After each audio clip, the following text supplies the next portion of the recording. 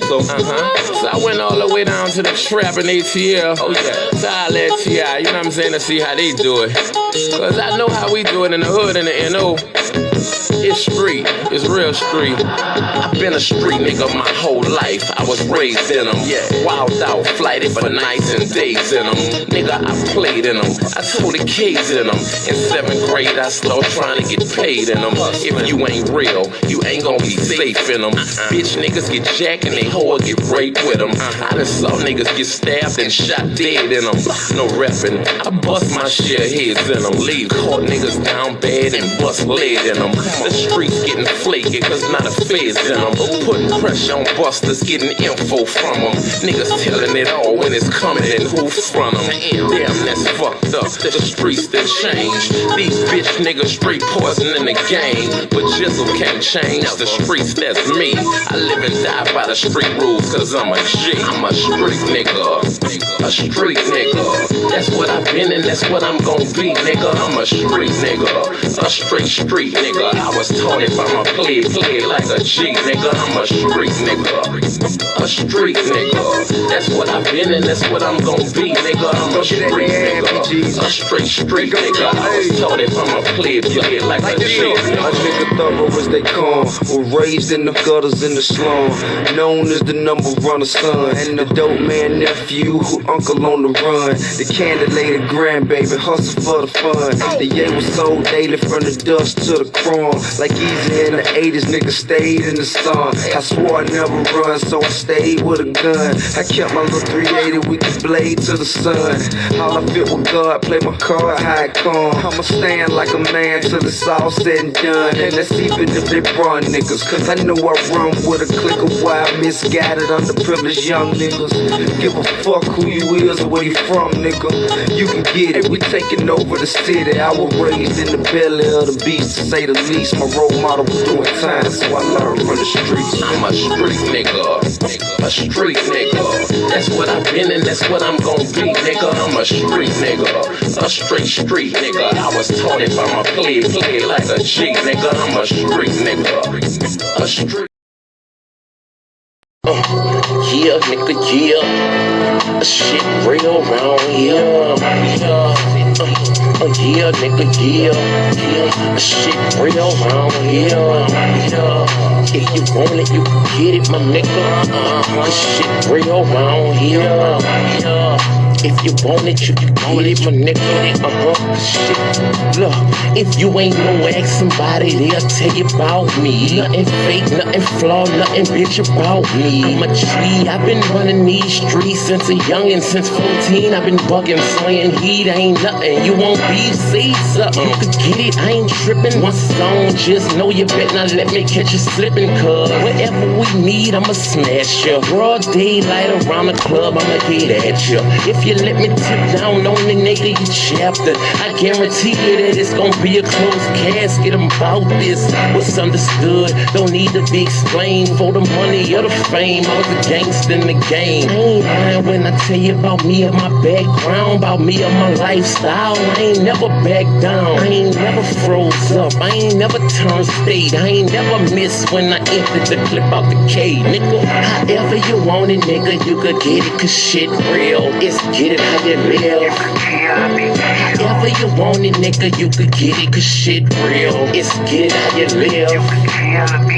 However you want it, nigga, you could get it, cause shit real. It's get it how you live. However you want it, nigga, you could get it, cause shit real. It's get it how you live. It's never die, do what you did, nothing less. Fuck with the kid, get two to the head, two to the chest. Nigga, I'm the best when it come to the street shit. You got your hands full fucking with me with this beef shit. I be on some all night flight, no sleep shit. Me, my dog, and 2 Ks, fuck that police shit. We coming with it, hunting round drumming with it. You running from it, we running with it. You bitch ass niggas ain't ain't fucking with it, I'm out here. Head first, ready to go head up. Walking with your head down, bound to get your head bust. Hear the feds come, I'm off the scene, off the block. I know the bus move when it get hot. Shut down the shop, open up another on the other side of town. Got and I got pounds. Jizzle was a hustler and a head buster all in one. Don't get it twisted, I do this rap shit for fun, you heard? However you want it, nigga, you could get it, cause shit. Oops. Forgot to add myself to the stage. Welcome to the Revolutionary Agenda. I'm your host, Seduction Doll. Give me 1 second. Check out my mic. And I was doing some sewing. I didn't want to lose my needle, so I had it right here. Anyway, so yeah, y'all like what I had to do, John? I didn't feel like doing the hair. Welcome to the Revolutionary Agenda again. Your host, Seduction Doll. And yeah, I'm just basically using Jesse's computer at my house. Finally at my house again. And I'm trying to see if it works. And like we've been going at it all day, yeah, because my shit worked better, you know. At least I think so. And so, can you all hear me? I see little eyeballs in the viewing, so if you do your girl a solid, like throw a thumbs up or whatever. You ain't gotta stay if you want to peek and not speak. What did I say? Anyway, so oops. Yeah. Throwing the dirty because I was outside earlier, and then I didn't feel like, dude, this motherfucking hair is all over the place. I didn't feel like dealing with it. Hold on a sec. The way Jesse has the laptop, it's like super low, and it's like right in my face. Hold on a sec. Can you hear me? Pretty sure you can hear me. Pretty sure it's coming in clearer. Anyway, it's sloped out. Don't judge me. I don't give a fuck. The thing is that I'm used to using it on a different speaker. Let me see. Hello. Let me see. Imagine y'all again. You can't do me no solid. So let me know if it's working. Let me see. See, now when I it's like whatever right here. Oh well, we'll find out. We shall find out when no one can hear me. It's been a day. It's been kind of like must be the mood, you know what I mean? I was in a ugly ass mood today, so I think I'm better now. Oh, that's why.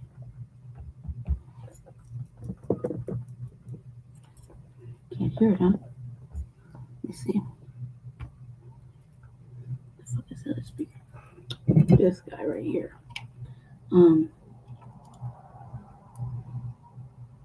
Refuses to keep my shit charged. Refuses. Let's see. I have all kinds of speakers, right? And the thing about the speakers is that sometimes the aux cord will plug into one but won't plug into another. And I got like a different speaker, so I bought it so I could listen to my music out loud, because the speaker I had for like 2 years finally just had its wear and tear, you know what I mean? Finally was just like, it was over it. It was really over it. So on this point, so, you know, it's acting up basically. Just give me 1 second. I had it, but now like it, when it's live, it's now wants to get shy, you know. Let's see. I'm not fucking. It's one of those.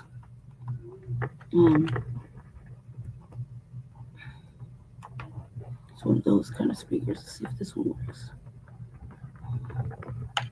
It's got every motherfucking every plug I have over here occupied, right? It's ridiculous. Hold on a sec. Hold on.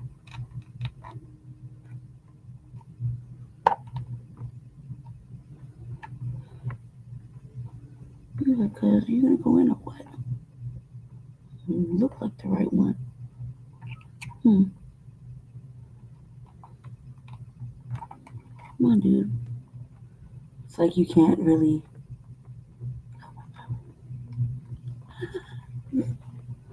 Hold on a second. Let me tell you, he had it all hooked up. He had it hooked up to his podcasting equipment, but I don't think his is as or whatever's going on with his. Yeah, it's according to the computer. Is there a reason for this right here? It's not gonna let me. There you go. Oh my god, I thought I had it. Give me the hole.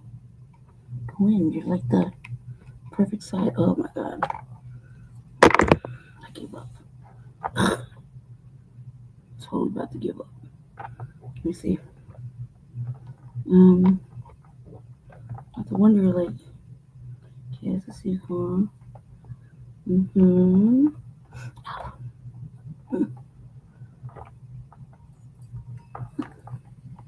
What's this? What's this? This is no.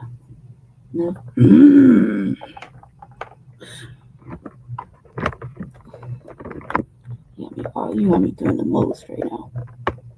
Unless he just refuses to let me, like, you know what I mean? Refuses to listen. And the shit's all hot over here, like he wants to start a fire. I would look at this intentionally, like he wants to start a fire. You know what I mean? He's intentionally trying to burn my house down. Every fucking plug I have over here is occupied. Like, it's ridiculous. I don't even, man. I'm really gonna start tripping when I start unplugging all this shit. I'll say. That's what happens when I let him use the black house and sit at my desk, and I don't want to sit at my desk.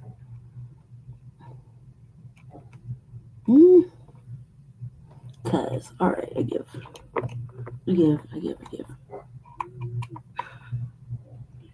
gonna have to piss me the fuck off. Okay. He wants me to use this raggedy ass motherfucking non-working ass speaker. I don't even think it works.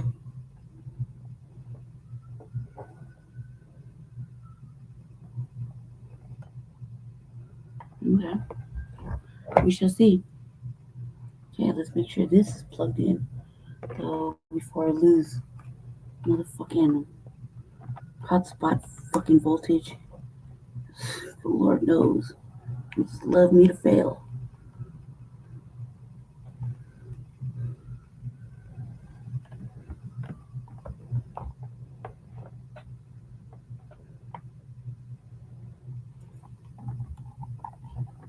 Hey, watch. How the fuck is it not working? You can use it.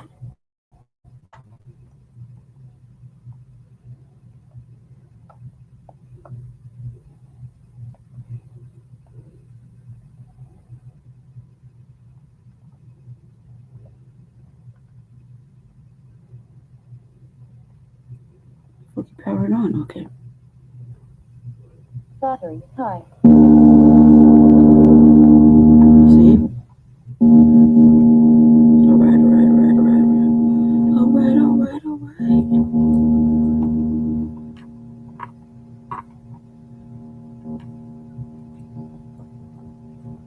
Let's see.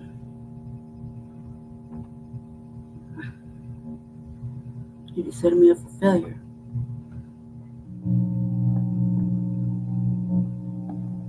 A major, a flat major, B major.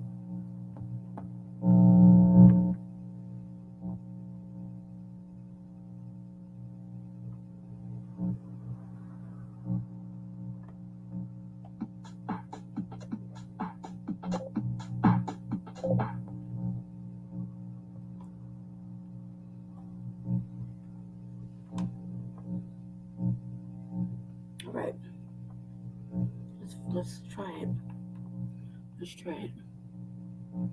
It's gonna be. It's kind of close to the. It's kind of close, so that's why it's acting like that.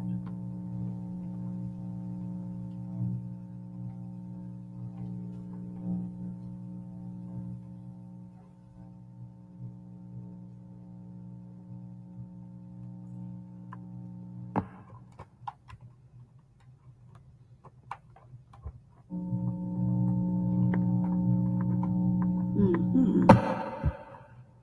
Hold on a sec.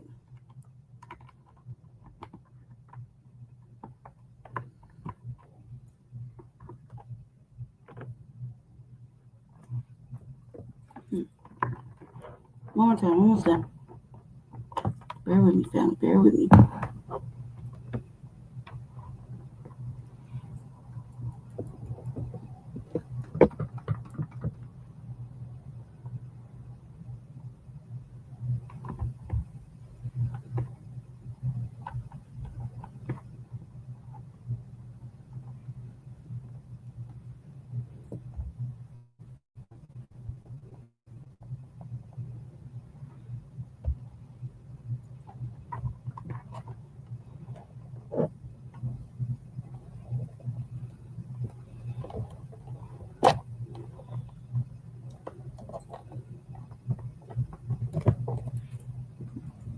Hmm.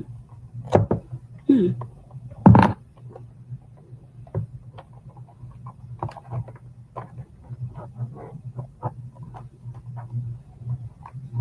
Hmm.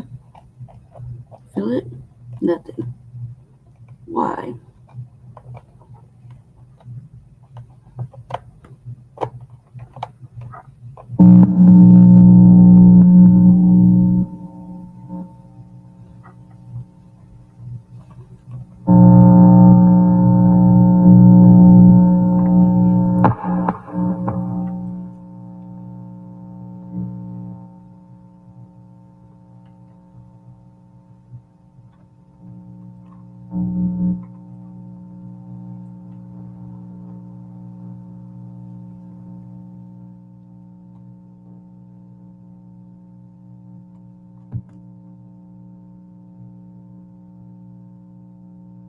A major.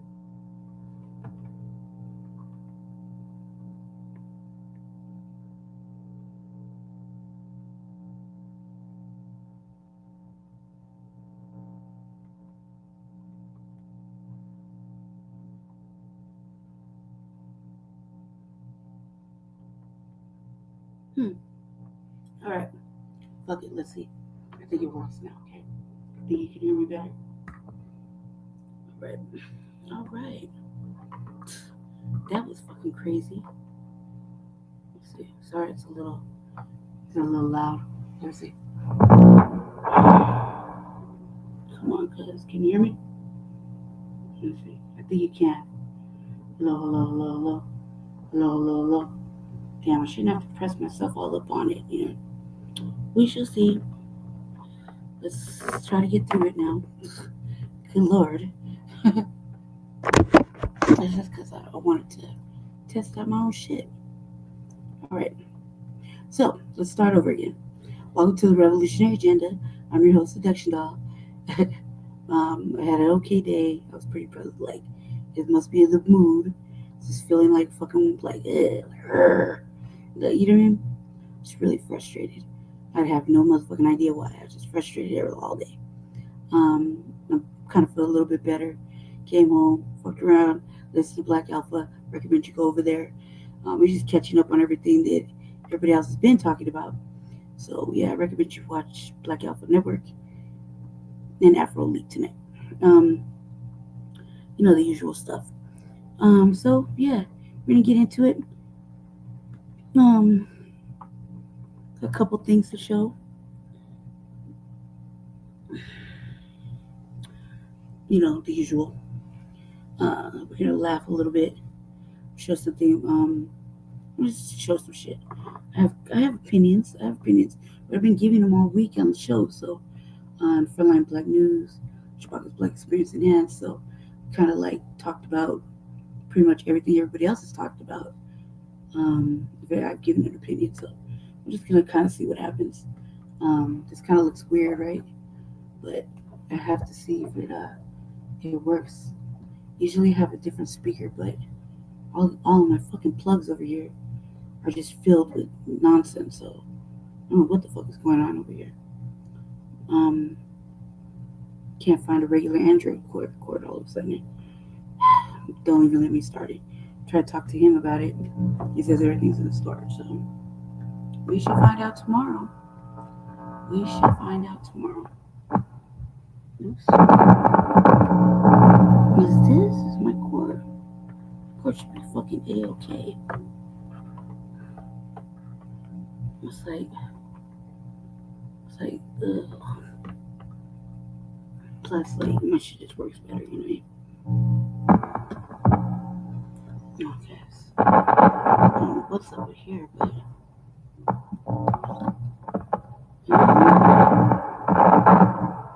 See that?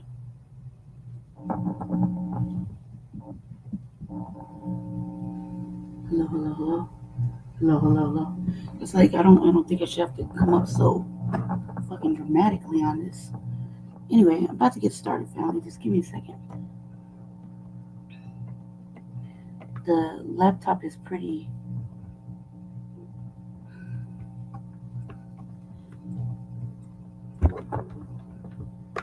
There we go. That's a little bit better. The laptop is pretty low on the desk. When you got the chair raised up, it's doing the most over here.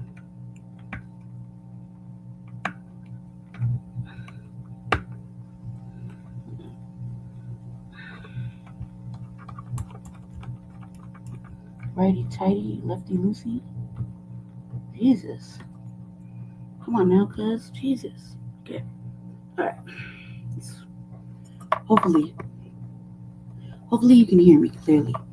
I don't like this humming, but it's like it's kind of weird. It's acting weird. I don't know how to get rid of it. Trust me, I've been playing with the knobs for the last little bit, but I think it's a speaker personally. You know what I mean? We'll see. Anyway, let's get to it. Sorry about that.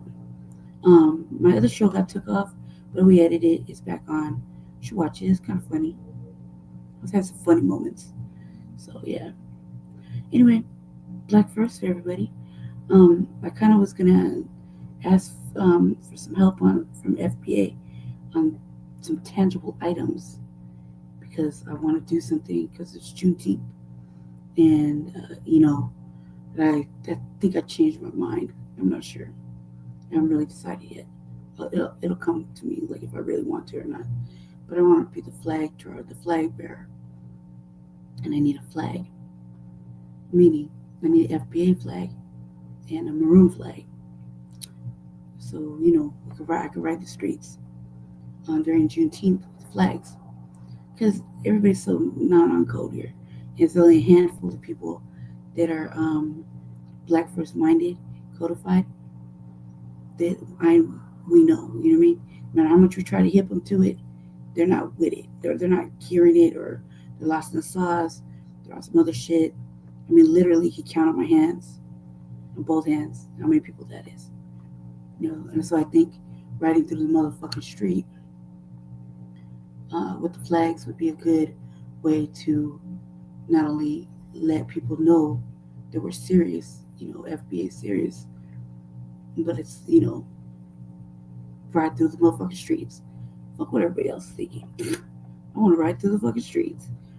On both sides, just whoo, like every other flag bearer.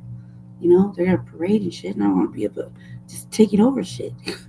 You know what I mean? Hijack it and stuff. You fuck what they're talking about. You know what I mean? I feel like it needs to be noticed. You dig? So yeah. Let's get started.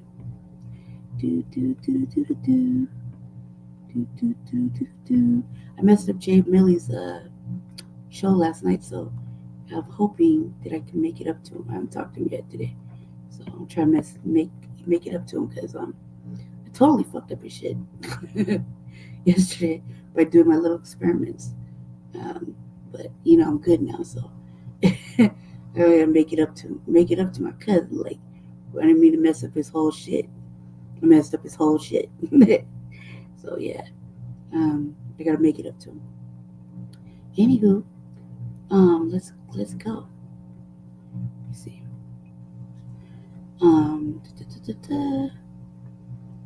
Okay, we're gonna start with some, local stuff. Not local stuff, but it's germane to the situation. Some little Trump Musk stuff. You know what I mean? It's not gonna be long. Killing time till the morning anyway. I got a couple things I need to take care of tomorrow. Before Monday, we got an event and city council. I think I got a doctor's appointment. So I'm trying to get all my shit done. And then like tonight or this morning, you know what I mean? So blow this up. Here we go. Let's get started. Oh wait, let me read the copy. Stupid fucking copyright. Let's see, where is it at? Okay, copyright. Fair use. Copyright Act 1976. Allowances made for fair use purposes such as criticism, comment, news, reporting, teaching, scholarship, education, and research. Fair use. Okay. And my shit got struck down as soon as I sent it. I was like, damn, man. All right, let's go. Okay. All right. Good stuff. The New York Times reports that Musk's drug consumption went well beyond occasional use.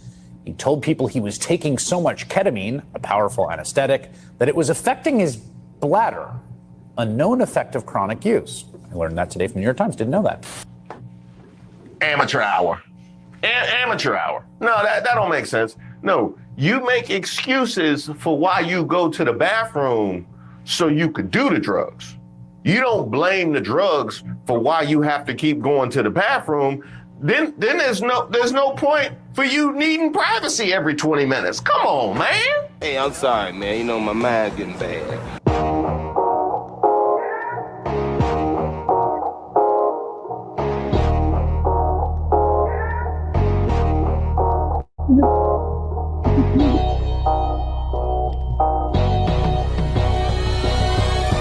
Hey, shout out to all of the subscribers and members here on the channel. Don't forget to give the video a like. I am Reese Waters, and this is Who Raised Y'all, where we highlight those unique individuals going above and beyond to make society worse. This is the chainsaw for bureaucracy. Chainsaw! The kinds of people you'll see asking to speak to the manager at the pearly gates. I want to talk to the manager. Now, here I am commemorating the end of Elon Musk's time in our federal business. I literally had just posted a video. Not to mention, Elon Musk is the richest man in the world, right? And what did Chris Rock say? Money will turn a bald spot into a part. Yeah, it'll also turn a salute into a hello. And this man shows up to his last day in the Oval Office like this. Well, it's a very sad case. It's a case we win. We can't lose that case because we have the right to make grants. We're not going to make any grants like that. But I don't think Harvard's been acting very nicely. I think Columbia wants to get to the bottom of the problem. They've acted very well. And there are other institutions too. They're acting, but Harvard's trying to be a big shot. And all that happens is every 3 days we find another 100. Hey, X, all the sycophants that are still on Twitter, that are puffing up Elon Musk, is this your man's? Because Is this your man's right here? Good luck cleaning this up. I would love to hear the justification for this one. Now you see, because he's been listening to a lot of Stevie Wonder, and so that's why he was still in his head. If you really love me, won't you tell me? See, I think it was his show of his dedication to bipartisanship. So a little to the left, a little to the right. You know what I mean? A little to the left, a little to the right. Like he wanted to make sure, you know what I mean, he was showing love to all sides of the American aisle.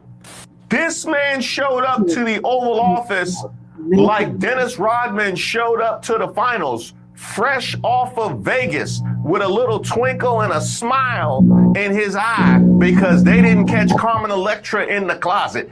That's what we doing? That's really what we're doing. You know, you could tell that some people are disconnected from the rest of society. You know, you could tell some people, because y'all didn't backslide in your 20s like you were supposed to. You learn when you backslide in your 20s. You know that you got to give yourself a test in the mirror before you leave for work. If you got the nods and you can't control it, that's a no-call, no-show situation right there. That's a no-call. And I know you got 3 in the last 2 weeks, but you ain't even going to pick up that last check if you show up looking like this. We all learned this before our 30s. That is what we learn. What we don't do is show up to work looking like Tyrone Biggums. Where's the money, Tyrone? He spent it on a party. Took out an ad for it in the paper. You didn't get your invitation for that party? Yes! My man was Tyrone Biggums all in the Oval Office, huh? You say he having a $450,000 going away party? All right, I'll be there. Yeah, I'll definitely be there at that one. I can only imagine what the conversation was like before the cameras went on.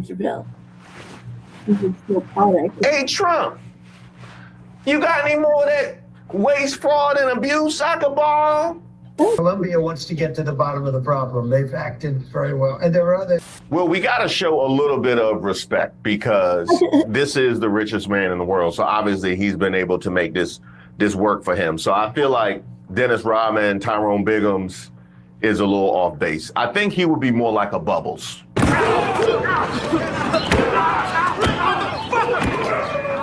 He would be more like a Bubbles. He been able to make this work for him. However, even Bubbles wouldn't have shown up to work like that. He definitely would have knew better.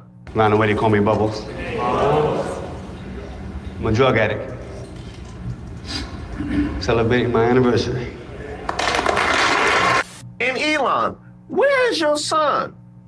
Don't you love to bring your son into the Oval Office? We've gotten some viral moments of your son here in the Oval Office. This is supposed to be your going away party.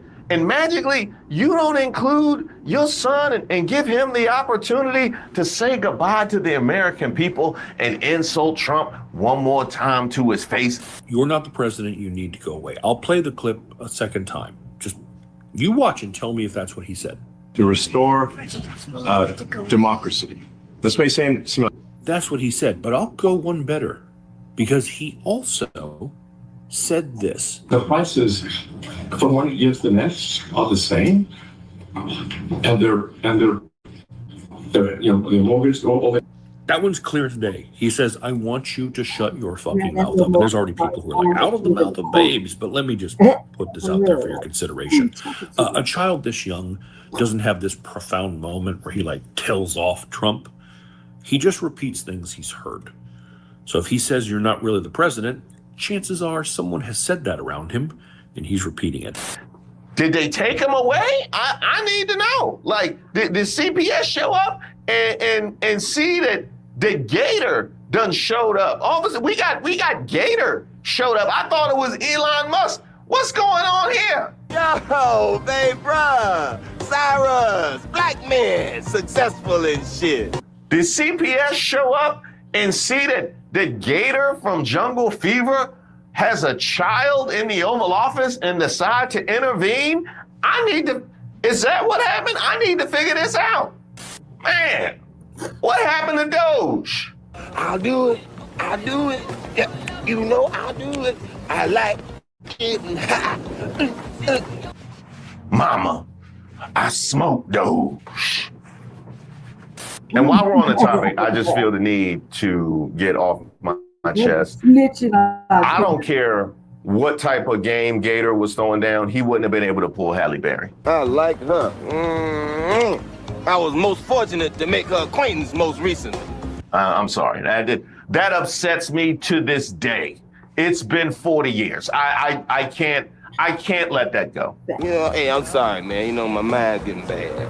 Well, if we're being honest, if Billy Bob Thornton was able to pull Halle Berry into movies, then why can't Gator make her feel good? I'm not sure what you want me to do. You know what? I want you to make me feel bad. I want you to make me feel And speaking of make me feel good, Musk, what happened to your eye?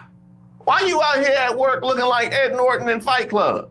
Elon Musk showed up to the Oval Office today with the black eye, and apparently that is due to him getting into a fight with the Treasury Secretary, Scott Bessent. Hey, what is the tea? The girls are fighting! No! The girls are fighting!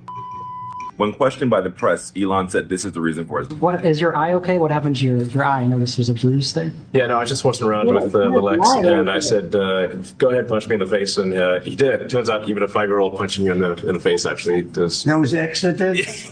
X could do it. If you knew X, I saw his mom right now. But was his 5-year-old son X responsible? Inside sources say otherwise. Former chief strategist Steve Bannon told the Daily Mail that Musk's turbulent time in the White House was marred when he. Well, first of all, Steve Bannon was snitching like a motherfucker. He had to tell somebody. He had to tell the T, man. And I'm like, all the motherfucking cameras in the White House. Where's the video? Apparently, it was like a 3-office melee. You know what I mean? A fucking old boy putting his hands on him, and I'm like, well, what did he look like? What's he look like? Because he must be. Nobody said anything about Scott Bessent. Like, does he look all hemmed up? Like, you dig? I mean, it wouldn't make total sense why somebody would finally put their motherfucking hands on him, and he socked him up in the eye. You know, he was high. He was you stumbling through the shit. Apparently, there's like 3 offices. You know, and oh boy, Elon was trying to lie. He was trying to lie. Fucking Steve Bannon is a motherfucking villain. He was telling all the business. He's telling all the business. He physically shoved 62-year-old Treasury Secretary Scott Bessent after he was confronted over the wild promises to save the administration $1 trillion.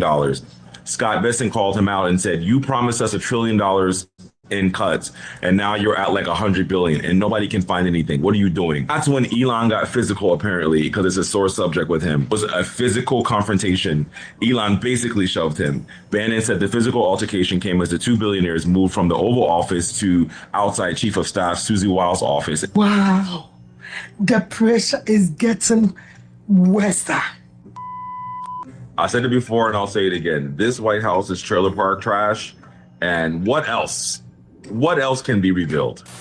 Now, we will circle back around to the trailer park trash blast that he had right there. We'll come back around to that. The best I can give you here, Elon, is this story about Scott Bessent.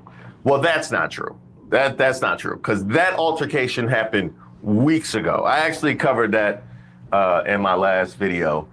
That being said, did he sneak you in the hallway?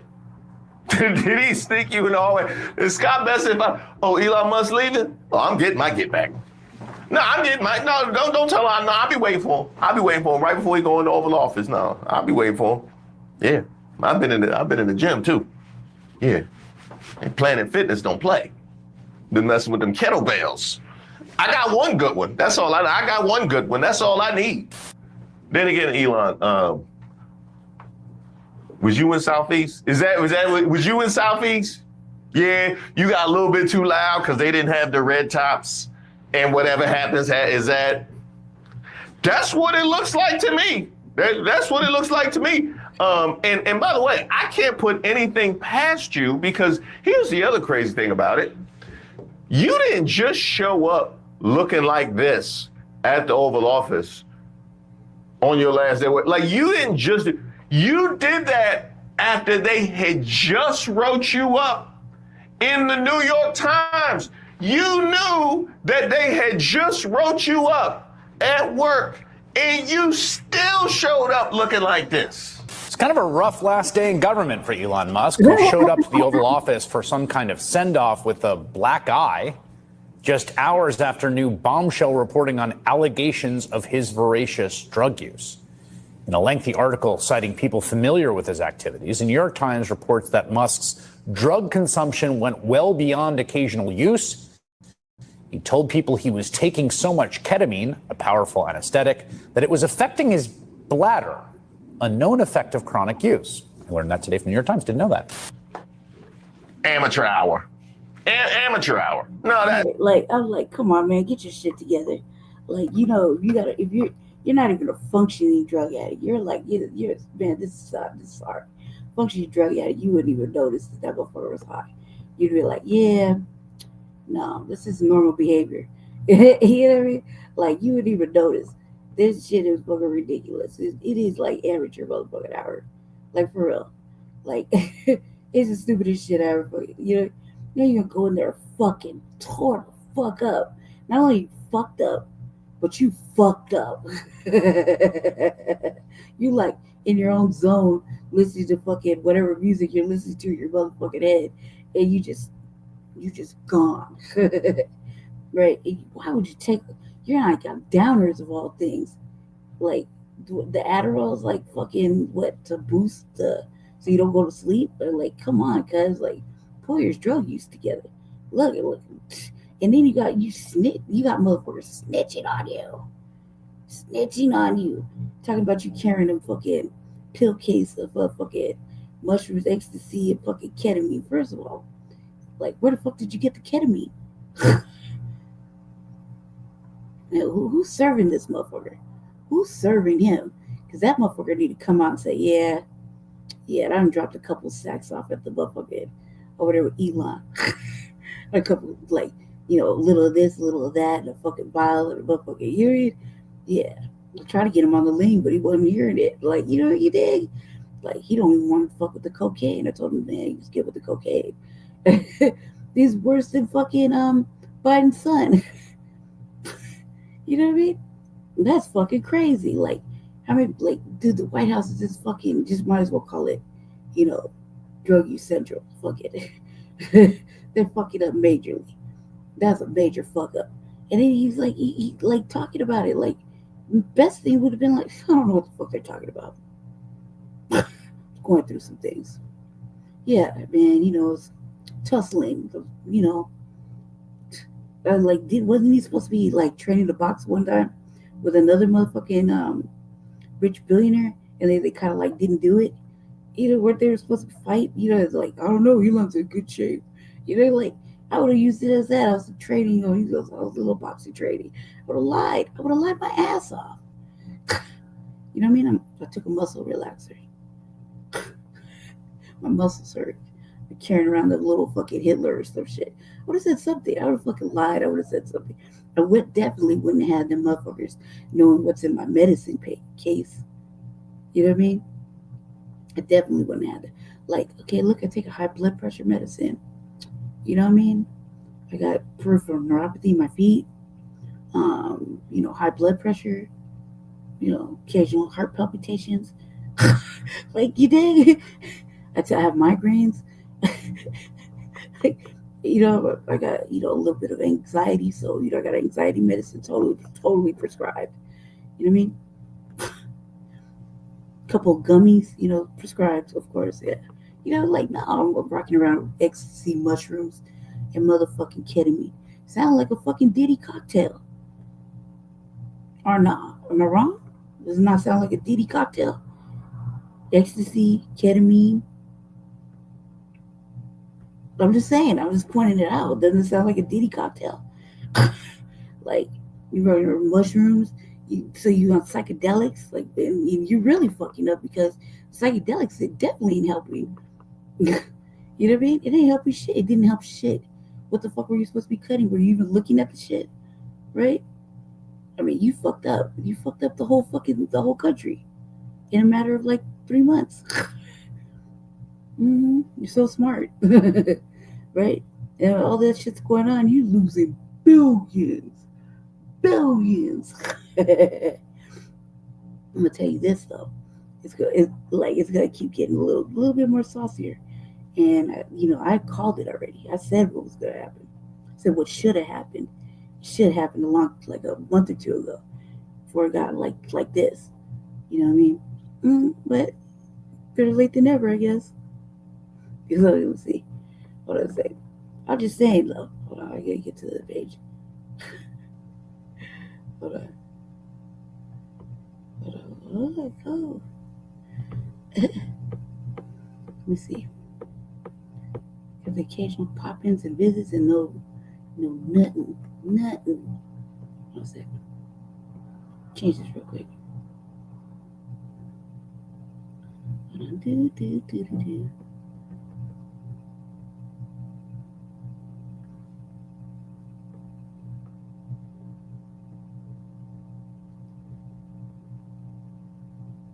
Right.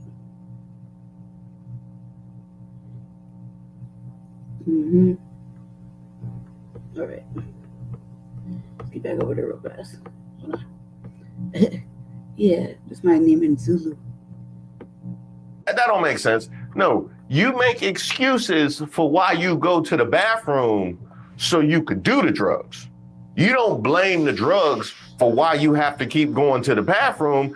Then there's no point for you needing privacy every 20 minutes. Come on, man. Hey, I'm sorry, man. You know, my mind's getting bad. He took ecstasy and psychedelic mushrooms, and he traveled with a daily medication box that held about 20 pills, including ones with the markings of the stimulant Adderall, according to a photo of the box and people who have seen it. Now, I think it's important to point out that these are all, he talked about photos and people that have seen it. There have been drippings and drabs and whispers. I had seen reports of this long ago. And I just need to ask, who would get the benefit of not only having this proximity to the president, but having this proximity to our sensitive data and information, the inner workings of our entire federal government with this kind of reporting? Who would get that?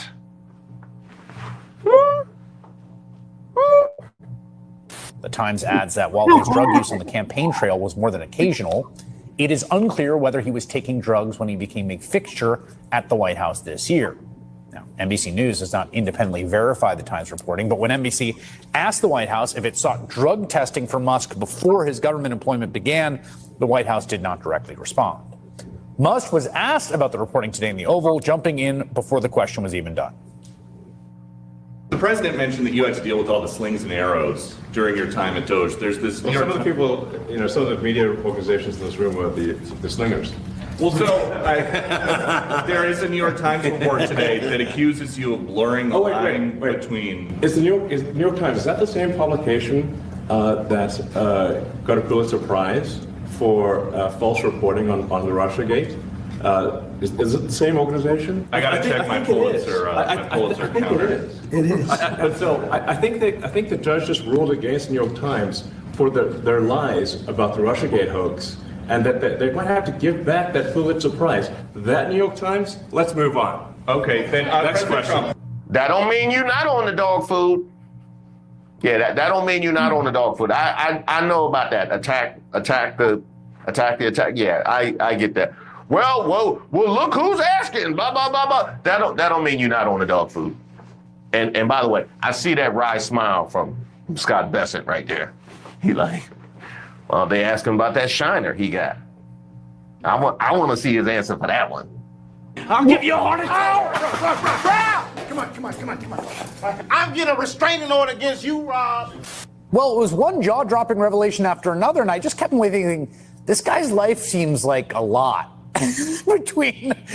There are multiple custody battles over children with multiple women. There seems to be, according to the Times reporting, a very significant amount of. Look, you shouldn't be fighting over this. Nobody should want. Like, look, he's not capable of being a father. Let's just keep it real.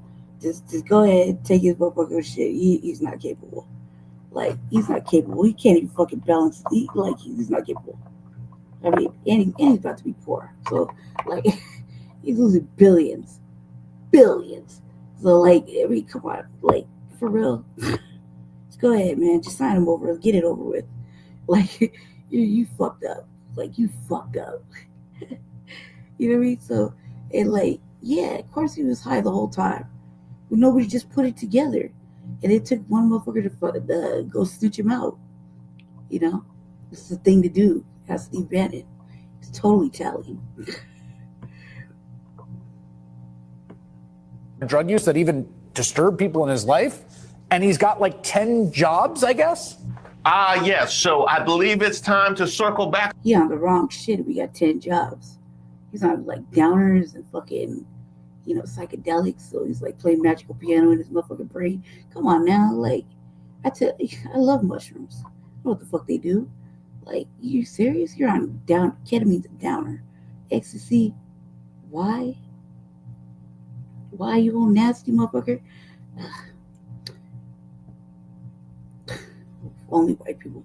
Erie and Adderall. Like, that's like it's not even a proper combination. There's like no balance there. There's no balance. And it's the same motherfucker that makes chips for brains. Think about it. Just think about it. Just think about it. Just think about what I'm saying to you.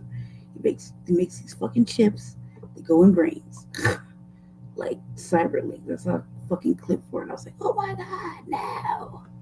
That's what the world's coming to now. Yeah, real shit. Let me get back over there. Let me make sure this thing is working. Back around to that trailer park blast that we started with. So, how many kids we talking about now? How many? There's a reason I used the Sean Kemp jersey in the last Elon Musk video. So we talk about more kids than Maury has programming for, with more women than Maury has seats on the couch, like more than he has that he can accommodate on his stage.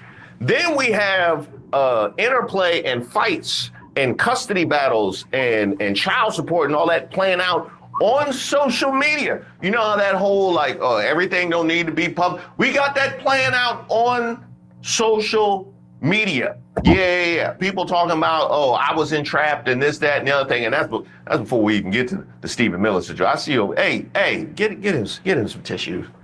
Get Stephen Miller some tissues. Because I don't, you know what I mean? I'm not a fan, but even I don't want to see that. That just looks sad. That's before we even get to that whole side of things. Now we get this reporting of drug use, and this is somebody that we know likes to spend time that he's supposed to be working on social media or apparently playing video games. Yeah, it's getting real hood. But then I gotta go online and hear about black fatigue. I got to hear about black fatigue because what is it? Oh, we lazy and we sit at home and collect money from the government. How many contracts we talking about now, Elon Musk? How many government contracts we talking about now? Oh yeah.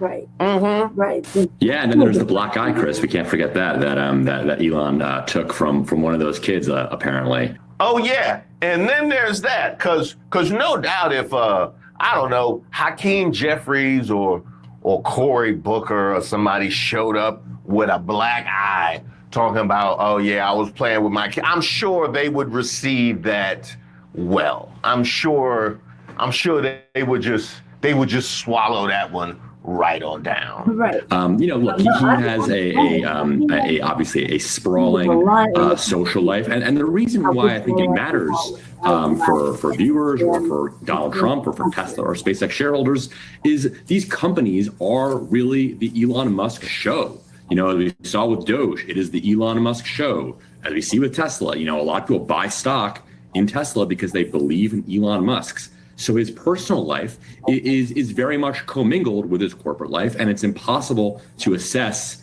Elon's ability to lead these companies if you don't know things about how many drugs he is doing. Now all of a sudden it makes sense why Tesla mandated if he came back he had to do 40 hours.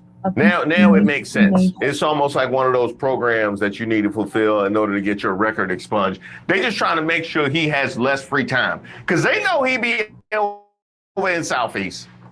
They know he be over in Southeast. They like, we need to make sure we at least have eyes on him for 8 hours a day. That's where we at. And he had access to all the information. Right. I mean, there's also independent reporting. None of it. There's a little bit of like a common sense alarm that goes off in my head about the following. This is an individual who has 5 or 6 companies he's running, right? The Boring Company and Neuralink and Tesla and SpaceX. And he's also running this operation of the government. He's got a video game system installed in the office that he gets in the EOB while he's apparently taking a lot of drugs and is managing a private life that involves like over a dozen children with multiple women. Like at a certain point, it starts to feel like, can he really be doing all this? Actually? That sounds a lot like the black fatigue discussions, don't it? It really does. It sounds like a lot of motherfucking bullshit. But do you really want this motherfucker? Like, he had Neuralink. You know, Neuralink is like the chip that goes in motherfucker's brain. Hold on, let me get to the comments. I see little eyeballs. Finally. Let me see.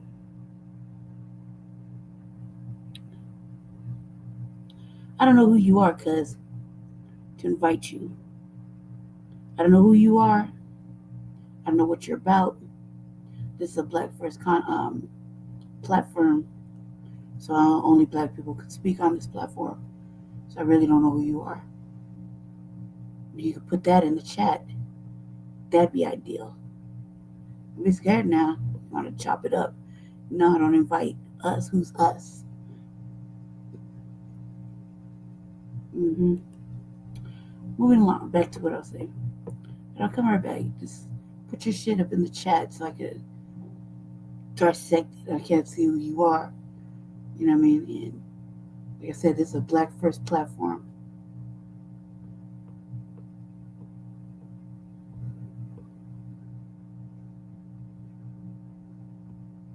It sounds a lot like the black fatigue discussions, everything that you just laid out, Chris Hayes.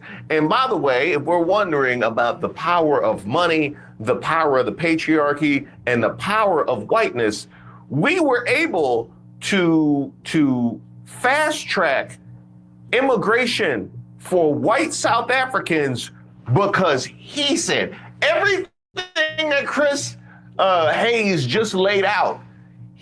So to that, these are like the undesirable Afrikaneers. Don't ask me how I learned that. That's like inside baseball. They're like the undesirables. They're like the ones that didn't have shit anyway over where they were. They're like the undesirables, the trash basically. The ones that don't have nothing. They're not living like all good over there, like the other ones. Like the ones that live in the slums.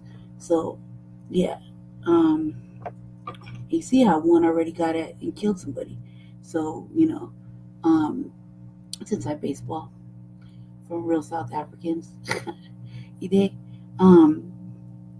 So yeah, that's a whole nother thing. But would you really want motherfucking Elon making Neuralink chips for your brain? And he's fucked off like that. Look what he did already to the country. Like, for real. Yeah, it was him. Yes, we should blame him. We should also blame Trump. We should blame everybody that fucking just let it pass and fucking let it go on. Everybody was held accountable. Everybody's culpable. You dig? Ray Musk said we need to bring over the white South Africans while playing the video games off the dog food, and we did it. Well, I mean, there's been some credible reporting that he's not even really playing the video games, so I think that's an important caveat here on the Elon Musk resume. And then there's that, which I'm not deep into the video game spaces, but he got aired out for being exposed for not playing video games that he said that he was playing and achieving all these crazy high scores, which didn't really matter much to me, except for the fact that if you gonna misrepresent something that random and innocuous just to pump up your ego. Right. The ground is the limit. Elon Musk's time in the administration was defined by the massive cuts he made to the federal workforce, which have frequently been challenged in courts and often blocked, as well as reported interpersonal clashes with senior cabinet members, including trade advisor Peter Navarro, who he called a, quote, moron and, quote, dumber than a sack of bricks, end quote. In the Oval Office today, Elon Musk lashed out at the New York Times without answering questions about the substance of its reporting. NBC News has not been able to independently verify the Times reporting. The White House and Elon Musk did not respond to requests for comment from NBC News. A White House spokesperson did issue a statement to the New York Times.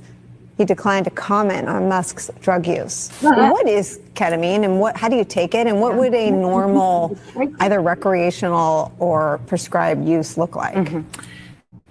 Yeah, that's a good question. It's this powerful anesthetic that can serve as a sedative, and it has been approved by the FDA for use in medical procedures. There are doctors who have prescribed it for psychiatric treatment, like depression, but those doctors are supposed to have special licenses, and the FDA has warned that the use of this drug, can come with these serious side effects and risks, including addiction and bladder issues. Does that mean you lose? What are the bladder issues? The bladder issues, it's not one single bladder issue that can come from chronic use of the drug, which can be consumed in a variety of ways, including like through lozenges and nose sprays. In addition to being used medically, it has also become Look, it used to be said that ketamine was like a animal tranquilizer, basically, and you couldn't just get it, and then people were getting it, and that's what killed Elijah McClain ultimately. You know what I mean? They shot him up with that, and they called it some sort of just delusional hysteria or some crazy fucking shit like that, right? And that's what they give people. That's that's like whatever. You just can't just get it like that, or maybe you can. Apparently, you just get whatever. You know what I mean? But that's an awful, you're talking about a lot of downers, like ketamine, ecstasy, and motherfucking mushrooms are not, mushrooms aren't upper. It's like a chill, like a mellow, right? Ecstasy, same shit. You know what I mean? Same shit. It's like a psychedelic. It's like, you know what I mean? It's like acid. It's fucking same shit. It's just a fucking, it's supposed to be mellower. Motherfuckers used to do it with, used to be for kicking it late nights at clubs. You know what I mean? Supposedly it was supposed to make sex better, but, this motherfucker did mushrooms and, why not throw some weed in there? What's the Adderall? So you just stay awake? You dig? So, yeah, if doctors prescribing it, is don't you monitor it? Can't you be watching it? It's just so unregulated. I don't give a fuck what they say. You shouldn't be doing it. You shouldn't be doing it. And how do you do it? It's the question, right? I don't know how you do it. I don't even know how you would do something like that. Ketamine? Is it a fuck? You know what I mean? I guess I'll have to look into it while I'm sitting here. But how's he doing it? Stupid. And then you let motherfuckers know you were doing it. You know what I mean? Couldn't you just, oh my God, lie. At least fucking lie. Now, not only do you look like a drug addict, but you're competent on all kind of levels. You know what I mean? And he just exposed you. Oh my God. You know what I mean? There's plenty of evidence where that motherfucker was woo. You know what I mean? In certain things, like when Trump got inaugurated. I mean, it's stupid. You know what I mean?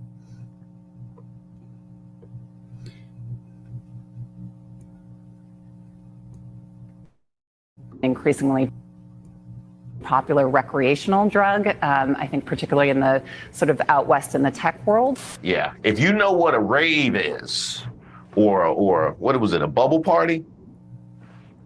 Is that what we used to call it, a bubble party? What was it called? Where they had the suds? Hold on.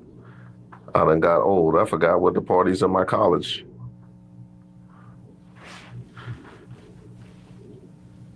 What was it called? No, phone party. Yep. Party with Bubbles. Mm-hmm. No, these are for kids. Yes. I would also add kids of a certain age would know all about. If you know what a bubble rave is, you familiar. Yeah. Yeah. That's back in our I didn't ask for that information, but I am of the rave generation. Right. But the FDA has warned that it can have these side effects, and the bladder issues can involve like pain and control. My God. You don't even know what to say. I mean, what is the sense that obviously the reporting is about? Dude, it's really easy, especially if you're doing ecstasy. Like, number one rule of fucking ecstasy: water and orange juice. Like, seriously. Like, come on, guys. What a fucking rookie. Okay? So, like, that's just off of the ecstasy. What do you mean you're not gonna drink no motherfucking water? No wonder you can't fucking take a piss. Shit's probably just stuck in there. You know what I mean? Like, come on now. Drink water. Stupid. When doing drugs, rookies, drink water. God. What is it? Touching. Out a period in time that ended in November. He's leaving after a lot of political analysis, sort of assessing that he cost the Republicans a seat in Wisconsin. I mean, what is the sense of how much we still don't know about Elon Musk and Donald Trump? Well, I think that that's a really good question. And obviously, our story comes at this moment when he is departing from Washington, at least to some extent. And I think that all of us are going to be processing and analyzing what has happened, both publicly but also behind the scenes over the past year. And it's also important to note that while our reporting on his drug use, this drug use that was much more intense than previously known, kind of only went up through the end of last year.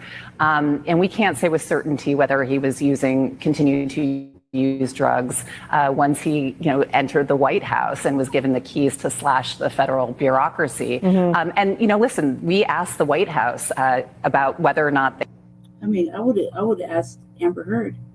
She crept around behind Johnny Depp's back with that motherfucker. If Johnny Depp had a fucking mason jar full of cocaine and he drank a pint of wine. A pint glass for wine. So I would just go ask Amber Heard. She'd know. You know what I mean? We just solved that problem right there.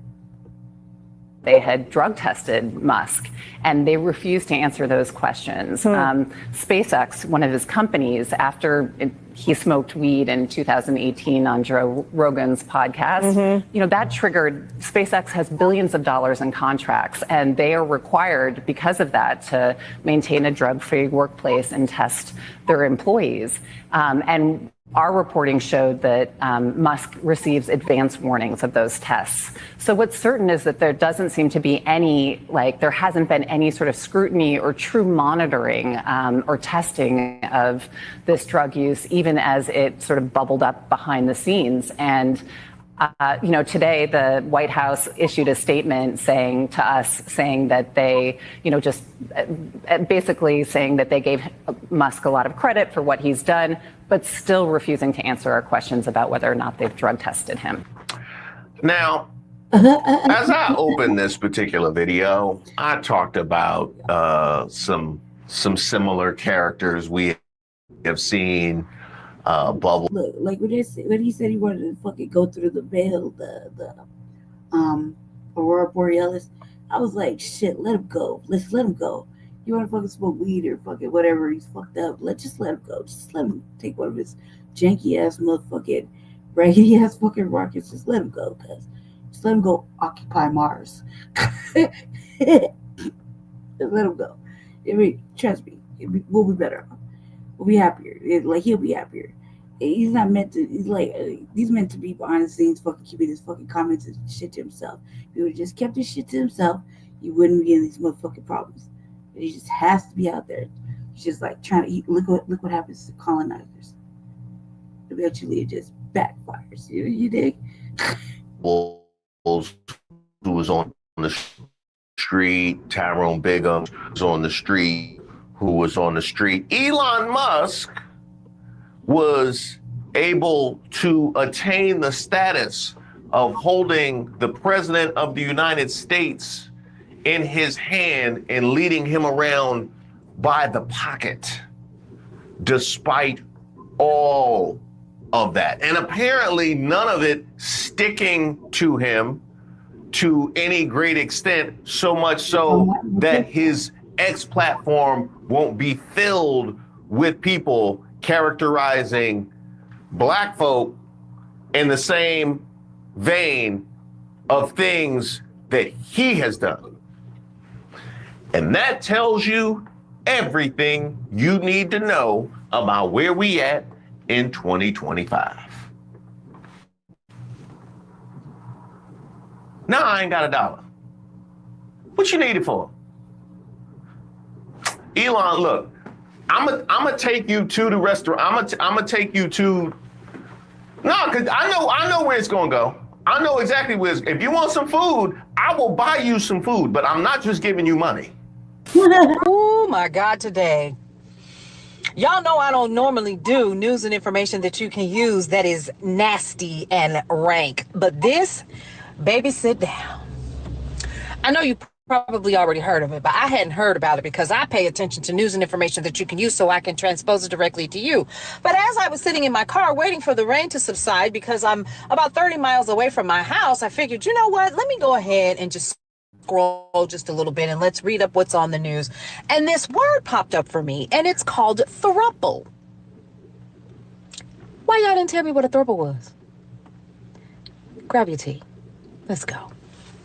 Now, according to what I have recently read, Stephen Miller, you know, the Stephen Miller that wants everybody to be patriotic and do the things and to be staunch and be whatever, even though your family came over. Okay, we're not going to go there. We're going to stay on task, Paulette. Stay. All right, moving along. We should ultimately be trying to convince him that the Democratic Party has. So he gets kicked out of the office, right? He's doing all this shit to Trump. He's like talking shit to Trump, right? And then this pops up. This is the most fascinating, fun shit. These motherfucking Democrats, cuz are like, oh God, they're so trifling. So trifling. So trifling.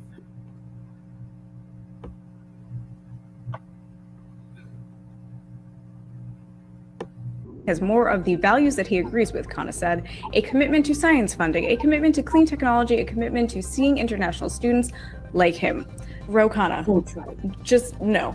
We save everyone, and if ever there was a case for someone to not save, it would be Elon Musk. Hey, it's Jordan with Status Coup. This is Ashley with Status Coup. On the ground. In Philadelphia. Flint, Michigan, East Palestine, Ohio. Please support the leading independent news outlet on the ground. Covering what the corporate media covers up. Hey, it's Ashley Bishop with Status Coup. You might have heard that Trump and his BFF Elon have had a bit of a fight. It would seem that this relationship has crashed and burned in a way that nobody could ever have predicted. Oh yeah, and Daddy the way Daddy and broke Daddy over there fucking beefing and shit. Oh, who are we gonna go with? What team are we gonna stand by?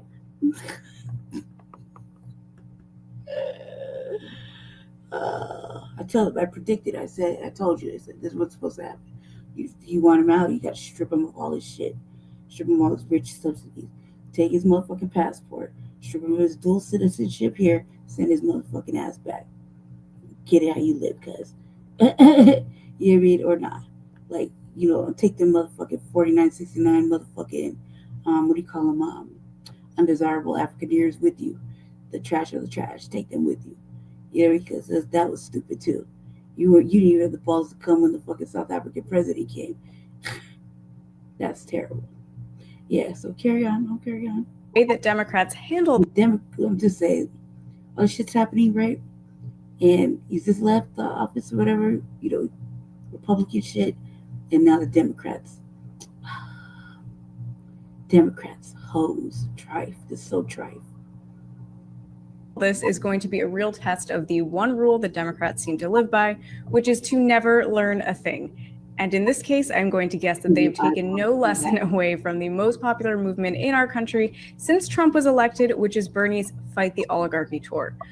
Jordan and Zaina covered their feud last night on the live stream. So if you haven't watched that, please do go check it out. They were very thorough. So Politico wrote about some of what I want to talk about. So this is from yesterday. So again, this is a piece from Politico.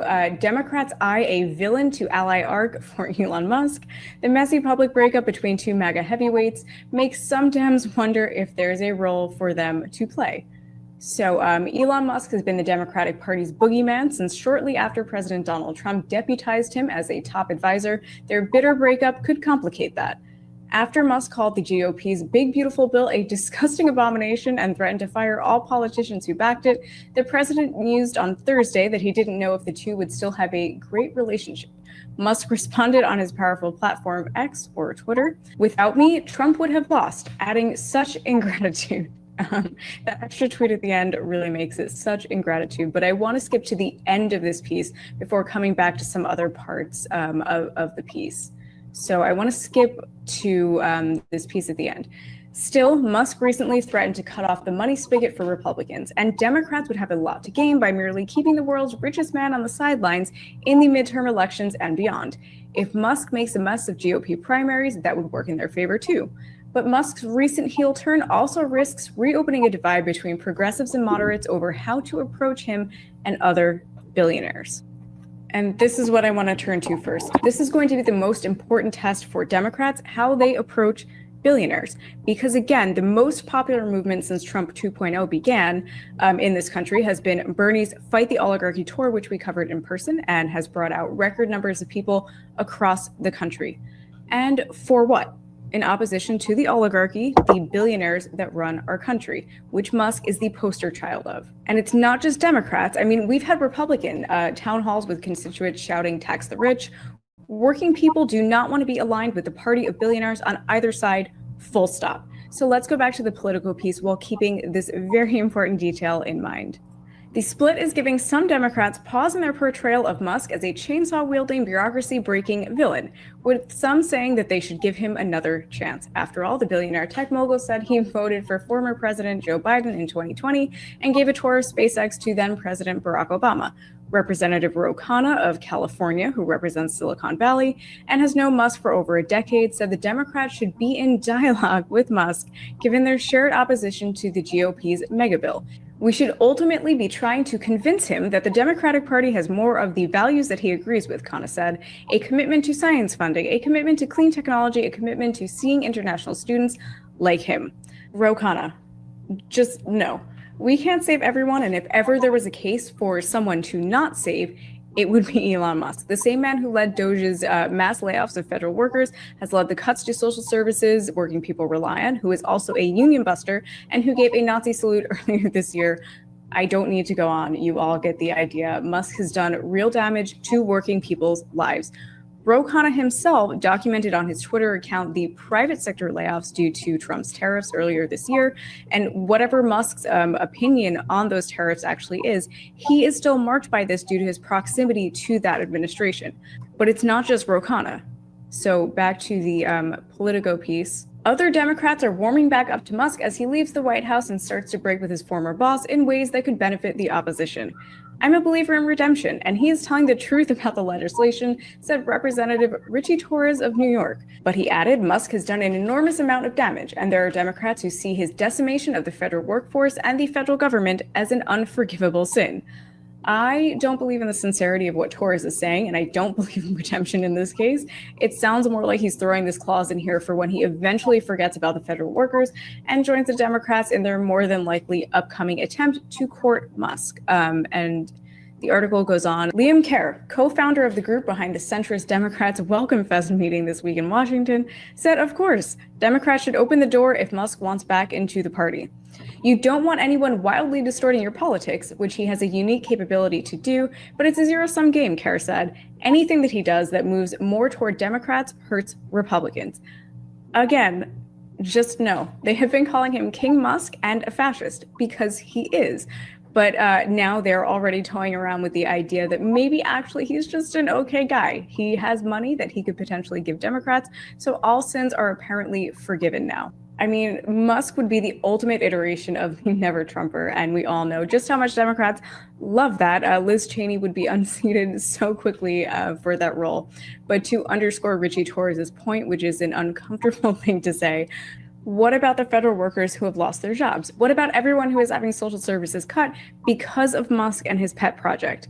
What does a realignment with Musk say to them and how much they matter to the Democrats, the party that is apparently desperately trying to figure out how to win them back? So much so that they spent $20 million trying to figure out how to talk to men to persuade them back into the party. If I was on the fence about the Democrats after this, I don't think that I'm coming back.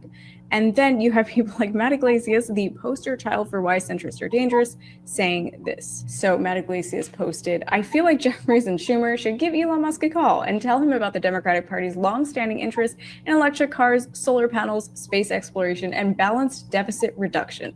We should never be taking Matt Iglesias seriously, but again, no. Because you know what else Musk brings? He brings responsibility for all of the cuts, all of the layoffs that the Republicans currently have ownership of.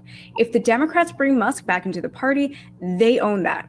And it shows the people who don't already know that the Democrats have no morals, they have no backbone, and their only real constituents are the billionaire class and their donors.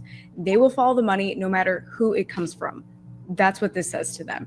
Musk also potentially brings in things like unregulated tech like AI and its water-guzzling data centers into the party in a way that is more out in the open for the people who weren't looking all that hard to now see it. We know the Democrats are more than happy to embrace AI and all the devastation that it brings by way of layoffs and replacing what should be human workers in things like medical fields and everywhere else with AI. The Democrats would own that too.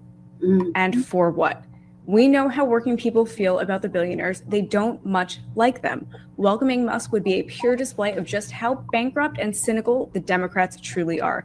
And again, for a party already spending obscene amounts of money to find a way to message to working people out of expecting anything material from them, the thing that working people actually want from them, just saying no to Musk because they seem to be doing fine without his money right now would be a pretty easy win. And it would show that they have been listening to working people when they have been talking to them and yelling at them and protesting. But my prediction is that this is not how things are going to go down. And I will be honest, I'm not necessarily thrilled to be covering this. Don't get me wrong. I have been enjoying the memes as much as anybody else has. It was a great night of Twitter. Ken Klippenstein is always my favorite terminally online person to follow when something happens. And here is a tweet from him. Enjoy this moment, everyone. Sooner or later, Hillary is going to post about it and it will stop being funny. And the next post is, the first comment on that is Chuck Schumer beat her to it. And here is the tweet that Chuck Schumer beat her with, which says, Siri, play Bad Blood. This was obviously written by a staffer, but that's sort of where we're at right now. So thank you, Chuck Schumer. It is still funny, and I've been enjoying the temporary reprieve that this has brought me, as much as I'm sure everybody else who is watching this has. But I do think that Musk's defection or expulsion from the Republican Party is going to prove a test for the Democrats that they're going to lose, which will have disastrous consequences for the rest of us. So thank you all for watching. Please like, follow, and subscribe to Status Coup, and please join us at statuscoup.com/join. Thanks, and I will see you in the next video. Bye. Crazy shit right there. 60 Minutes Rewind. No, wait. Should we make sense? Think before you answer that. We'll get to that in a second. Hey there, folks. Hope you're doing well today. And I mean, of course you are, right? Elon Musk and Donald Trump are feuding. Elon said that Donald is on the Epstein list. Donald's threatening to take away Elon's subsidies. It's a beautiful day. Not only that, the Dark Randon team is celebrating because we received our first piece of fan art, and you're looking at it right now. someone on the far right has reimagined one of our characters, and we liked it so much, and we thought it was fitting for Pride, so we actually leaned into it and embraced it.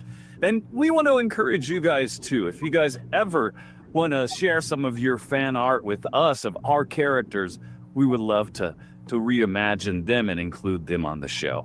And you could email those to officialdarkbrandon@gmail.com, as well as any show ideas you have.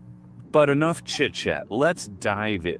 So imagine going to college, studying to be a journalist, landing a gig at a local news channel, and then one Friday morning, having to report this. We get started this hour on Capitol Hill, where President Donald Trump and tech billionaire Elon Musk went from friends to apparent enemies within hours. Washington correspondent Raquel Martin is following the latest drama that started online, but may soon see real-world impacts. Less than a week ago, the two men were singing each other's praises in the Oval Office. President Trump gifted Elon Musk a key to the White House. Now, days later, Elon Musk resharing a post on social media calling for President Trump to be impeached. And that really demonstrates how fast Donald Trump's timeline is in his life, right? Last week, he was giving Elon Musk the key to Washington. And this week, he's cutting off his subsidies while Elon is calling him a bit of, oh my God. Elon and I had a great relationship. I don't know if we will anymore. A feud between President Donald Trump and the world's richest man now front and center across social media. Elon Musk launched a rampage of posts on his social media platform, X, blasting not just the president's big, beautiful bill and trade policies, but the president himself, accusing President Trump of being linked to Jeffrey Epstein and the Epstein files. President Trump sent off a series of posts on his social media platform, Truth Social, threatening to cancel billions of dollars in government contracts that go to Musk's company. And there's just so many different dynamics to this feud, right? Not only is it personal on so many levels, but they're also owners of competing social media platforms where this feud is taking place. Such an interesting moment in time. It's also an interesting moment in time for MAGA supporters who both, really support and love Donald Trump and really support and love Elon, right? They really have to pick a side. And of course, you got to go with Daddy Trump. And so the narrative on the right is that, we on the left are now, embracing Elon and kissing his ass after we've been calling him a Nazi. And no, Elon's a Nazi.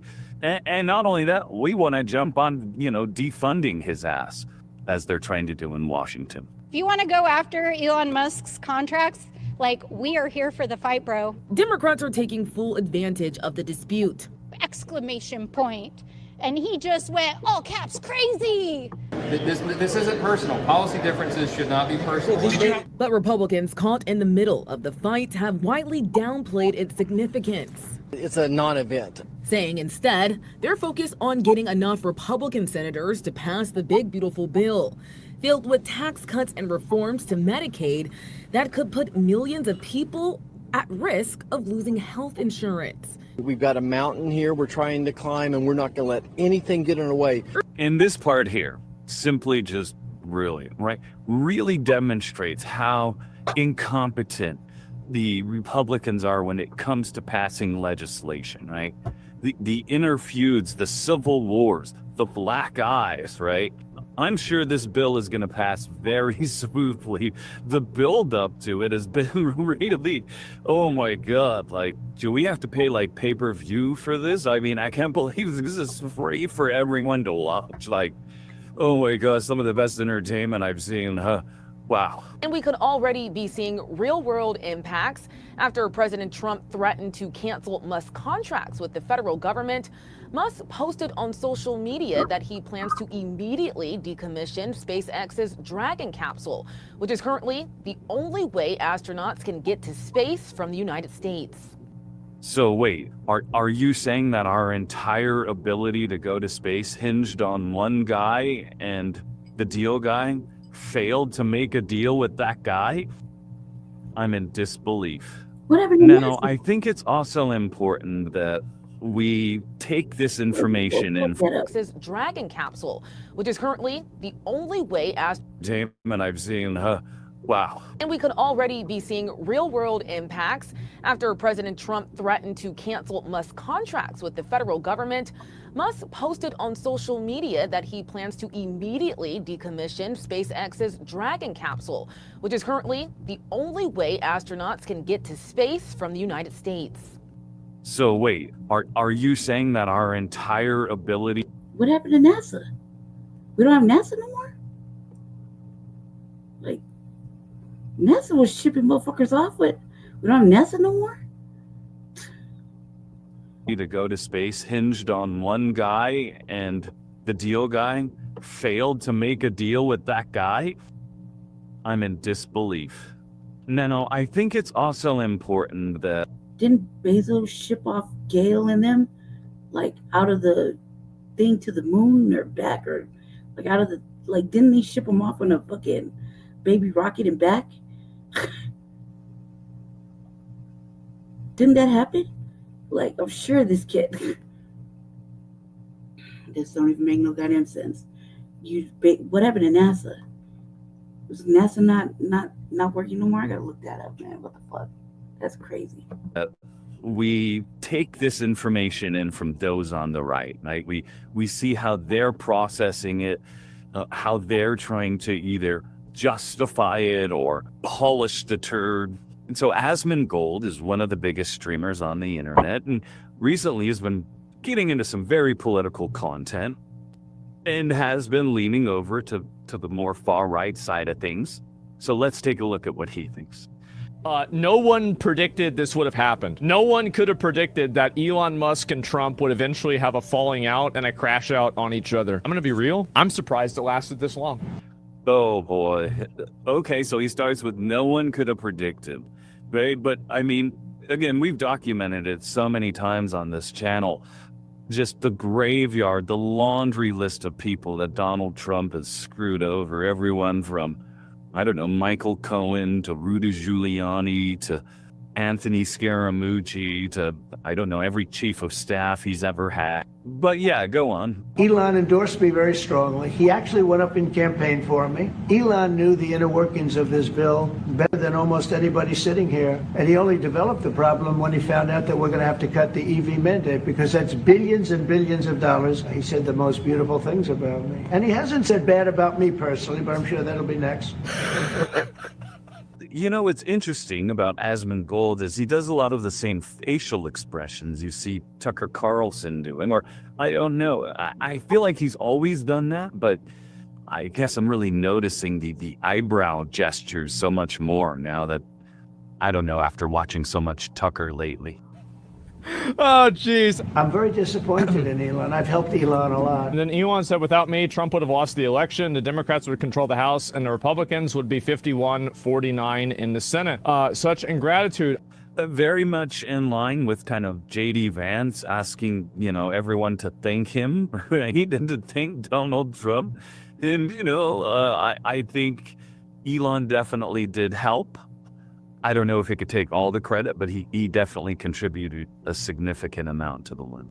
Elon tweet is huge. Is there another one? Let me see. Time to drop the really big blow. Donald Trump is in the Epstein files. That's the real reason they have not been made public. Have a nice day, Donald Trump. Oh, man. Oh, boy.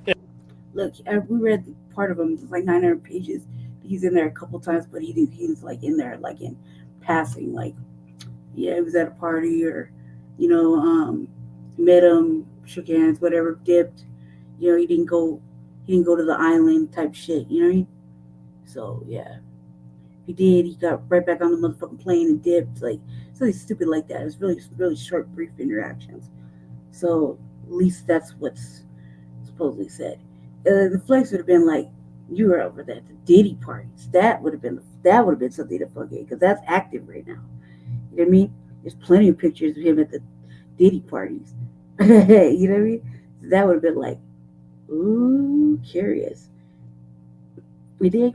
That would kind of been like a hot little light to say, not the Epstein files. Epstein's fucking dead. Who gives a fuck? You know what I mean? They shut the motherfucking island. They got the island. But if it said, You know what the big flex is? Fuck him. He was in the Diddy parties. He was at the Diddy parties. Watch. Just watch. Keep watching the trial. If he was at some crazy shit like that, that would have been like a hot level line because the trial's going on right now. That would have been kind of effective.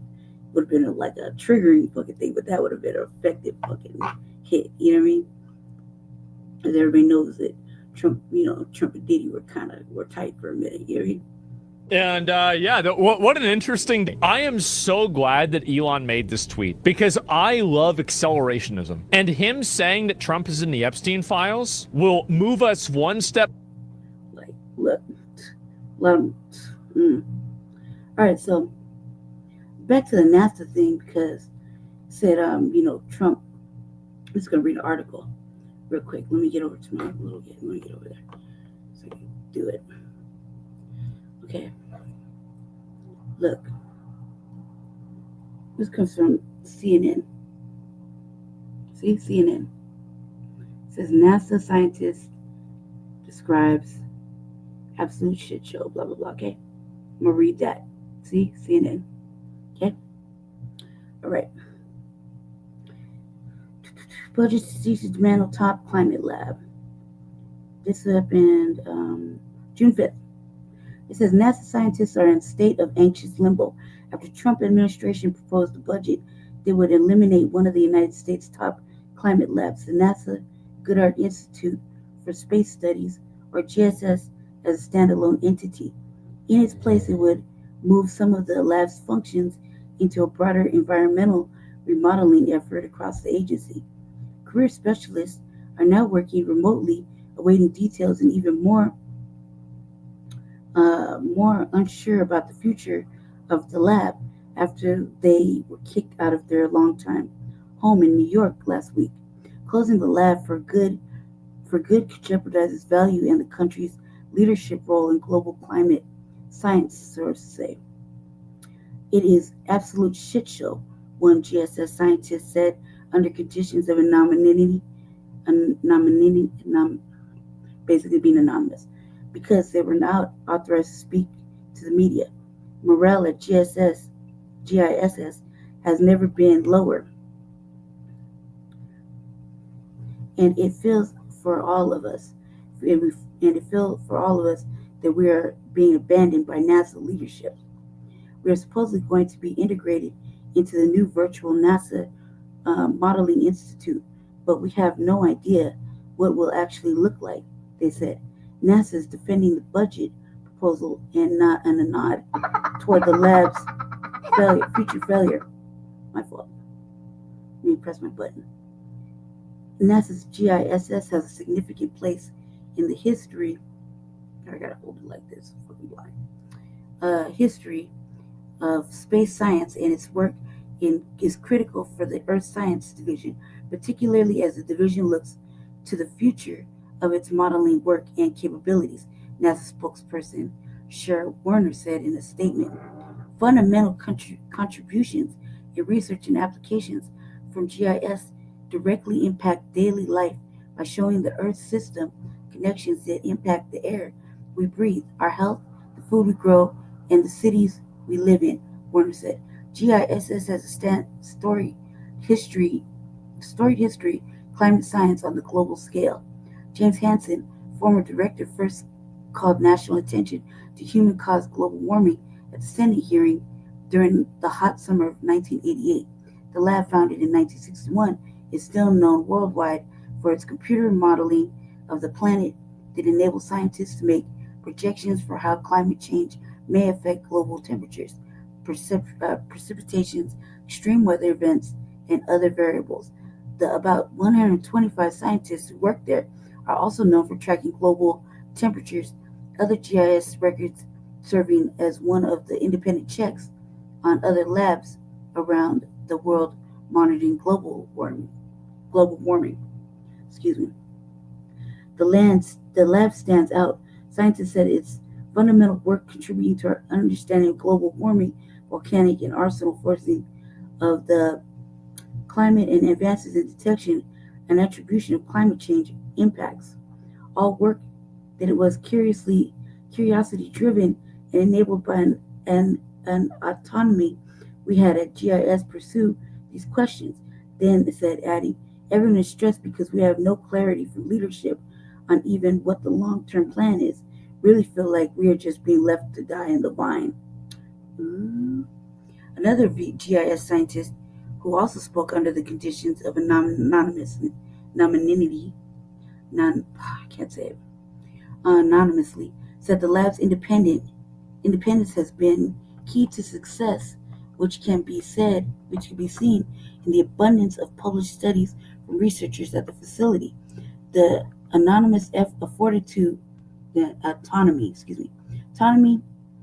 afforded to GIS over the years, given its distance from NASA headquarters, Washington, and its academic-like freedom, helped its researchers take on important studies that might not be pursued in other circumstances, said. And unlike high-level management at NASA, GIS leadership receives high marks for the communication and advocacy of the center's work, according to the three researchers. It's important for climate remodeling, one of the GIS researchers said, the best tools that we have for the planet. Lab's fate seems unclear. The future remains hazy. Technical NASA budget supplement released last week committed to strengthening America's leadership in space exploration while exercising fiscal responsibility. NASA is adapting the way we work and invest to accomplish our mission, Warner said, the spokeswoman said. The Republicans proposed NASA's budget include funding for climate modeling at all notable considering its cuts for space exploration, overall Earth science. Numerous space exploration missions and satellites will be abandoned under the budget, including some satellites already in space that are actively sending climate-related data back to Earth. The budget supplement makes GIS fate more unclear and hazy. It states that Earth system modeling activities at 4 different NASA centers will be merged into one virtual institute. This would incorporate core capabilities of GIS as needed, if it adds. GIS is an independent entity, will not continue, the document said. This fate may be considerably better for NASA's climate scientists than the worst case scenarios seen at agencies like the National Oceanic Atmosphere Administration, where the budget for nearly its entire weather and climate research portfolio would be zeroed out and most of its research labs shuttered. Overall, the NASA budget would be a 24% cut compared to last year, with 47% cut to agency science activities, according to the Planetary Society, a group that advances space science and innovation. The analysis found that NASA funding level would be the smallest since 1961, when adjusted for inflation.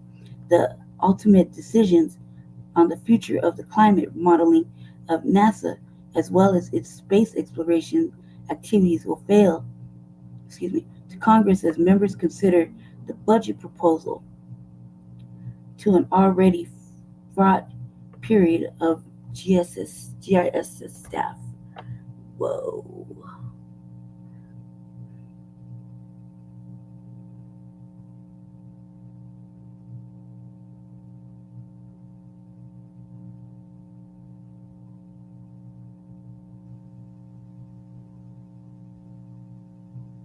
One more. We'll go to Bloomberg. Just look at it real quick. But goddamn, man, like, for real, that's what you're gonna do? And no one's gonna stop him, Mom. He's gonna dismantle that shit. We left fucking space in the hands of a motherfucking cluck. For real, that's what we did? Nobody's gonna stop it. Can't read them.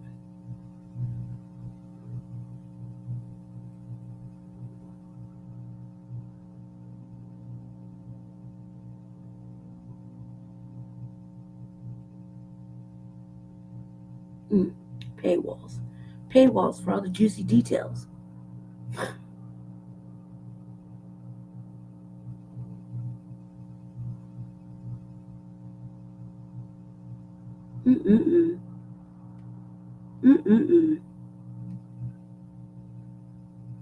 So we left our brains and everything in the hands of a motherfucking clock. Crazy. Mm.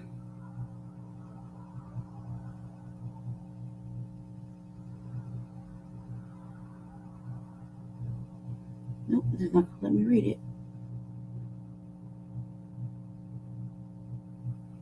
Everything got paywalls.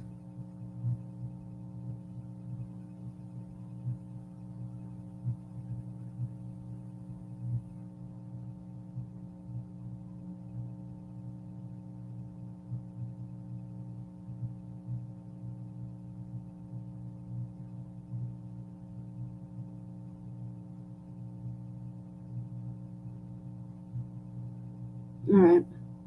One more, real short one. This one by Axios. Trump must split, exposes how reliant NASA has become on SpaceX.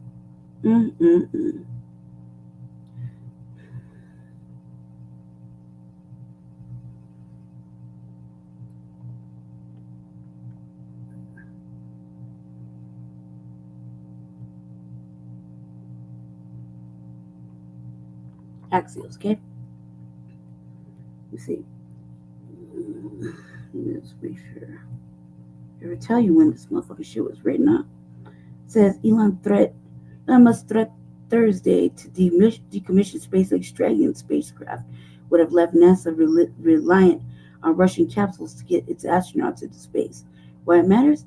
Musk feared for President Trump exposed how reliant NASA has become on a single private sector partner to reach its International Space Station after ending the space shuttle program in 2011. Musk eventually walked back the threat Thursday, but it demonstrates how critical SpaceX is to the American space program. Catch up quick, the feud between the president's world's richest man exploded in public Thursday after Musk criticized Trump's flagship spending bill. Trump subsequently threatened to cut Musk's government contracts. Musk retaliated by threatening to mothball SpaceX Dragon. It's a cronus ending of Musk's tenure in the White House. State of play. The Dragon spacecraft can carry up to 7 passengers in orbit, according to SpaceX website. It's the only spacecraft currently flying in that is a capsule returning significant amounts of cargo to Earth. Its first private spacecraft to take humans to the space station, the website said. The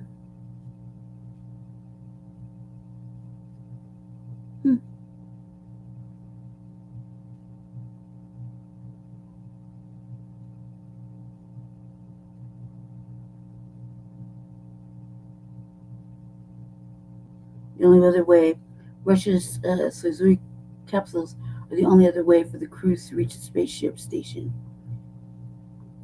Each Soyuz,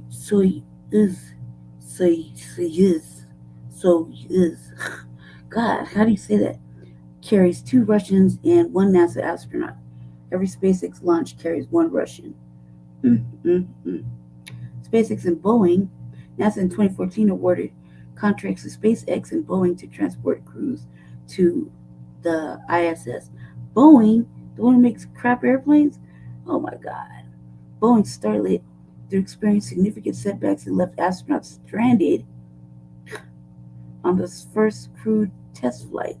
But NASA relies on SpaceX for its astronauts. Other companies, including Northrop Grumman and the United Launch Alliance, successfully transport cargo to the ISS and launch satellites.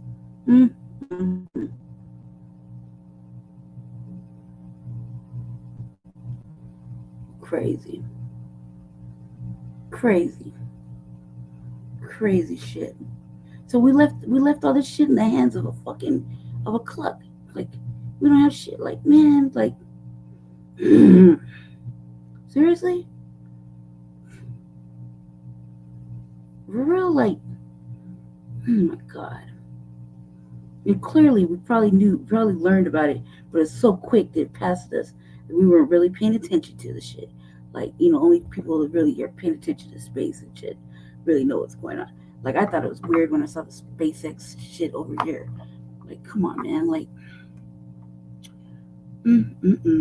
what's really bad is if he does do that and they can't, the scientists can't see the climate, how the fuck are we going to learn about our weather? You know what I mean? Especially with the tornadoes, with the weather shifts and whatnot. Like, how the fuck are we going to know anything? You know what I mean?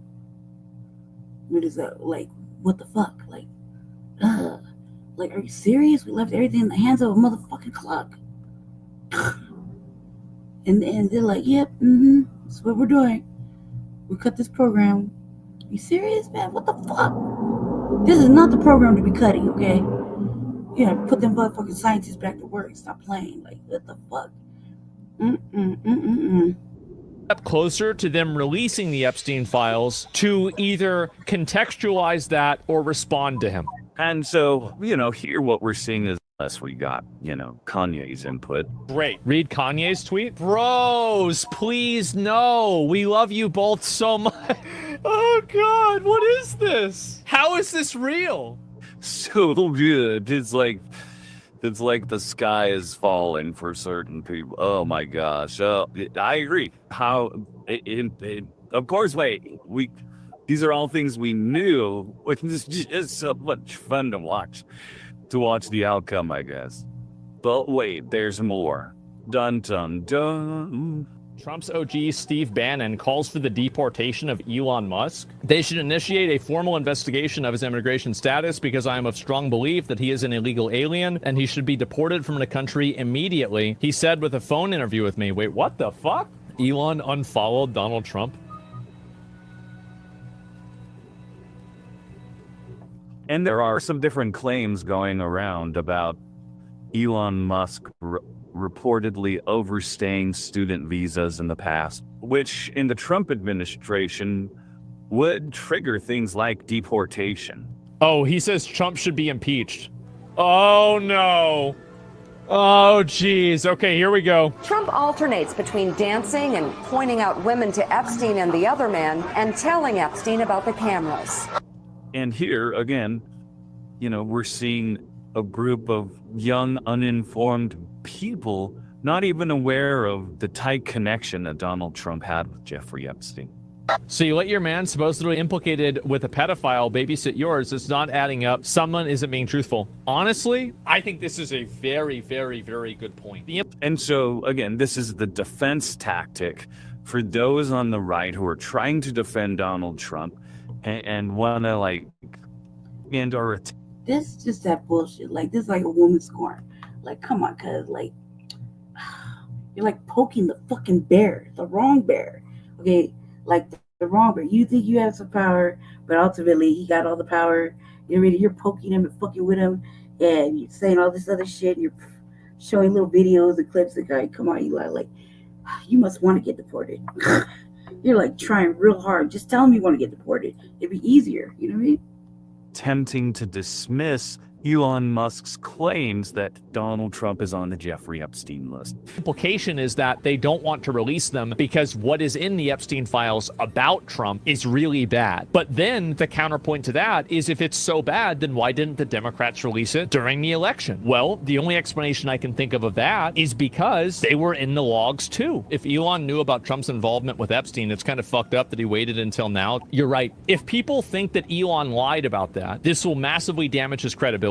This part's really good too, right? It wasn't like the Nazi salute or supporting far-right groups like the AFD or, taking away a bunch of people's jobs in the government that, really messed up his credibility. It was lying about Donald Trump being on the Epstein list, even though, the Epstein list has been released. We've seen, as well as hearing Donald Trump himself defending Jeffrey Epstein's accomplice, Ghislaine Maxwell. And if people think that Trump was actually involved with the Epstein Island, that would massively make Trump look like a fucking pedophile, right? Like, somebody loses out of this 100%. And I want the files to be released. Whoever is implicated one way or another. I want the truth to come out.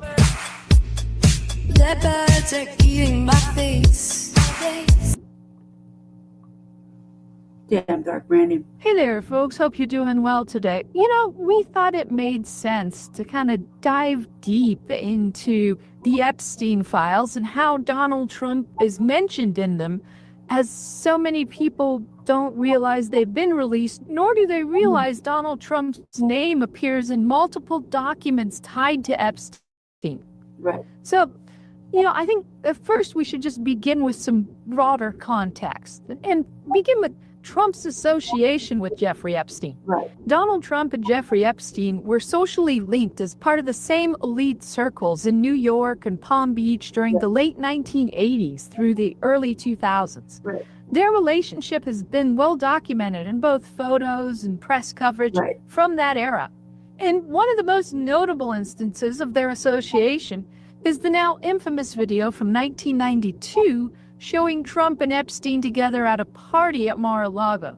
The footage obtained by NBC depicts the two men laughing, pointing at women on the dance floor, and appearing to comment on their attractiveness. At the time, both were wealthy, high-profile bachelors with reputations for surrounding themselves with young women. In a 2002 profile of Epstein published in New York Magazine, Trump said of Epstein, "I know Jeff for 15 years, terrific guy. He's a lot of fun to be with. It's even said that he likes beautiful women as much as I do, and many of them are on the younger side."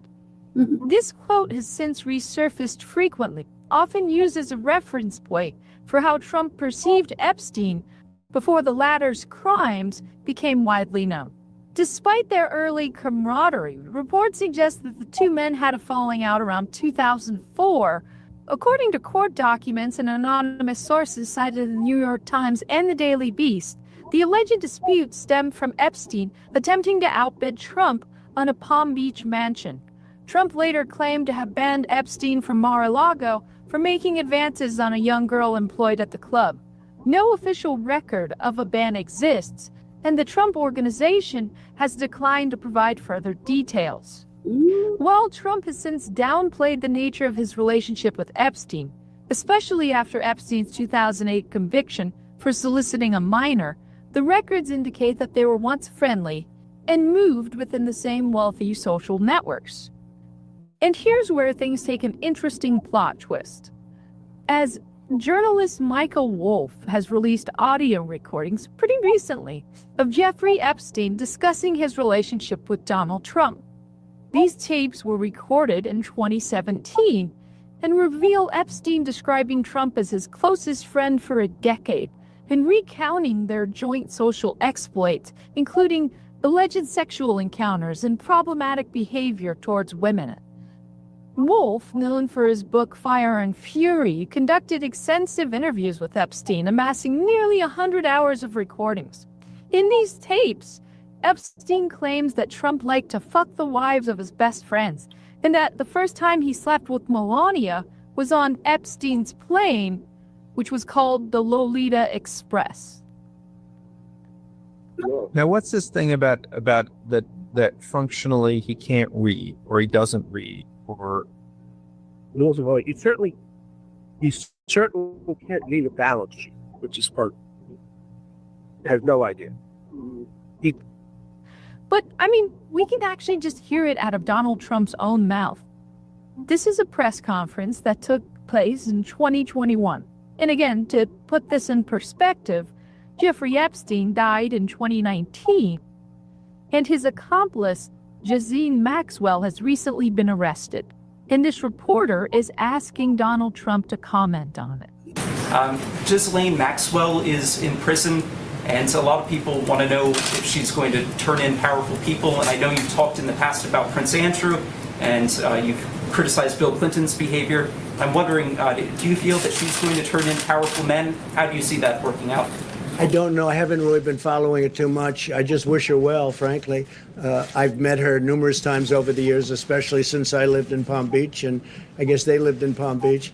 But I wish her well, whatever it is. I don't know the situation with Prince Andrew. Just don't know. Not aware of it. Mr. President. And you see, he wishes her well. But, I mean, all of this was just adding context and setting up to have this next part of this conversation where we discuss the documents. And so I think, when you start talking about the Epstein files, one of the biggest parts of it was the flight logs, right? And in February of 2025, newly unsealed flight logs were released by Attorney General Pam Bondi, which included entries showing Trump, his ex-wife Marla Maples, and daughter Tiffany aboard Epstein's private jet on several occasions in the early 1990s. These early flights appear to coincide with the height of Trump and Epstein's friendship and may have involved short regional travel between New York and Florida. Epstein's jets were sometimes used to shuttle guests to lavish events, including charity functions and exclusive gatherings, but who knows, they looked pretty friendly on that dance floor. Also, we could look towards Epstein's contact book. Trump's name and contact information appears in Epstein's so-called little black book. This was a personal address book that was seized by the authorities. The book included hundreds of entries of other celebrities, politicians, and businessmen. And then you just have a lot of different legal mentions and testimonies in released court documents from the Virginia Gerfer versus Jazine Maxwell defamation case, often in the context of Epstein's social circle. And then there was legal allegation. In 2016, a woman using the pseudonym Katie Johnson filed a lawsuit alleging Trump and Epstein sexually assaulted her in 1994 when she was 13 years old. The case was withdrawn before trial, and the claims were never substantiated. The woman later cited threats and public pressure as reasons for ending the case. These allegations remain highly controversial and unproven. So Trump was undeniably connected to Epstein's social and is named in several related documents, including flight logs and contact books. However, a lot of the real dirt has not been revealed to the public yet. So, taking all that into account, do we see any evidence of any crimes being committed? No. But do we see that there were close associates? I think so. Either way, many questions remain unanswered and more documents are still sealed, leaving the full scope of Epstein's net. We already know that. He didn't tell us anything we didn't already fucking know. Of course, we already knew all that. So it's not like it's a big reveal. We have 7 operations happening throughout the city of Los Angeles today.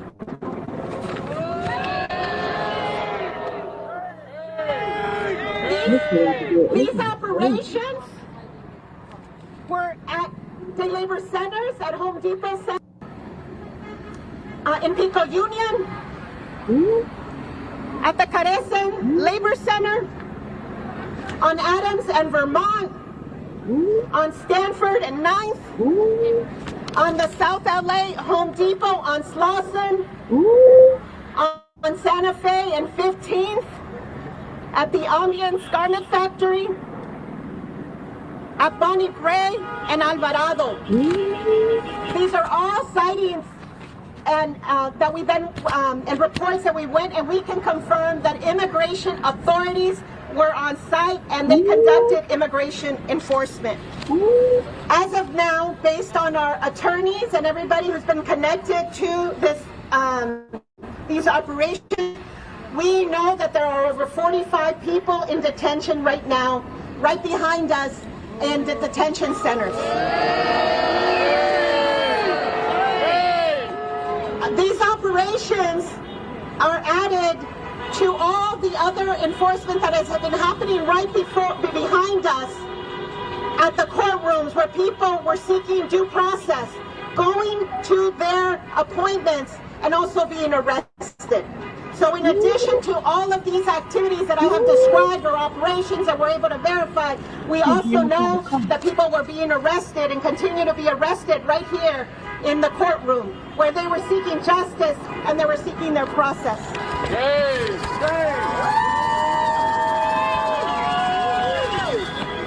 What I also want you to know is that none of the operations that we have reported on had any warrants with people's names on it, with the name of the businesses.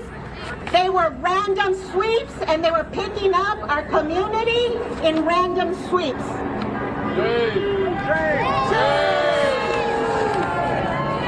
They were racially profiling our community. So I want you to know, and I want this president to know, and I want every elected official in this country to know, being brown is racially profiling. They're racially profiling. Like, you know, this is what's gonna happen. Is none of them been watching the news? The fucking daily quota went up to like 3 rats. Nobody's watching the news. You thought you would just go to work and like nothing was gonna happen? Like, are you fucking kidding me? And it's awfully quick how the advocates got motherfucking speakers and microphones out there. Like, you know what I mean? Like, what's this fucking tossing of this box back and forth? Like, whoever's doing that is fucking their aim is shit. Like, and the motherfucking T's and their vehicles are shooting them fucking canisters at them, like right out their, like right like at them. You know what I mean? Like, So like there's just time. Like how the fuck you just see them roll up and like you like call somebody. Racial profiling. That's what we're gonna go with it. That with immigrants, right? Racially profiling. Targeted. Well, yeah, he said he said they were gonna do that. I don't know why this is a surprise. Being black, being Asian, looking like an immigrant does not make you criminal. We are human beings. We have you to know, and I want this president to know, and I want every elected official in this is happening throughout the city of Los Angeles today.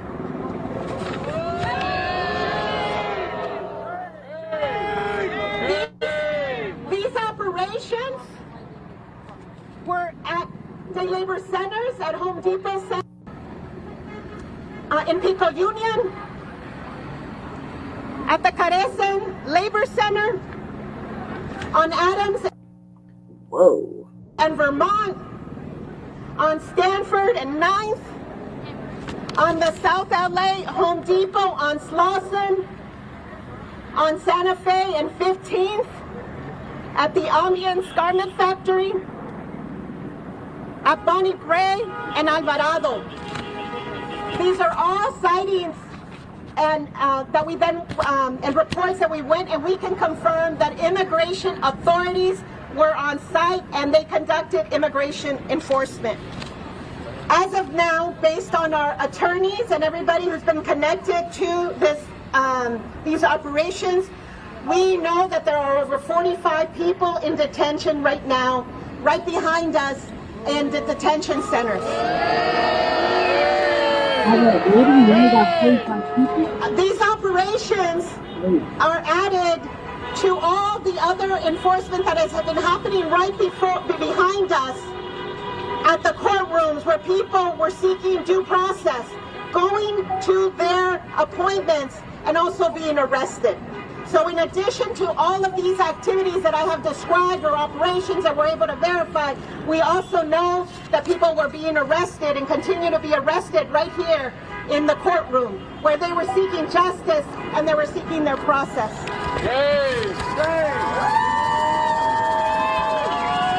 There's such random sweeps, right? Like there was like cultivating random sweeps of all those areas. They knew where to go, and they also hit the courtrooms. You only got 45 people. That's a failure. You failed. Like, you failed at what you were trying to do. That's a failure. You only got 45 people after you raided all these alleged fucking immigrant holdout spots or work spots and labor centers and woo. You know what I mean? And the courthouse. That's a failure. That's not even a rip. What I also want you to know is that none of the operations that we have reported on had any warrants with people's names on it, with the name of the businesses. They were random sweeps, and they were picking up our community in random sweeps.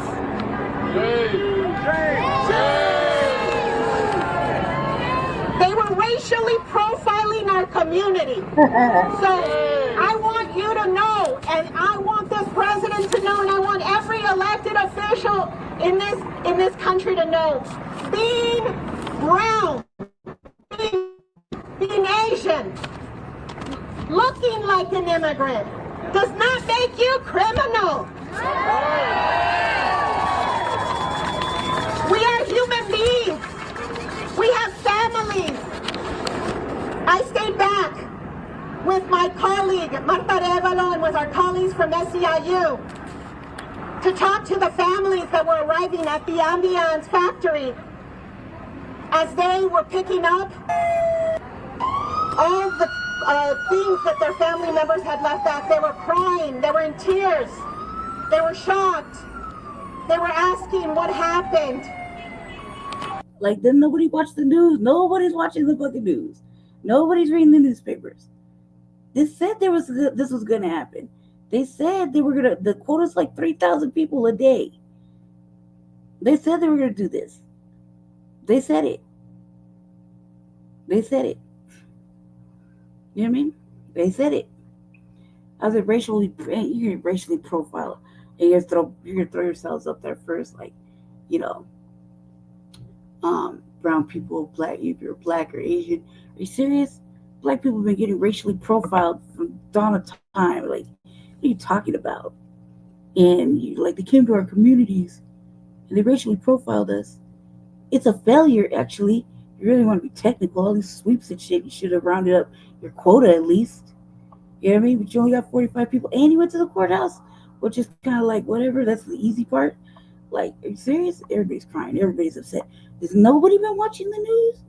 Nobody's been maybe you shouldn't go outside or go to work or self-deport or none of that shit. Like, we're just gonna fuck it, man. Let's go wait for a truck and we're gonna go to Home Depot. We're gonna wait and somebody will pick us up because they need us to put a roof together. What? Come on, cuz this is ridiculous. Like, y'all are just asking to get in trouble.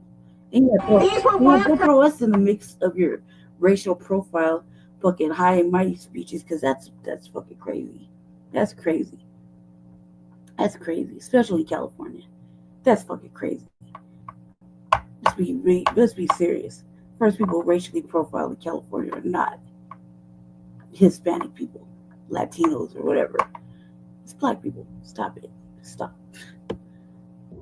And they had families, and those families right now are in despair because they don't know what is going to happen to their family member. There are so many people here. When black people get arrested, that their family isn't in despair, that they don't know if that motherfucker is going to get a bond or not, or get out, or get hurt in the jail, or I think they live in despair. Like, you know what I mean? They got arrested they got racially profiled and then arrested, if they're so lucky to get arrested and not fucking shot or fucking beat up on the side of the street. Are you serious? Like, come on, cuz I can't. Who are united, who want to support our community, and you're going to hear from them. I just want to say one more thing. I want to say that I also was able to talk to Mayor Karen Bass. She joined me at the, she arrived while I was there, I would have to say. Year in the buoy, you know the year in the buoy, right?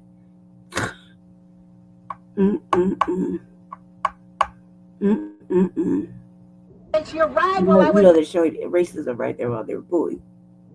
There with Martha and our SEIU brothers and sisters when we were talking to families.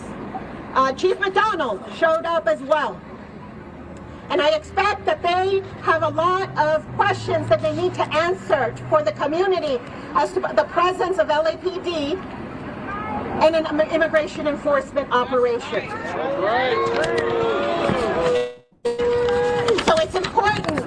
It is important that we work with our elected officials, many who are here, many who have supported us and have made and have been the champions for LA to be a sanctuary city. We have Assembly Member Jessica Calosa here. We have current Price here with us, City Council Member Isabel Jurado.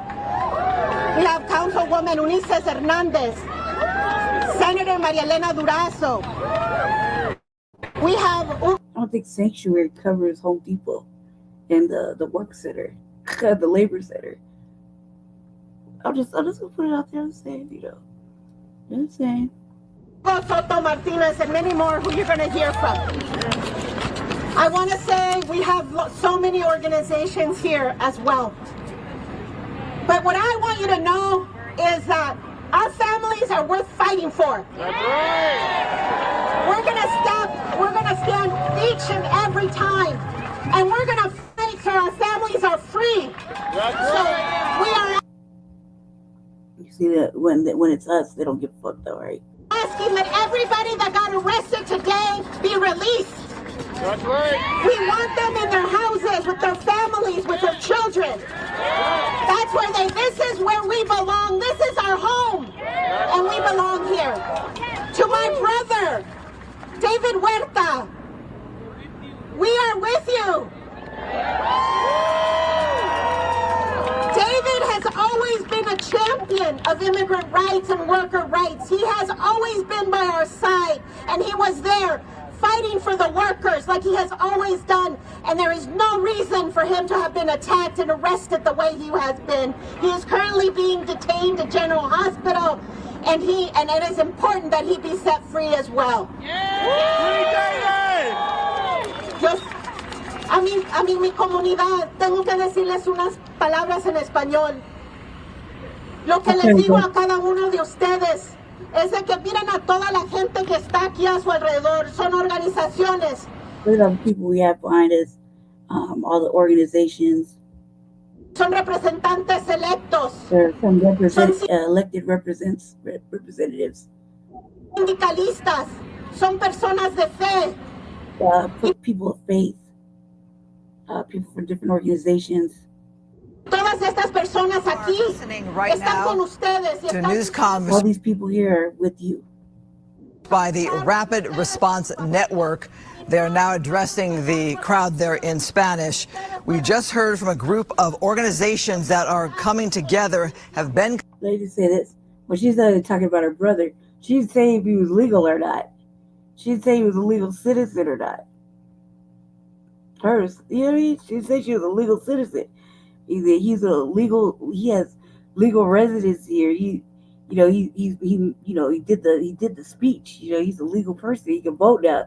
She didn't say anything like that. I'm just saying. I'm just putting it out there. That's it. Don't worry, I can translate the answer. Son personas de fe. Y todas estas personas aquí están con ustedes. To news conference by the Rapid Response Network.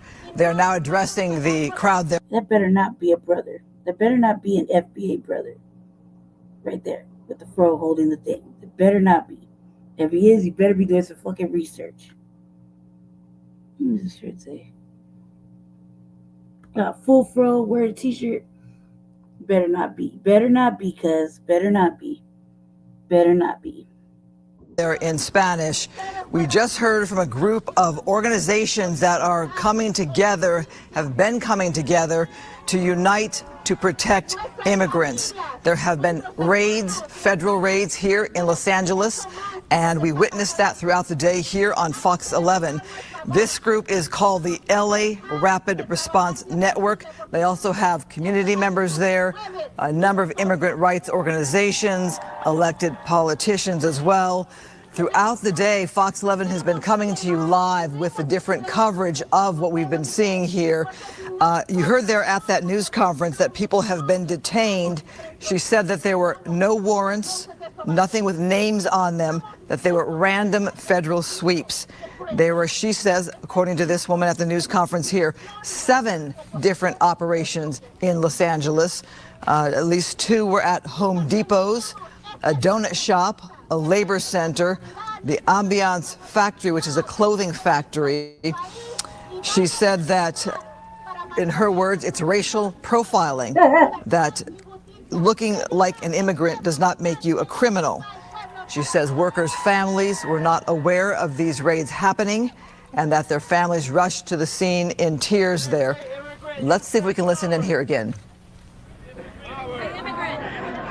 When I say immigrate, you say power. Immigrate! Power! Immigrate! Power! Immigrate! Power! All right, go ahead. I'd like to introduce our next speaker, Elaine Yompian, part of the Ventura County Defense.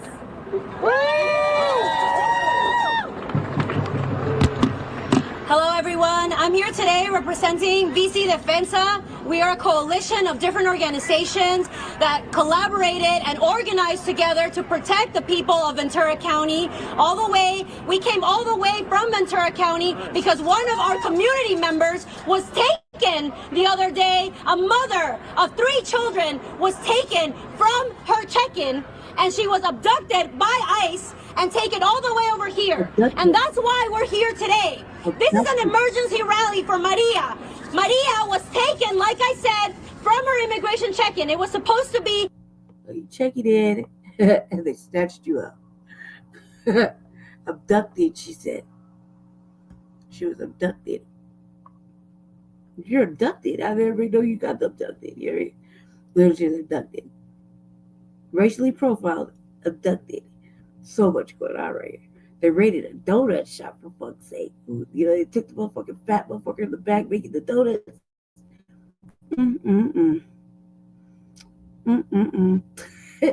But Black family, like, let's look at all these motherfucking people rallying, like, you know what I mean? That's crazy to me. Crazy talk. And it's a failure. Like, the quota is 3,000 a day. You went and did all this shit. You only collected 45, and you went rounded up for their courts. Some of the court shit. That's still a failure. Like, all that for a failure. It's like a failure. You didn't even get your quota. You didn't even get, like, close to your quota. Just saying. I'm just putting it out there. But look how much, like, they're there for the community. Like, oh my God. I don't know what to think. A routine check-in, just another check-in, and what happened? She was kidnapped by ICE agents. She was taken. That's right. She was kidnapped. But first it was abducted and kidnapped, then it's kidnapped. Taken all the way here to LA, where they told her that she was going to be deported, even though she had not signed any document accepting this. And they told her that she was going to be deported no matter what she said, no matter what we did. That is totally unfair, and they were pressured. That woman there talking about immigrants who've gone to their appointments, their immigration appointments. Yeah. Crazy, right? Crazy. That shit was crazy. Again, I'm not like, I'm just saying it's a failure. Like, ICE is trying to do something. They failed right there. They failed. They fucking failed. Let's see. Let's get to this real quick. I got to get to this real fast. This is important. There are concerns tonight about new civil unrest over the murder of George Floyd. This month marks 5 years since his death sparked protests and riots here locally and around the world. And the city, county, and state are preparing for new potential protests. Jay Coles is here to explain why. Jay? Yeah, Kevin, multiple sources tell me there are 2 things driving this. First, in recent weeks, we've seen calls from conservative commentators for President Trump to pardon Derek Chauvin. Second, sources tell me the city of Minneapolis is almost certain the Department of Justice next week will move to end its consent decree over the MPD because it's happened in other cities. So preparations are happening now, just days before the 5th anniversary of George Floyd's murder.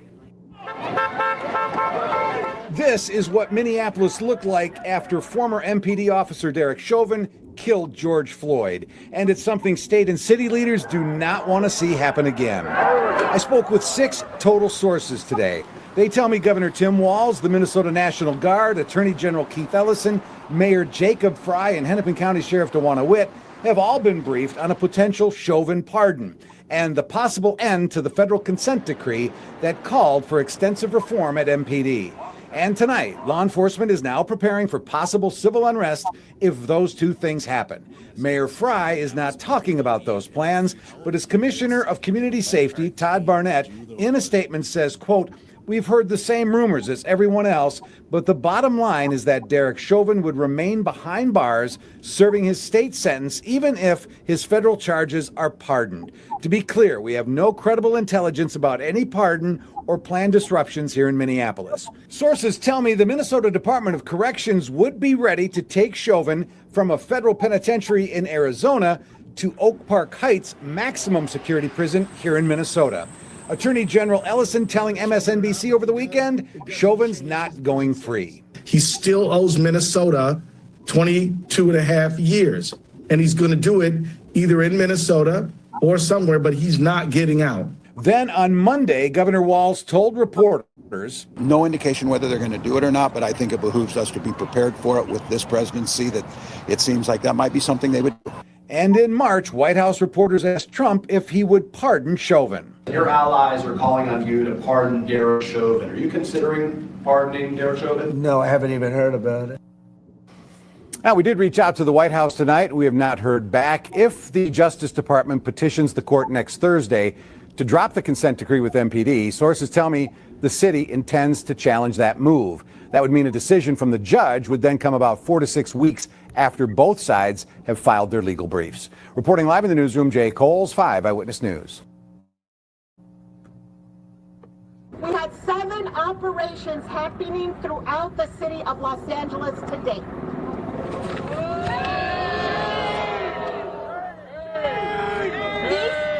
These operations were at day labor centers, at Home Depot Center, in Pico Union, at the Carecen Labor Center, on Adams and Vermont, on Stanford and 9th, on the South LA Home Depot on Slauson, on Santa Fe and 15th, at the Ambience Garment Factory, at Bonnie Gray and Alvarado.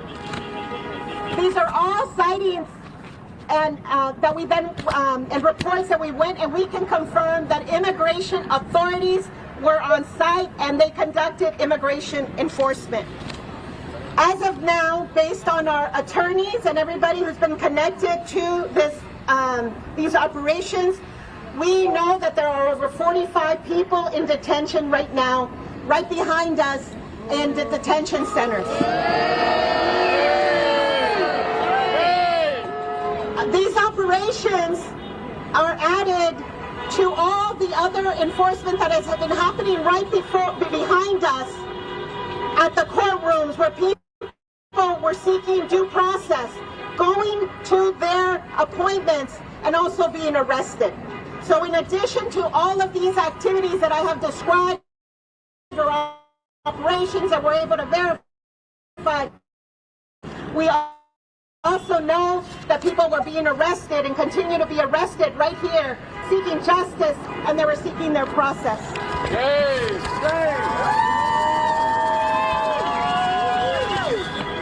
What I also want you to know is that none of the operations that we have reported on had any warrant with people's names. They were random sweeps, and they were picking up our community in random. Sorry, I was looking at that. All right. One more real quick, because we covered it on the. I think we covered it. Pretty sure it's covered. Might have been listening to it. There was a case on the Indisputable Truth. A brother was beaten by bikers. He didn't want to press charges. Apparently, he didn't pay his tab, so he ended up brawl, that kind of thing. They said he didn't pay his tab. He ended up going to the hospital, never pressed charges, and there was never any video. And now, so I got that. So, you can't run the what do you call it?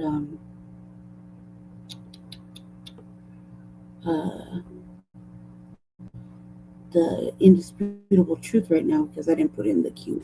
A viral video of an attack at a Fort Wayne bar sparks internet outrage. Many calling for justice for the McKinney. As the story. The video was taken last night at Pike's Pub and shows several men beating and choking another man. Because Wayne 15 needs permission from the person who originally shot the video, we are unable to show you that viral clip tonight. The video shows a black man in a reflector vest talking with several white men with black vest labeled outlaw at the pub. As the black man starts walking away, someone then grabs him by the arm, demanding him to pay his tab. The black man was then pushed back, and one of the men punches him in the face. The other white men jump on him, beating him on the floor. At least one racial slur and other explicit language was shouted during the attack. The Allen County Sheriff's Department says officers arrived after the fight was finished. The black man was taken to a hospital in fair condition. The victim's identity was not yet released, and officers say the Criminal Investigations Division will investigate. Wayne 15 went to Pike's Pub today and talked to the owner, Kelly Rost. Rost says she was not at the bar at the time of the attack, claiming the bar had stopped serving the black man, asking him to pay his bill and leave the property. Rost says the man refused to cover his tab and leave. We also tried to get in touch with the victim to hear his side of the story, but have been unsuccessful so far. Pike's Pub was closed today. Its Instagram and Facebook pages have been shut down. But hundreds have commented on Wayne 15's Facebook, as well as the bar's Google and Yelp reviews, saying the attack was horrible, many claiming it was racially motivated, and others asking for accountability. The outcry extended to a group of people outside the bar today as well. Wayne 15 saw a crowd shouting about the incident today. Now, Fort Wayne Mayor Sharon Tucker posted from her personal account about the video. She describes it as disturbing to watch and says she's working with her team to gather more information about the attack. Allie McKibben, Wayne 15 News. All right, peace and blessings. All praises to the Most High. Now, while the news channel couldn't show you the video, I am going to show you the video in somewhat of its entirety of a group of white men, namely the outlaw biker gang. Jumping on a black man, beating him, choking him, calling him all types of racial slurs at Pike's Bar in Fort Wayne, Indiana. Now, Fort Wayne, Indiana has a population of about 75% white, about 17% black, and the rest, sprinkled here and there. Now, Indiana, if you don't know, is long been a hub of KKK activity. Actually, some people say it even started in the lower parts of Indiana. So I don't know what in the world possessed my brother to go into that bar. They said that the bar refused to serve him or stopped serving him. So maybe that was a reasoning for him refusing to pay the tab. Like, no, I'm not through drinking yet. I don't know. I wasn't there, but I assume, because of the racial outlook of the attack. Once again, they said they was spewing racial epithets. I'm not going to say that. I don't even think that it was that. Because, most black people don't go into places they can't afford to pay. Because they don't want these kind of problems. Especially like, us, like foundational Black Americans. We don't go inside places that we don't have money to go into. I mean, like, I could see if it was a girl, and she wanted a drink or something, and then, she could probably finesse one. But as a brother, nah, I don't even believe he didn't do that. I don't even believe that that's the case, because a man's not gonna rely on anybody else to pay their tab. That's just, he went by himself, right? That's one. He's not gonna stop at a bar unless he can afford a drink in the motherfucking bar. You know what I mean? He's not gonna open up a tab that he can't afford to pay. You see what I'm saying? So I don't believe that he didn't have the money or he couldn't afford to pay for it. And I don't think that if he did refuse to pay, it's probably because, all kinds of slurs, you can't, how are you supposed to drink if motherfuckers calling you out your race and shit? We don't really know, really, you know what I mean? Unless, somebody has some audio or he decides he want to talk about it. But he wasn't really kind of wanting to talk about it. So, but I don't think our brother would go, I don't think he would go in somewhere where he didn't have the money to go into. It's kind of like not what men do. Men have money to go to places. They won't go in somewhere. If you just wanted a fucking cold drink and you only had money for a soda, you get a soda. You dig? Or a thing of water. But he'd stop at a fucking convenience store. He wouldn't go to a fucking bar. That's ridiculous, right? That don't even make sense. Just think about it. If you listen to their narrative, you'll get wrapped up in their narrative. I don't even think that that's what happened. Ass slurs, then that may have been a reason for them not serving them. But without further ado, I'm going to play you this video. This video was from another channel. I think my man's name is Demons Row. I'm using this in fair use for education and commentary purposes. So this is fair use. Shout out to my brother who put this video out there on his YouTube page, and I think he got it from another page. But this is used in fair use. Just watch this attack. Roll the footage.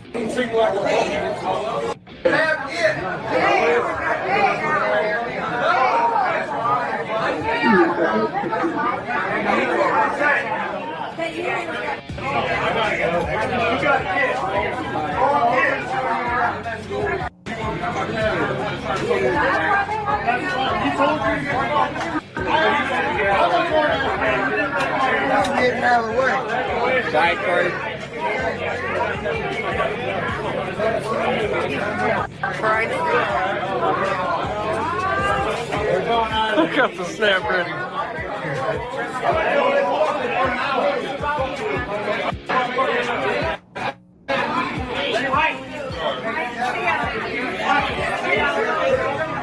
Hey, you're paying your tab. You're paying your tab. You get your ass up and pay the tab.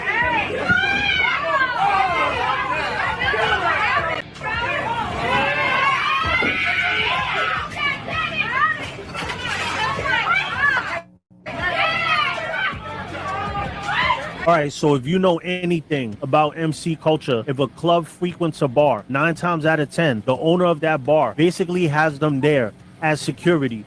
Listen. Like, I'm gonna stop right there real quick just to get my commentary on the shit real quick. And I know about bikers, you know what I mean? I know about bikers. Trust me. They got a little codes of conduct that even I know about, right? So, I mean, I know about bikers. I'm gonna say this. You see how big that brother was? Right? Let's run this track back. You see how big this brother is? First they tell him to get out. Then they put their hands on him and tell him to go back and pay it. You think it's like, come on, cuz. Like, they're fucking with him. Look. Start this track back. First of all, that's just an unusual amount of fucking white people, right? This is their shit. You can say whatever you want. And it's kind of true, but it's not true. It's like whatever. It's called the motherfucking laws if you wanted to. But they kind of expect them kind of brawls. Because, you look like he just got off of work. So you think he didn't have no bread? Oh, you see how big that motherfucking brother was? Roll the footage.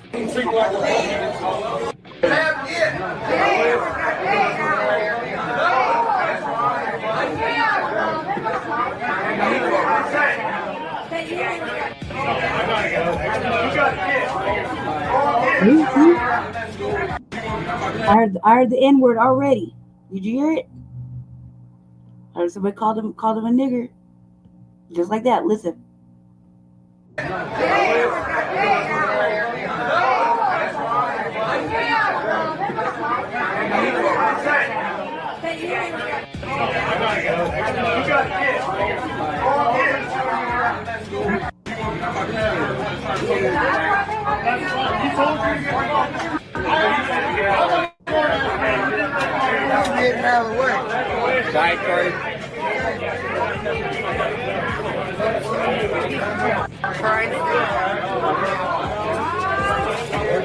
I got the snap ready.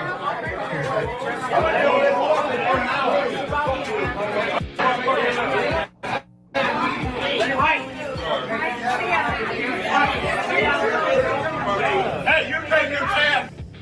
You're paying your tab. You get your ass up and pay the tab.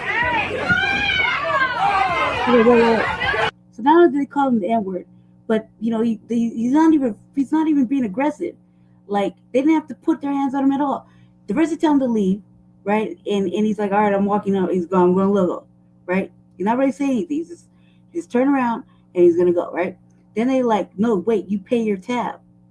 And so he turns him around, is walking up to the motherfucking bar, and all of a sudden he's right there to go pay his motherfucking tab, and then dude comes cold cuts him. You dig? Like, make up your fucking mind, white people. Look. Hey, you're paying your tab. You're paying your tab. He's not even being aggressive. Look at his arms. He's not even being aggressive.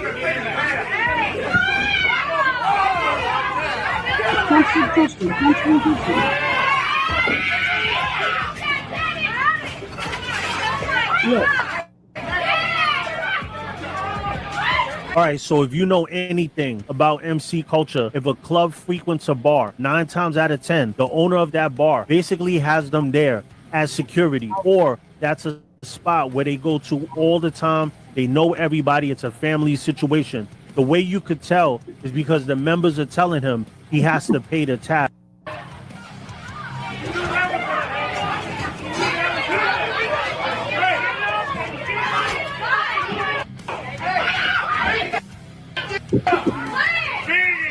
So I had to bleep that out because this is YouTube. But the guy in the background says, beat that N-word up. Yep. All right. So there you see the video in its entirety. And if you look on the wall, the bar clearly has a Trump sign. Not only that, but look how many motherfuckers it took to take him down. It took like 4 fucking fat motherfuckers. Everybody's got their hand in it. He barely has a chance to get up to defend himself. He gets up, he probably lands 1 or 2. They toss him back down. You know what I mean? Like he's sliding all over the fucking place. It went from the counter all the way around the motherfucking bar. Right? This brother is like bigger than all of them. He's taller, bigger than all of them. And you see his arms, he wasn't even being fucking aggressive. He wasn't being aggressive at all. He wasn't like, he didn't push nobody. You know what I mean? They punched him, punched him. You did.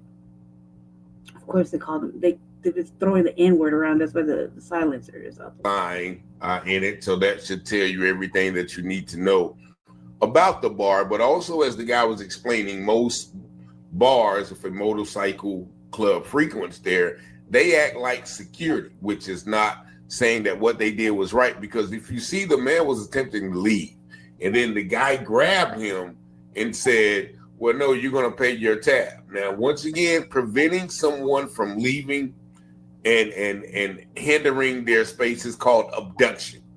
That is a felony punishable to 20 years plus in jail. So they basically abducted this man, and you see one of the white guys haul off and steal him, catch him off guard, right, sneak him, whatever you want to call him, boom, and then the fight ensues. And Hey,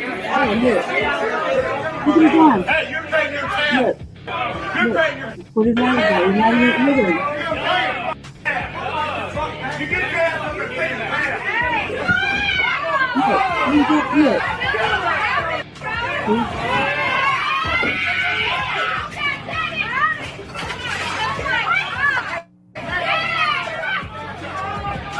All right, so if you know anything about, like, he's not allowed to defend himself. Like, he had to defend himself. He tried to get like 1 off, like 1 or 2 off. You know what I mean? Because they drug him down. You know what that was about, y'all. You know what that was about. See, big, tall, strapping black man. The counter is fucking thing full of white people that are all like half his size. You know what I mean? Like literally, they're all fucking fat and greasy, and they felt threatened. And that's what that was about. They felt threatened. Do you see how, like, look how tall he is? Look, let's play it again. Because, like, this is fucking ridiculous. All these motherfuckers are on camera. Like, whoever put this tape out, if old boy don't want to fucking file fresh charges, somebody should do it for him anyway. You know what I mean? Fuck it. this can't be allowed to happen anyway. Look. Hi, Corey.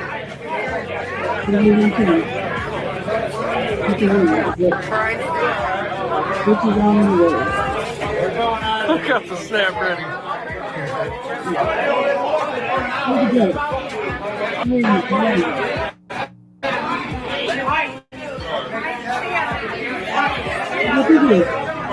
Hey, you're paying your tab. You're paying your.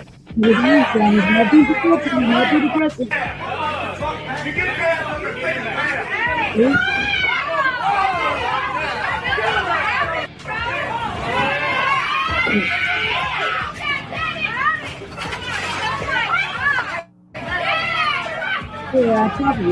All right, so if you know anything about MC culture, if a club frequents a bar, 9 times out of 10, the owner of that bar basically has them there as security, or that's a spot where they go to all the time. And to say, you know, who beat them up, which is, you know, once again, part of the street code, no snitching or whatever the case may be. But, you know, in my condition, in my opinion, the guy should have never been there in the first place. He was transported to the hospital where he was listed in fair condition. You heard the mayor say, well, we're going to work with our team to get more information. Everybody knows who goes to that bar. You know, in those small towns like that, I think it has, you know, has a population of about 120,000 in the county. So everybody knows who's at that bar. Everybody knows who was in those pictures by now. That happened Friday, I think last Friday, about a week ago. So it was all good just a week ago, but now nobody knows who was in that bar. And so shout out to the brother. You know, I hope he definitely learned a valuable lesson about going into the, you know, those people's establishment, as the scripture says, you know, come ye out from among them, have no association with them. So I thought about that scripture when, you know, I'm watching this video and seeing him being pummeled unmercifully by those individuals in that bar. So or in that fucking little town or whatever. Hopefully they'll bring somebody to jail. Because they don't fucking, they could outright call you out your race, then, you know, 90% of it, let's go say 78%, let's be generous, you know, they're probably very much terroristic, you know what I mean? Anti-black terror, you know, they don't mind fucking your shit up more or sweating you, harassing you, you know. So granted, I can understand that he's like a lone brother, you know what I mean? But to see the show of individuals show up for him, you know, yeah, that's deep. That's deep. But now that the video is surfaced, what's the fucking excuse? Like, if he don't want to say nothing, okay, cool. What's up with anybody else saying something though? What's up with the motherfuckers like, look, you did this. This isn't okay. This is a fucking assault battery. Fucking all sorts of shit. Like, you know, fucking assault battery. What else? Assault with assault shit. You see the glass broke on him. They fucking threw it. They crashed a glass bottle, fucking beer on him. You know what I mean? Assault with a deadly weapon. They were getting ready to toss the chairs. You know what I mean? We don't know who they are really. If anybody's had registered hands, but they were just saying it could happen. You know, you dig? So bar owners should be fucking held accountable. Yeah, hell yeah, all that shit. Like, somebody should do something just on general principle. If he don't want to say nothing, that's on him. That's him, you know, saying, fuck it, man, I gotta live here right now, you know, or whatever. You know, I don't know what the fuck I got my wake up call. You dig? So I like, but what's up with anybody else pressing charges? Because don't nobody else give a fuck? Evidently not. You know what I mean? Evidently. But you see, like in the beginning of the video, this is a news show, but we're showing the news. He said people are attack at a Fort Wayne bar sparks internet outrage. Many calling for justice for the victim. Right. Wayne 15's Alan. And he should. McKibben has the story. The video was taken last night at Pike's Pub and shows several men beating and choking another man. Because Wayne 15 needs permission from the person who originally shot the video, we are unable to show you that viral clip tonight. The video shows a black man in a reflector vest talking with several white men with black vest labeled outlaw at the pub. As the black man starts walking away, someone then grabs him by the arm, demanding him to pay his tab. The black man was then pushed back, and one of the men punches him in the face. The other white men jump on him, beating him on the floor. At least one racial slur and other explicit language was shouted during the attack. The Allen County Sheriff's Department says officers arrived after the fight was finished. The black man was taken to a hospital in fair condition. The victim's identity was not yet released, and officers say the Criminal Investigations Division will investigate. Wayne 15 went to Pike's Pub today and talked to the owner, Kelly Rost. My genuine opinion on that is that they, you know how motherfucking white people are always act like they're afraid. They're so afraid of black people, right? So, you know, look how tall he was, look how big he was a fit ass brother. You know what I mean? I don't believe he wasn't gonna pay his tab. I don't believe that was his motherfucking intention at all. I believe that he went in the place, he was having some drinks, motherfuckers were fucking with him. Clearly. He did. Somebody recorded it because the motherfucker saw it was being fucked with him, and motherfuckers just naturally nowadays just start recording shit. And they caught the whole melee on there. And instead of doing the right thing, they just let that shit they posted it, fucking probably whatever, and let it go viral. You know what I mean? And if the brother don't want to tell him, the brother don't want to say nothing, well shit. You know what I mean? Okay, cool. He probably lives there. You know what I mean? Probably knows what it's like to be terrorized at the end of the day. I mean, who doesn't at this point? You know? So yeah, I would say they were like, yeah, this big motherfucker right here, he's gonna be a problem, even though he wasn't a problem. Clearly not a fucking problem. Clearly wasn't even being aggressive.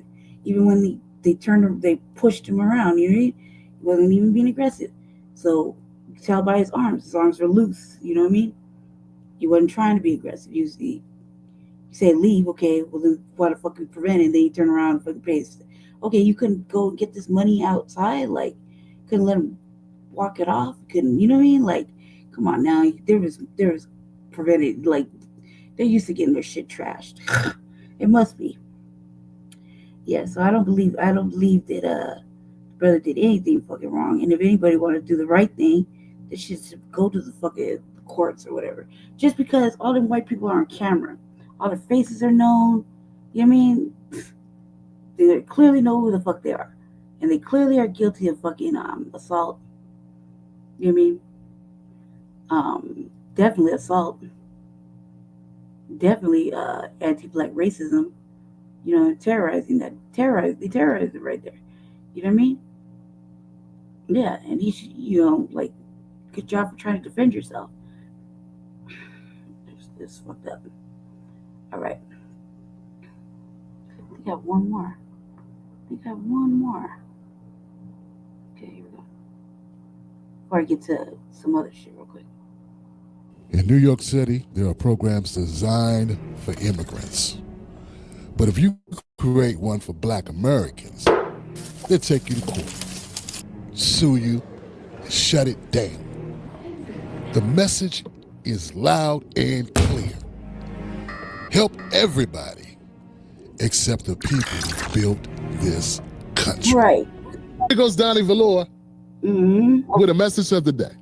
While Black Americans was forced out of New York City, Black immigrants replaced them. But let me break this down. It's called the out-migration. When Black Americans left New York City because they couldn't afford it anymore, Black immigrants were able to replace them and stay there because they were given additional support. So in New York City, you have something like, it's called NYCHA, right? New York City Housing Authorities, where they offer, you know, Section 8 vouchers. Usually those programs are just for Black Americans and other U.S. citizens. But the Black immigrants had additional support and additional programs that they qualify. We got to know that somewhat kind of may be true, but it's kind of also capped because all them Black American brothers were living in like project towers and like homeless. They were trying to get them out of there and move them to like a fucking basically an encampment, you know, like a big ass motherfucking tent. You know what I mean? So like, yeah. So when the immigration flux and they started getting all this other shit, I was like, remember back on the RBI, I was like, shit, brothers, go tell them you're from fucking somewhere else. You get into a room, you know what I mean? They give it away shit. I said that. I did say that. And yeah, they probably did. Most likely every fucking city that had some sort of sanctuary city or whatever, yeah, they pushed out black people out there fucking out of her. It's like, think about what they did with the black American homeless, right? They were still homeless. For real.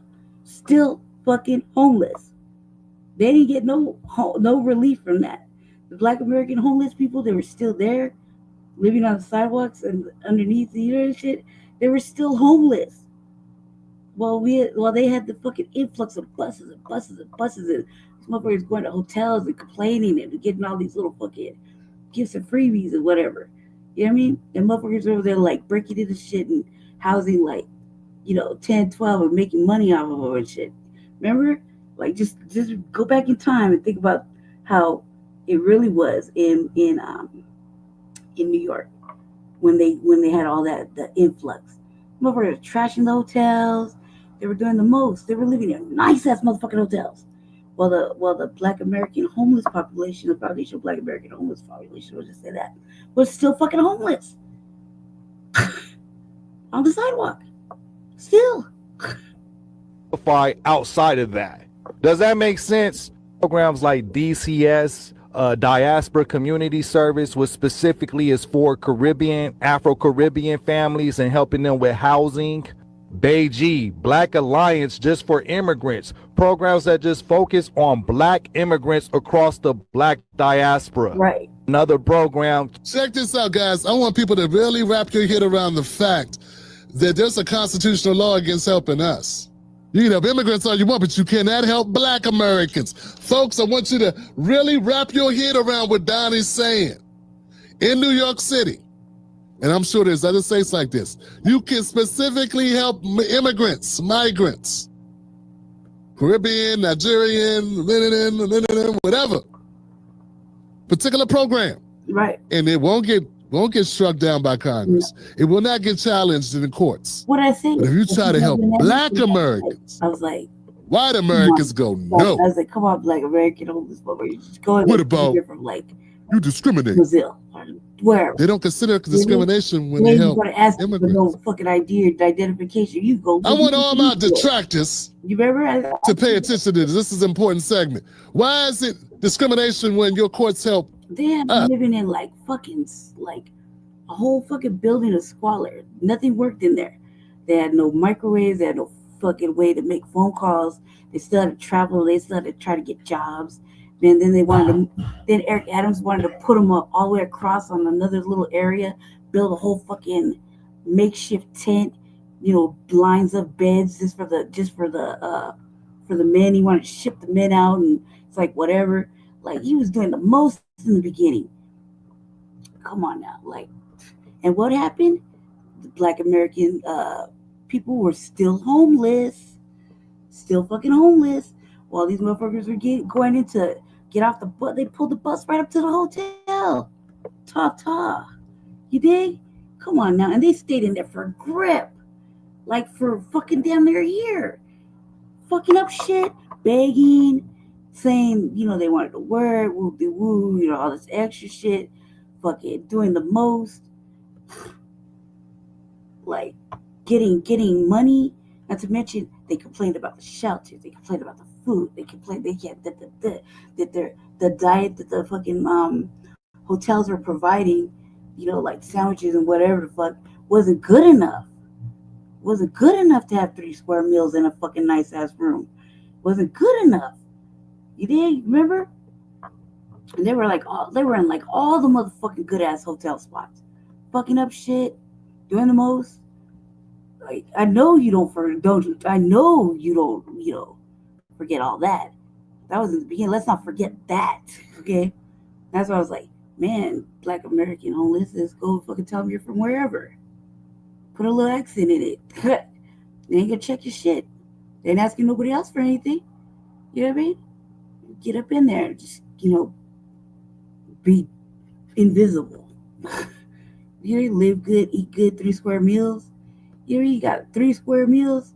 Like trust me, during COVID, I got to stay in one of those little spots. I was picking up us off the street, like fuck that, get in the building. You know what I mean? We was in a hotel, a couple of nice hotels. I was in a nice ass hotel, and the fucking they were providing 3 square meals, so it's fucking sandwiches and shit like that. You know what I mean? It's like whatever.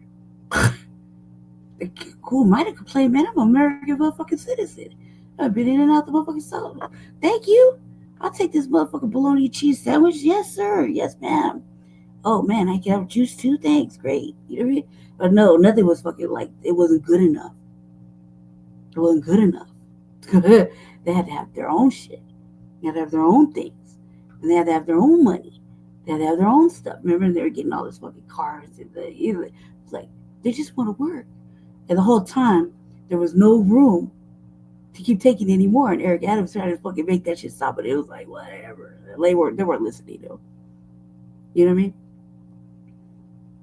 Yeah, so tell me you guys don't remember how they did the fucking FBA, the homeless FBA out there, especially the brothers. Please tell me you forgot, because I'll find a way to remind you. It was horrible. Like I was like, man, you better get out there and fucking say you're somewhere else. It's still early. Like Latin diaspora, you dig? Shit. You know, like. Get off the street, go inside. They didn't give a fuck about Black Americans during that time, during that whole fucking time, with like 3 years, 3 years. They didn't give a fuck. Not an ounce of a fuck. But let me look it up. Rewind your own tracks. We covered it. The fucking New Black Media covered it extensively. Extensively. You know who's good for covering it? TD Media Group. Yep, he covered that extensively. We covered it extensively. You know what I mean? So, yeah. Mm-hmm. Oh yeah. Oh, TBA covered it. Who else? Yeah, the Black Authority definitely covered that. You know what I mean? But TD Media Group covered it. Black Light Revelations covered it. Mike TV covered it a little bit. I mean, I can go on all day. We covered it. We covered it. We was all over it. You know what I mean? Because the same shit was happening in New York was happening here. And I didn't know about Chicago, but I knew what was going on here. Chicago was definitely on the list of fucking. They weren't having it either. You know what I mean? So yeah. It was definitely going down the same way in Chicago, and Denver. Denver was definitely. You might as well call me and Jesse the fucking villains of immigration. Like, fuck that. We watched people remain homeless, like in our own city. We watched the medical indigent infrastructure for us, our city, be damn near bankrupt. You know what I mean? Yeah. So I mean. Not to mention all the fucking fuck shit that's happened, including and not limited to the fucking lying and shifting of immigrants around that nobody knows where they put them, and the ones that fast tracked. I mean, where's the fucking data on that? Because they fast track some through, whatever that means, and they just kind of like paused that little situation just like last week, right? So then all those fast tracked ones. They'll probably be going back too. You dig? And then the mayor was shifting. Denver's the only one with this. I like to say it's a suggested sanctuary city. Okay, Denver's the only one with that kind of label. As now the label's kind of changed, right? But Denver's the only one where you could kind of technically kind of be like it's kind of sanctuary. You could kind of. Whatever, right? Now it's not so really not so much, but how to say what? However, that fucking mayor was shoveling off motherfucking immigrants to other surrounding areas like my area, for example. You saw that shit that was on the news. That's right down the street from my house, right? Real shit, like really, Trump had to come over here and say we were going to be number one on the fucking list for fucking raids and whatnot. We're going to stop the immigrants. Yeah. That was in Aurora, right down the street from my house. Okay, literally 5 blocks of the same street, the same name of the street. Just go 5 blocks up. Let's have it like little side note. They shut down them apartments, right? The motherfuckers, were captured going up with guns and shit, right? I got so much to say about that. Inside baseball type stuff. However, I didn't realize the people who own those apartments also own the apartment I live in. So then my shit went into receivership. And that was really scary times. And then I really scary time because I was like, what the fuck does that mean? You know what I mean? When people they took out this millions of dollars in loans and only paid $100,000. They're barely carrying the principal of it. And then guess where they're at? They're in the tropics. They're in the God, I can't remember where they're in some sort of what do you call it? Caribbean island right now, just whooping it up and creating some sort of hotel, some shit like that. Real shit. I read an article about it last week. I was like, no way. That's some fuck shit. That's real fuck shit right there. Yeah. Mm-hmm. Yes, and the mayor went to Congress with Eric Adams and motherfucking what is it? The other Johnson, and just lied. Because we've been covering it.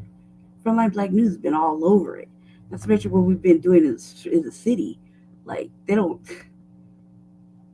They have to say lines like, we're not going to pit one racial group against the other. Because we're only about black people right now. We're only about black people. We don't know what's going on. We don't give a fuck about the immigrant population. We got invaded. Do you think? And it was lies and transparency, and all this money went out to them. It didn't go to take care of black people. Nothing goes to take care of black people here. You think? So we've been all over it. So you just call me Jesse motherfucking villains. That's all we talk about. We're fuck them. We're not here to talk about them. But since we are on the subject of them, like that. Yeah. Don't believe it? See, we be catching it on town halls and shit like that. That's about to get worse. The village is about to get worse. Just wait for Monday. It's about to get seriously worse. I can't wait. My heart's so elated. Don't you think I'll be talking about the budget? Ooh, we're gonna be right there with the mayor and all them, sitting there in city council with the mayor and all of them. Yeah, because we sit on other boards. So yeah, goddamn right. We're there for public safety. So goddamn right. We're gonna be all over it. I will definitely all over it.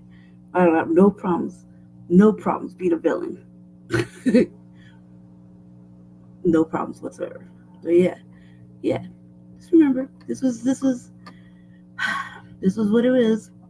I saw some black women, they had a program where they were helping small businesses, black small businesses find seed capital. Only 2% of venture capitalist money goes to black businesses. 2% of venture capitalist money goes to black-owned businesses.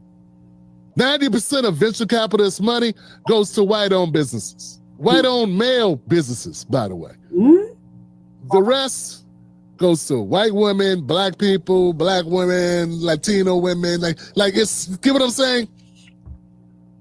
So these women started an organization and did that. They got challenged in court. They lost a lawsuit in court that says they could not help, this black woman organization could not help have a grant for $10,000 to other black women businesses because it discriminated against who? White people who got the GI Bill, Manifest Destiny, all the money, all the building, all the land. But it was unfair to help black people get it. This has not surprised me at all lately. They're so, the audacity of it all. For them to say they're oppressed. It's just you're attacking them and blah blah blah. Like so fucking what? This is nothing new. This is like nothing new. In fact, you're lucky it's not. It's oh god, like it would be pleasant with the fucking verbal attacks, just pointing out the obvious. Like you can't point out the obvious, okay? You know what the obvious is? Everything goes to them. You know what I mean? Nothing goes to black people. Trust me, we're all over it, right? So it's like oh my gosh, you're being so anti-white.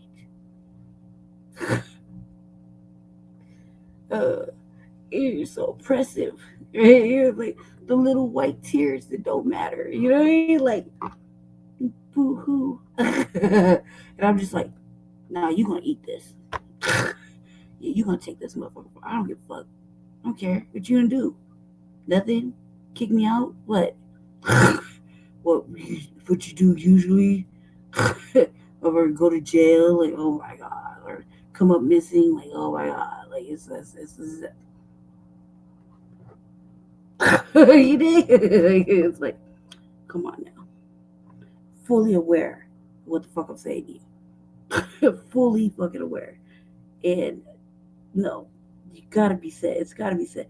And it doesn't matter. It's like you can say it, they might report on it, but either way, they'll be like, oh my god. Yeah, they don't care. They want us to be more pleasant. Come on, man, those days are fucking over.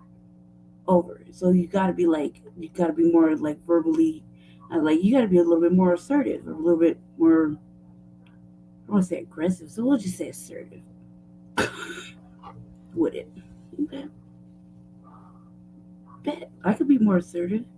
I had confidence for days. Mm-hmm. Yep. Mm-hmm. Okay, I'll be a little bit more assertive, not loud, but assertive. Yeah. They feel so oppressed. It's so. Why are you saying that? You're not supposed to look at us like we're doing something to you. No. Right? Yeah. No. Fuck all that. You are doing something. Like we literally watched it last week at City Council. They don't give a fuck what we're saying.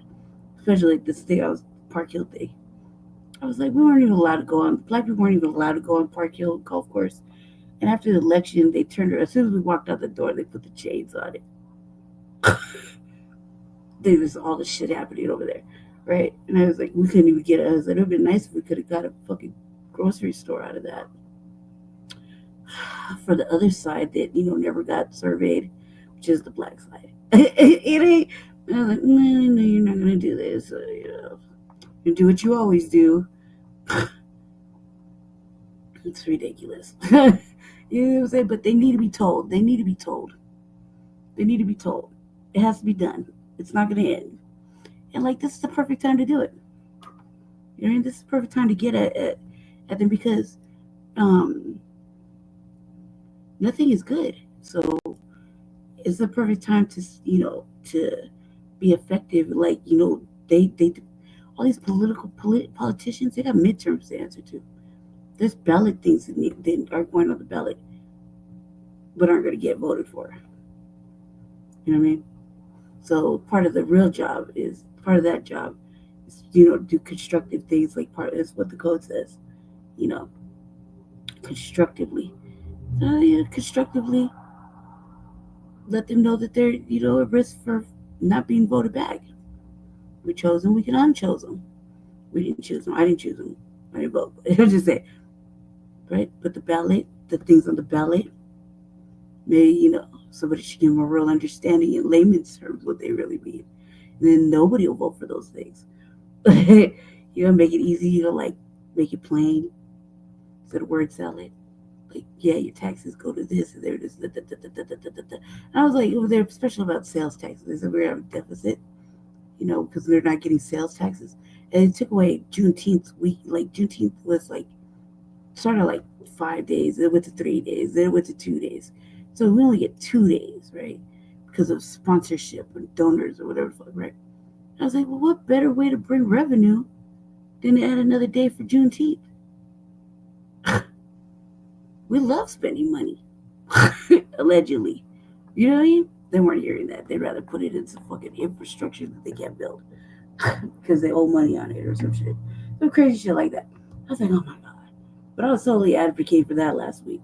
Like, I wrote off my speech. I was going to read it, and I got nervous and went on a little rant. Okay, I'll do better on that. But still, they know the villainy right there. The grant. Because that obviously upset the fucking city council lady. Because she, man, hit dog holler, you know what I mean? She clearly is be hollering back. And now that we've learned that that's not, the other councilman is Jesse's councilman. Well, that's even going to be fun because he's a tether. That's not fair to white people. Meanwhile, they get all the venture capitalist money. We don't. In America, you can help migrants, you can't help black folks. Why do you think Oprah built the school in Africa? Why do you think every time you turn around, you see a celebrity doing something? They do it in Africa. They do it other places where brown people live or black people live, but not black Americans. Why? Because they come after them when they help black Americans. That's why I try to support LeBron James' school, because at least he had the guts to do that in America. It ain't about his play on the Lakers. It ain't about if he flopped too much or something. I don't know. Which also help Africans and Caribbean immigrants with housing, more resources for them to sustain their living conditions. Make the Road New York, which assists Afro-Caribbeans and Afro-Latinos, protecting them from evictions. ACT Afro Communities Together, which assists African immigrants. There's a long... Nobody's paying attention to that, right? Right? Since we've been focused on the light-skinned ones, nobody's been paying attention to that except for, casual few. Obviously, Tim Black us, paying attention to that. Some of these businesses, some of these things just started up, right? And you see there, somebody wrote on there, did the little synopsis for the website, whatever, got a little business going. And it's black women, right? Having their little businesses, black men having their little businesses, right? Until you really dig deep. And not really that deep. It's just looking at names and shit, just really really, if you had to hear them talk, then you can hear the accent, right? But you're like, oh yeah, we're celebrating black women. We think they're FBA black women. And they're not. And they're not. Because FBA black women got to go through so fucking much to have anything. You did? But it's easier, and they're doing it under the guise of Afro-Latinos, which is like, I don't even know what to think. I don't know, this is going to sound very insensitive. I don't really give a fuck though. Check this out. If you're here illegally, doesn't matter. You're fucking here illegally. Right, so you're basically eating off of us. Still. So you could be from the Caribbean, you could be as melanated as fucking Jesse, anybody, black African or black Latino, the Latin black diaspora. Excuse me, that's what I call it, the Latin black diaspora. Right? Excuse me, my nose running. You believe as melanated as you want to be. Okay? You're eating off of us still. And then rude as fuck. I was telling my best friend, my South African best friend. I said that because, she's going out to South Africa and my best friend, right? 30 plus years, my best friend. And chopping it up and everything. And I'm like, look, man, I was up at the grocery store and I saw a sister working the front desk. Or for working the cashier register, right? I was pulling up, and I was like, hey, baby, they got you working the front? Looking all good and shit. That's what I said to her. Old girl said, I looked at her, you know what I mean? And she was real pretty, like a real pretty sister. So when I rolled up on her, I thought she was an FBA sister. That's why I addressed her. I was like, hey, baby, you looking good. What they got you up here for? They got you up for working, yeah? Like, I talked to her in English. And she's, I seen her name tag. I was like, hey, my nieces and nephew got, my niece got the same name as you from South Africa. She's like, no. I was like, okay. And she's like, I don't speak English. I said, okay. She said to me in Spanish. I was like, so I asked her where she was from. She said she was from Cuba. And I was like, okay. But the way she said it was so rude. Like, she was so rude about it. Like, you know what I mean? Like, don't ask me shit else. You dig? And I was like, ooh. Like, and I said it just like that. I was like, okay. Ooh. And I was like, I'm just going to run my shit. Right? I said that in English on purpose. I'm going to run my shit. All right. Thank you and peace out. Like, yeah. So there's English, but she was rude as fuck. And I see to myself, there's no reason to be that motherfucker pretty and be that motherfucker rude. And she was like the only like, melanated, like, melanated, Latin, black Latino, black Latin, black Latino, black Latin diasporan, you know what I mean? Cuban. You know what I mean? Not a big deal. It is a big deal though. You see what I'm saying? It is a big deal. Because it's like you come here, it doesn't matter. I'm not just speaking on her particularly. Speaking on everybody can get to open up a business and did all that shit during the fast track shit. And they were, dark skinned or melanated. They ate off of us. Still. You really look at it, you can see the motherfuckers are tethered or like, nah, you know what I mean? And nobody's really saying anything. Because, it's like whatever, like, I noticed that, this is also going to sound weird. I noticed that, like, I've been maneuvering around, my neighborhood. I noticed that when we had an influx of immigrants, okay? Lots of immigrants. And the black ones, they looked a certain way when they came. They didn't match our style. They didn't match our stilo. They didn't match our swag. They didn't dress like us, meaning foundational Black Americans. You know what I mean? They didn't talk like us. They weren't like us. They weren't nothing like us. We could tell, like, immediately by the way they walked, and then eventually interaction, right? Okay. Now, cruising the neighborhood.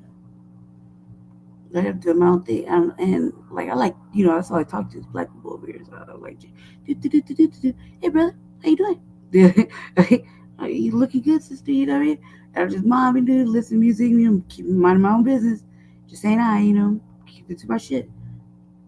Then now I could tell that they've made a dramatic change where they're starting to dress like us, emulate us.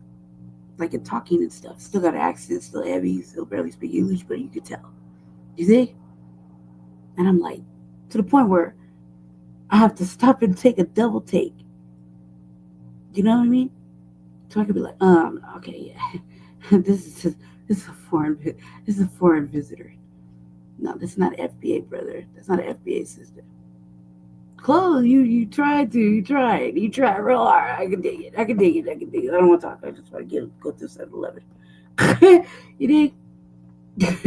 Because I just don't want to. I was like, I don't fucking want to. I don't want to. I got no fucking problems right now. And I'm rude too. I know how to be rude too. You know what I mean?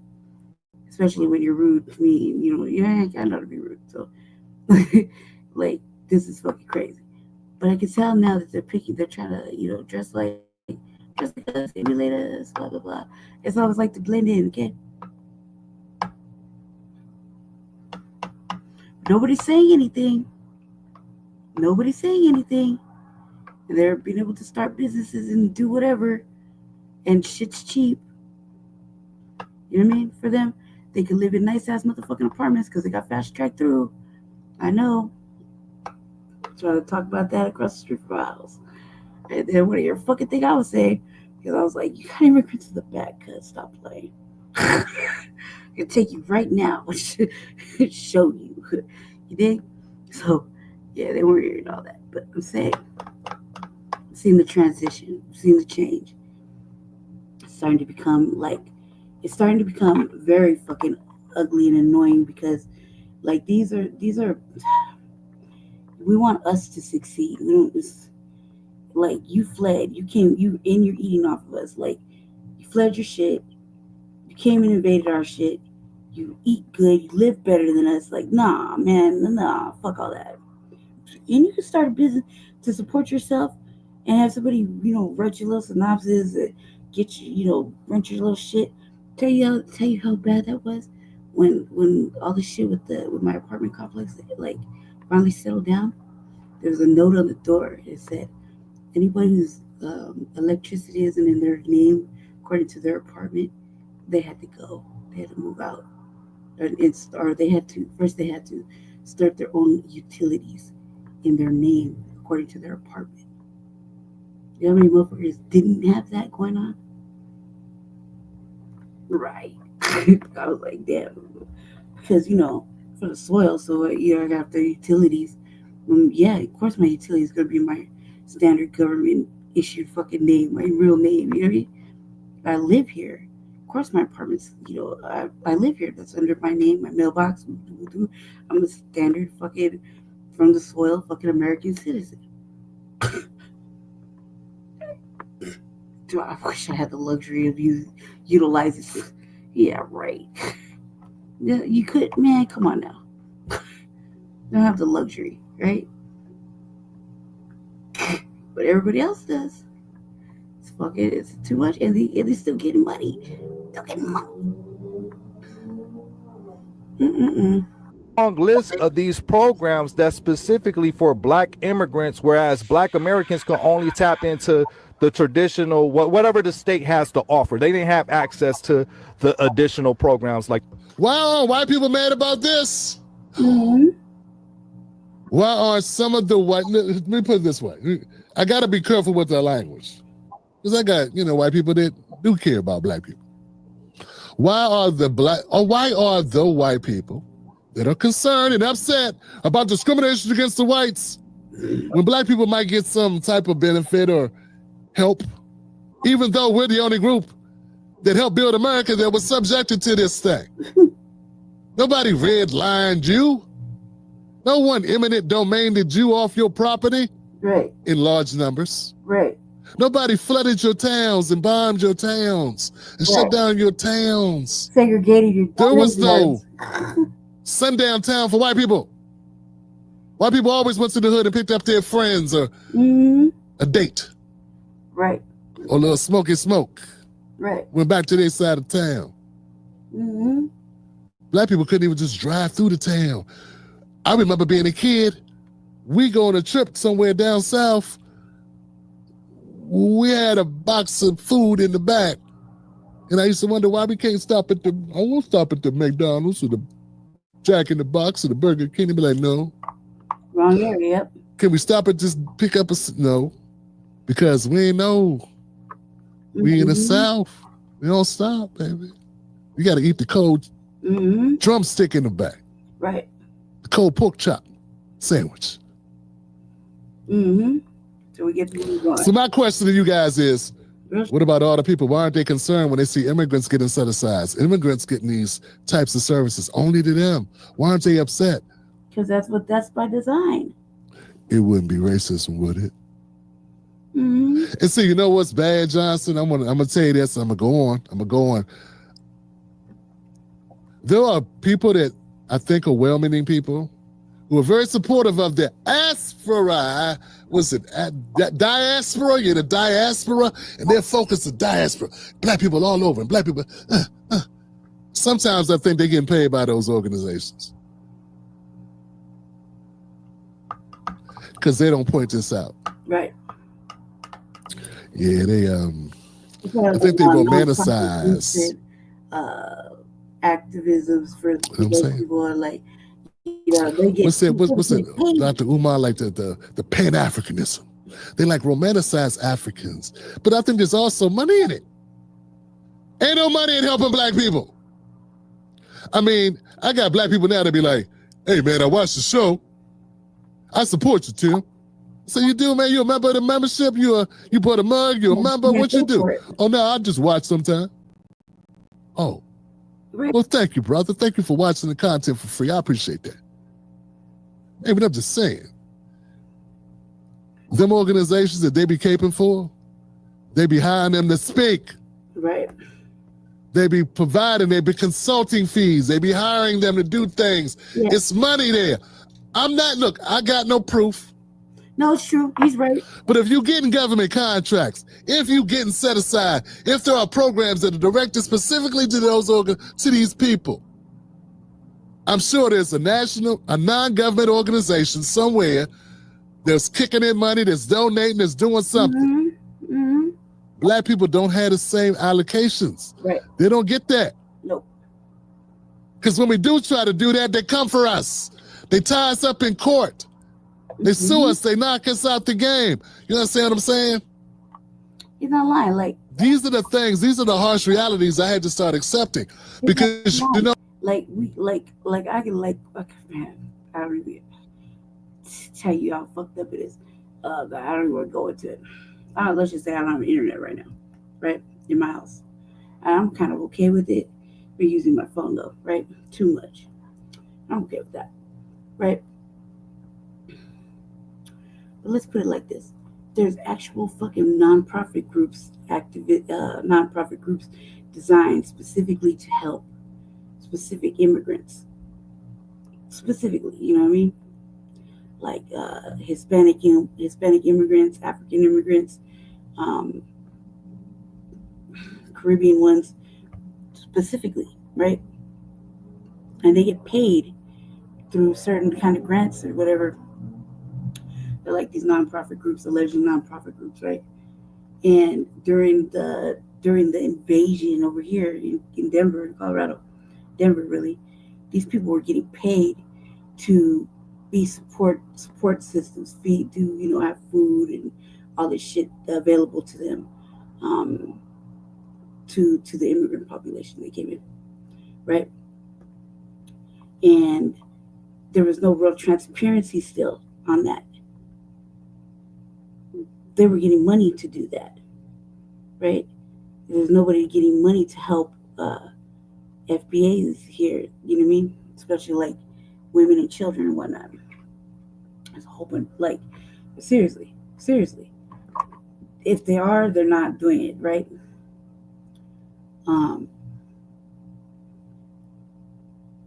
It's a real situation. So yeah, that's really happening.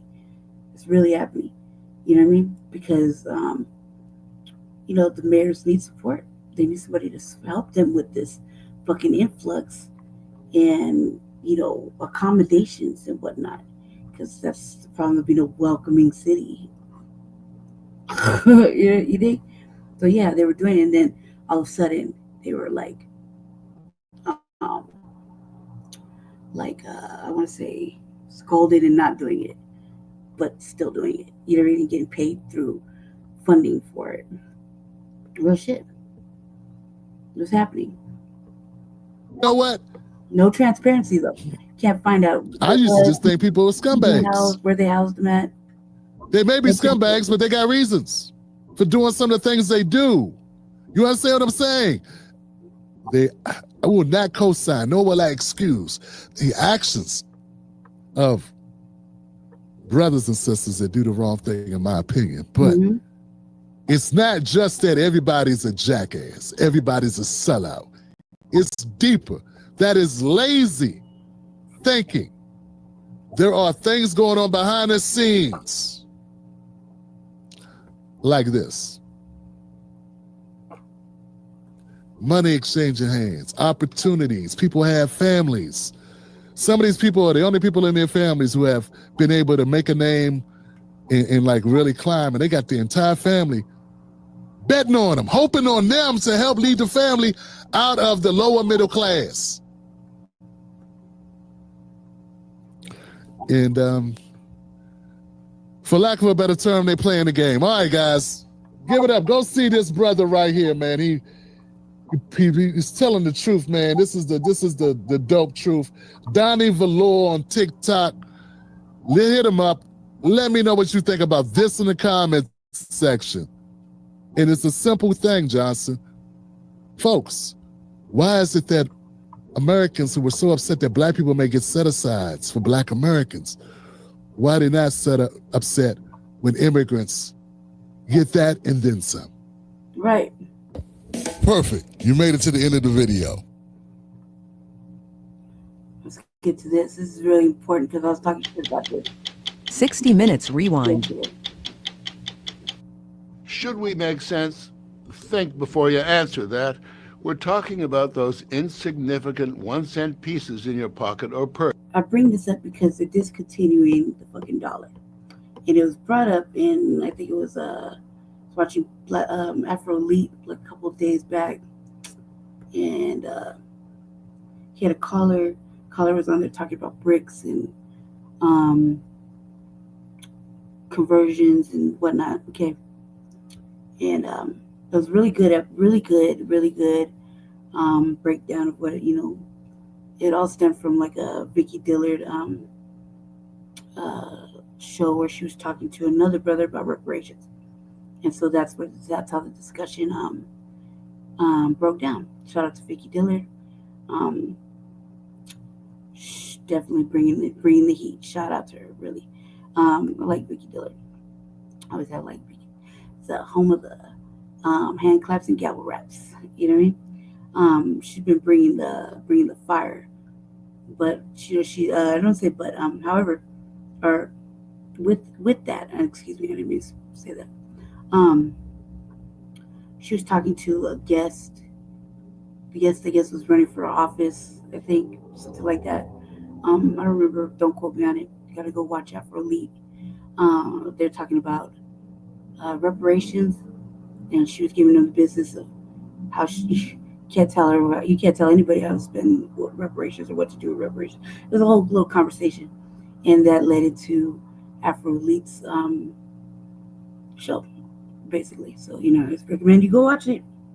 It's good learning. And a caller had called in talking about bricks and whatnot, and about the dollar, and everybody keeps saying the dollar, right? Yeah, the dollar is jeopardy. And I'd have to probably wonder if I agree. Like, I think about agreeing with it because I saw an article here in our city, on the internet, and the article was saying that they were discontinuing the penny, right? And I was like, I got really upset. I was like, can't do that. They shouldn't do that. You know how many pennies makes a dollar? Like 100, right? I was like, and it's like copper plated now, I guess, or whatever. But I was like, fucking nefarious ass activity. Like, what else? Well, like, why? They're gonna discontinue it, right? Discontinuing the penny. Without a penny, you can't make a dollar. Let's think about it. I mean, yeah, you got other change. Like, whatever, everything's all digital. But come on now, you really don't think that. Think about it. Once the penny goes, then what? Then the dollar goes. Just think about it. Once the penny goes, then you fall back on what? Nickels, dimes, and quarters. We're mint here in the city. Just think about it. I was like, what you gonna do with the nickels? You discontinue them, then you break them down. You want the copper. What you gonna do with the copper? Which is like, for us, copper is key to grounding. Us. Lots of motherfuckers have pennies everywhere. Just think about it. I used to have a friend that he used to take them and make rings out of them, and all kinds of interesting little things, out of the penny. It's because it's copper. Okay, copper grounds.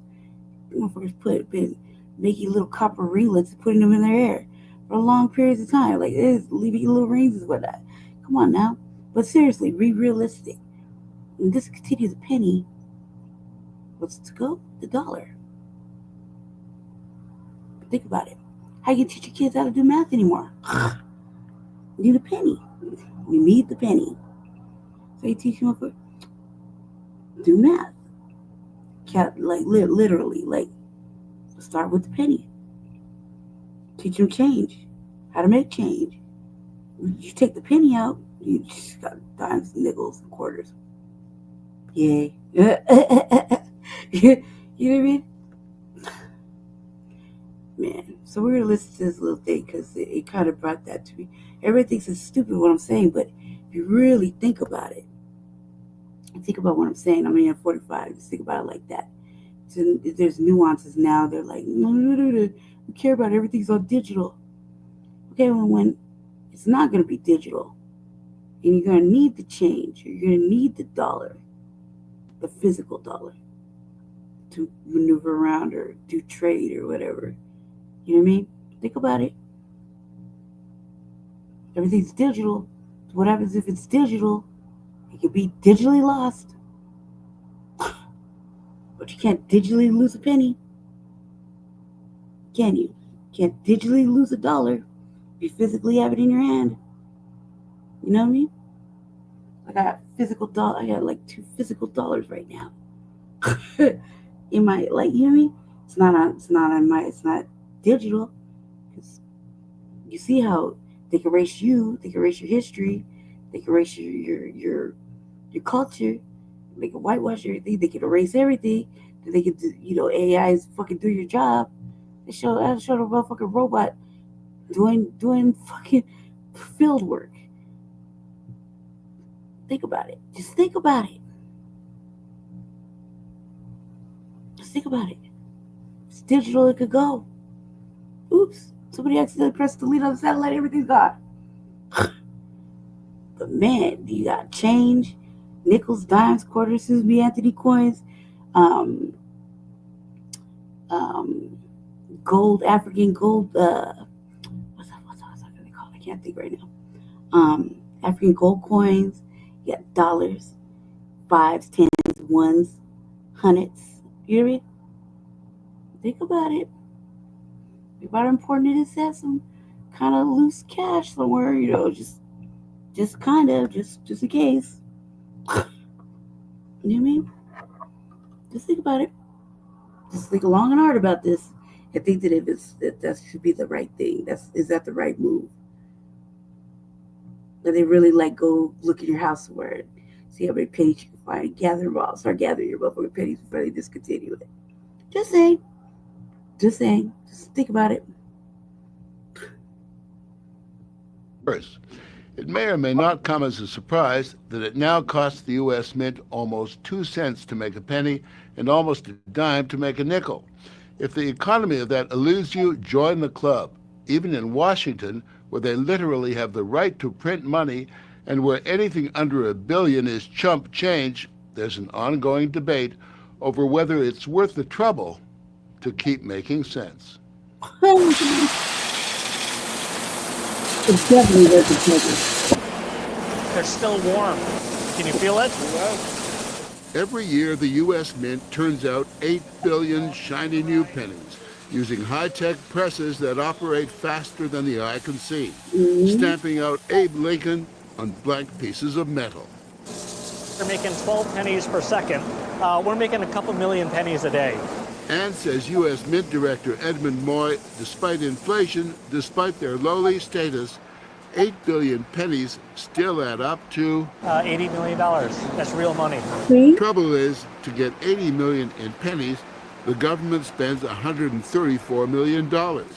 And to produce 1.3 billion nickels, as the Mint did last year, costs $124 million, even though the coins are worth only about half that much. It's weird economics when it really comes down to it, isn't it? That's their fault. Well, from our perspective at the United States Mint, it's unsustainable. You can't sustain losses on pennies and nickels and expect to be a viable organization that benefits the American people. How did we get this fix? Coins are made out of metal, and worldwide demand for copper, nickel, and zinc have dramatically increased over the last 3 years. That's what's primarily driving up the cost of making the penny and nickel. Nickels are made mainly of copper, pennies are 98% zinc. On the frenzied commodity exchange, the price of copper's tripled in the last 5 years. Zinc has doubled. Both are in heavy demand, used in everything from electrical wiring to suntan lotion. So both coins are worth less than the metals they contain. But if you're thinking of putting in a backyard smelter and melting down your spare change to make a profit, forget it. The Treasury Department has declared that illegal. Was there a genuine fear that people were going to melt their pennies and sell them by the pound? Well, other countries who've been in the same situation have ended up having shortages because people melt them. My colleagues in India, at the Indian Mint, have noted that once the rupee became more valuable, melted down as razor blades, they disappeared overnight, and there was a shortage of rupees that India is still recovering from. In the 5 o'clock shadow of the rupee's close shave, Washington is considering ways to reduce the cost of making pennies and nickels. Among them, giving the mint authority to use cheaper metals like steel. And though efforts in Congress to retire the penny altogether have failed in past years, its detractors say the time has come. Inflation has rendered the penny nearly valueless, right? If you can't buy anything with a penny, if it takes at least a nickel or a dime to buy anything, then that individual unit just doesn't serve much good. Stephen Dubner is the co-author of that bestseller, Freakonomics, a zany look at money and American culture. He puts the penny in the same category as your pesky appendix and other useless relics. It's like having a 1/5 finger on your hand. You have to trim the nail, I gotta do this and that, I gotta buy 5.5 fingered gloves, but wouldn't it be easier just to have the 5? And that really is what the penny is about. It's just not useful. Right. Dubner concedes the country suffers from penny-citis, a love affair with the penny that's hard to shake.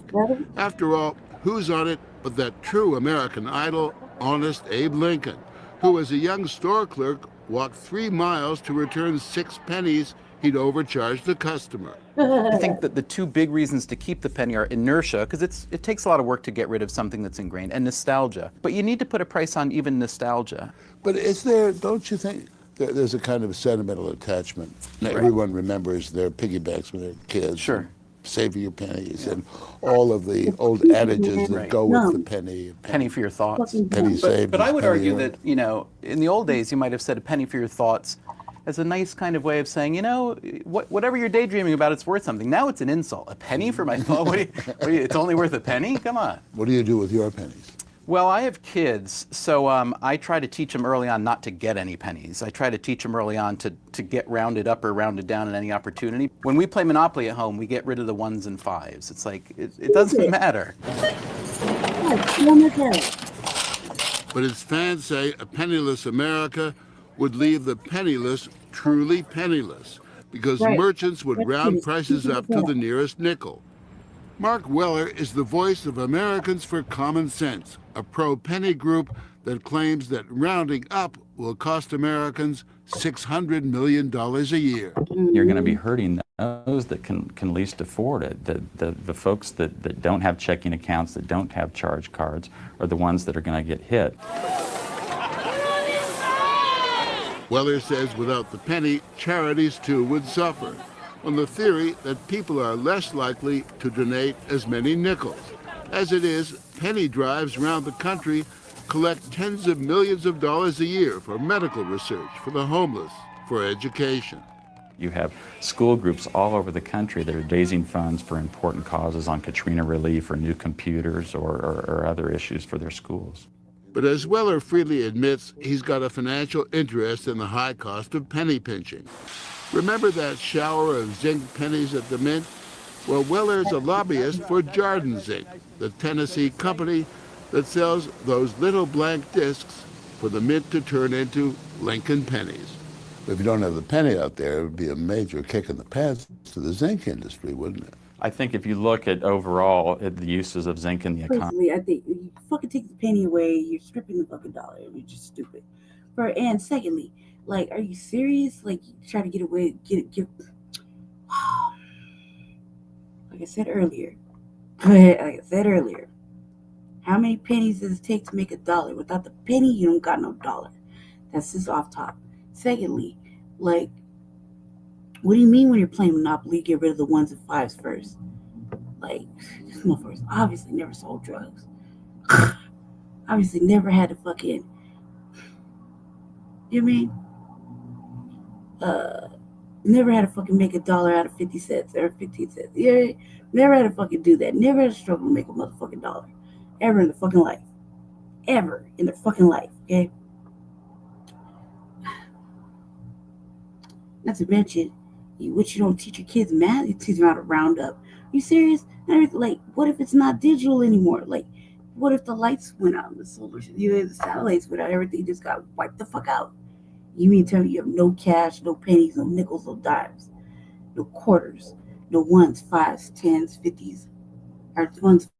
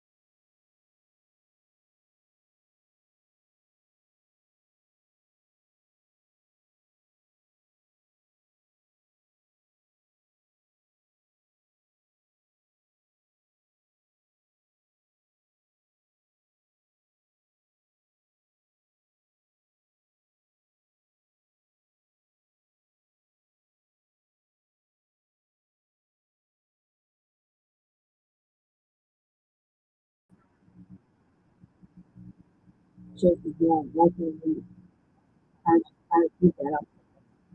I'm also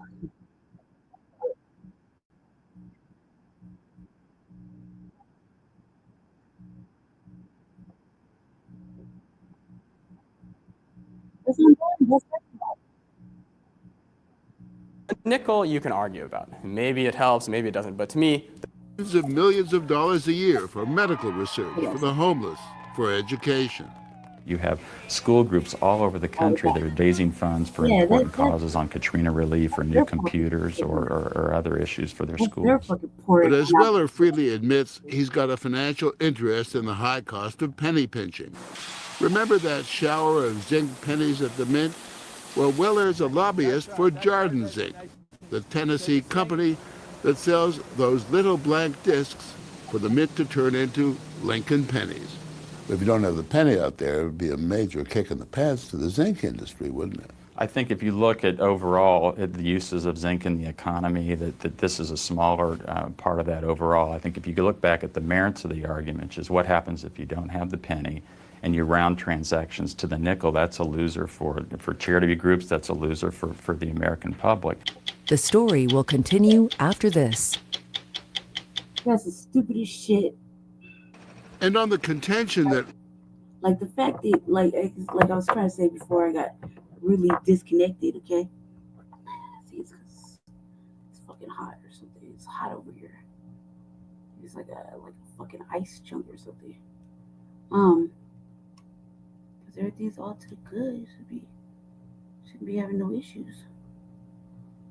Okay, well, whatever. Let's put it right here for a second. We won't reach that far. Jesus Christ. Jesus, help me, please, Lord. This is all his fault, okay? How many fucking pennies does it take to make $1? That's one. Two, everybody's so fucking secure in this digital shit that they don't think it could ever just go 030 black and motherfucker just get wiped out. You go to 7-Eleven right now or fucking in a liquor store, and motherfucker probably got to skim around the fucking check out of the ATM. That's what happened, right? Jesse told me that yesterday. Couldn't go to use the ATM. Motherfucker had to skim around. He'll wipe your shit right there. Motherfucker, you got shit on auto pay, they can wipe your shit too. You dig? So, like, everybody's so secure, you're just so comfortable. Like, for real, you just don't have no loose change, like pennies, nickels, dimes, quarters, fucking ones, tens, ones, fives, tens, 20s, 50s, and 100s. Just, like just one or two of everything, just a general principle, just in case.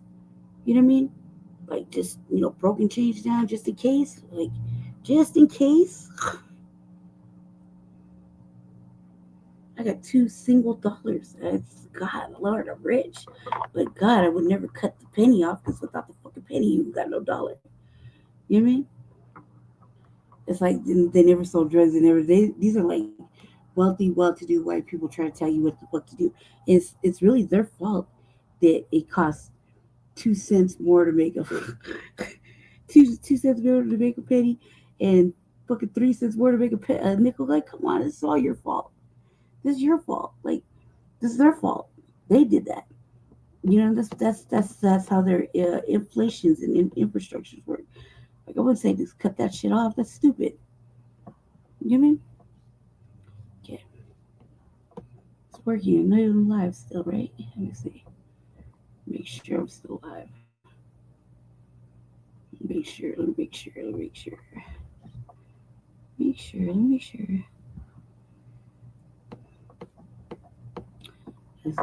This fucking thing be acting stupid. Yep. Still good. Make sure. Okay. Everything good? Yeah. Where my cue at? Yep. Okay, cool. Alright, so back to what I was saying. It's dumb. Like, I wouldn't get comfortable, especially right now with all this shit happening. Rounding to the nickel would force prices up. Mint Director Moy says Weller may have a point. We've taken a look at the studies of countries who have gotten rid of their lowest denomination coin. There's always at least a one-time inflationary hit upwards. Prices have a habit of doing that, don't they? People are generally in the business of trying to make money. But the business of making money literally isn't all bad. The cost of producing most currency is far below its face value. Paper money, for example, 1s, 5s, 10s on up, cost 6 cents each to print. Only the penny and nickel are big-time losers. The nickel you can argue about. Maybe it helps, maybe it doesn't, but to me, the penny is just obvious. Now for the nerd's eye view. Jeff Gore is a young scientist at MIT who says keeping the penny is costing all of us in more ways than one. At work, he does research in biophysics, but away from the lab, he's a fearless crusader against the penny, arguing that if time is money, the cent is senseless. I read somewhere that 2 or 2.5 seconds are wasted per cash transaction as a result of the use of pennies. And I started thinking, well, that doesn't sound like very much, but maybe it starts adding up if you do the calculation. Take me through it. He's devised an Einsteinian equation of productivity to determine how much time America wastes dealing with pennies, counting them out in stores, giving them back in change, fishing them out of the couch, and putting them in penny jars. You come out to a wasted time of 2.4 hours per year per person, which actually is quite a lot. So we're each wasting over 2 hours every year just because of pennies. Oh my God, like, what could I have possibly done with my 2 hours every year? Are you fucking kidding me? Like, this motherfucker just doesn't like pennies because he probably got hit in the eye with fucking pennies. Probably has like a brother or somebody with a fucking slingshot, like, bow, bitch. Probably just got terrorized. Like, I mean, fuck, they're kind of fun to hit it. They hit it hard. You know what I mean? Motherfucker throwing pennies on the freeway, over some road rage shit. Like, bitch. It cracks windshields. I mean, it's kind of fun. They're like good little weapons here and there when you're just got bored of it. You're like, with the slingshot, kind of fun. You mean, like, shit. It's kind of fun when you have to pay for something in pennies too. You're gonna go do it, and you could have just hit the machine, but you're gonna be an asshole anyway. That's kind of fun and amusing for those who are amused by that sort of thing. I'm one of those people. You think?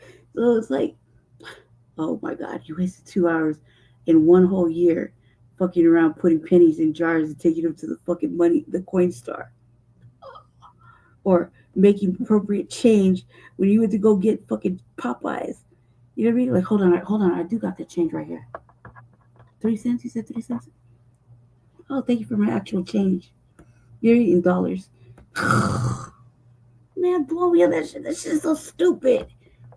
Oh my God, I hope he doesn't have no kids, because, like, motherfucker with children is like, okay, look, we're going to learn how to do fucking math. You know what I mean?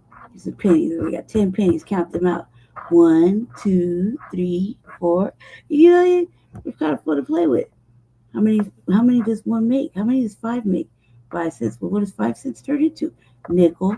Are you serious? Man, the joys of the penny, right? Oh my God. Just like, oh, I know I have at least $1 and you find fucking 10 cents, like at least $15 and change in your house somewhere, buried in other fucking random shit. Fell out of the pockets in the fucking couch. You dig? They're in the fucking jacket pockets. You know, you got all this loose change. Bottom of a purse. Back of the bottom on the floor of a car. Fucking pennies here, pennies there, ashtray. You mean, well, yeah, I got change. Yeah, change is kind of fun to have. I'll tell you about change, right? I just have a whole bunch of change in this little bag that I ride around with, right? And that guy right there is snoring. He likes to get me for my motherfucking change, okay? He gets me for my quarters, dimes, and nickels. Does he fuck with the pennies? No, but that's cool because every penny adds up. Right? Every fucking penny adds up. How many pennies does it take to make a motherfucking $1?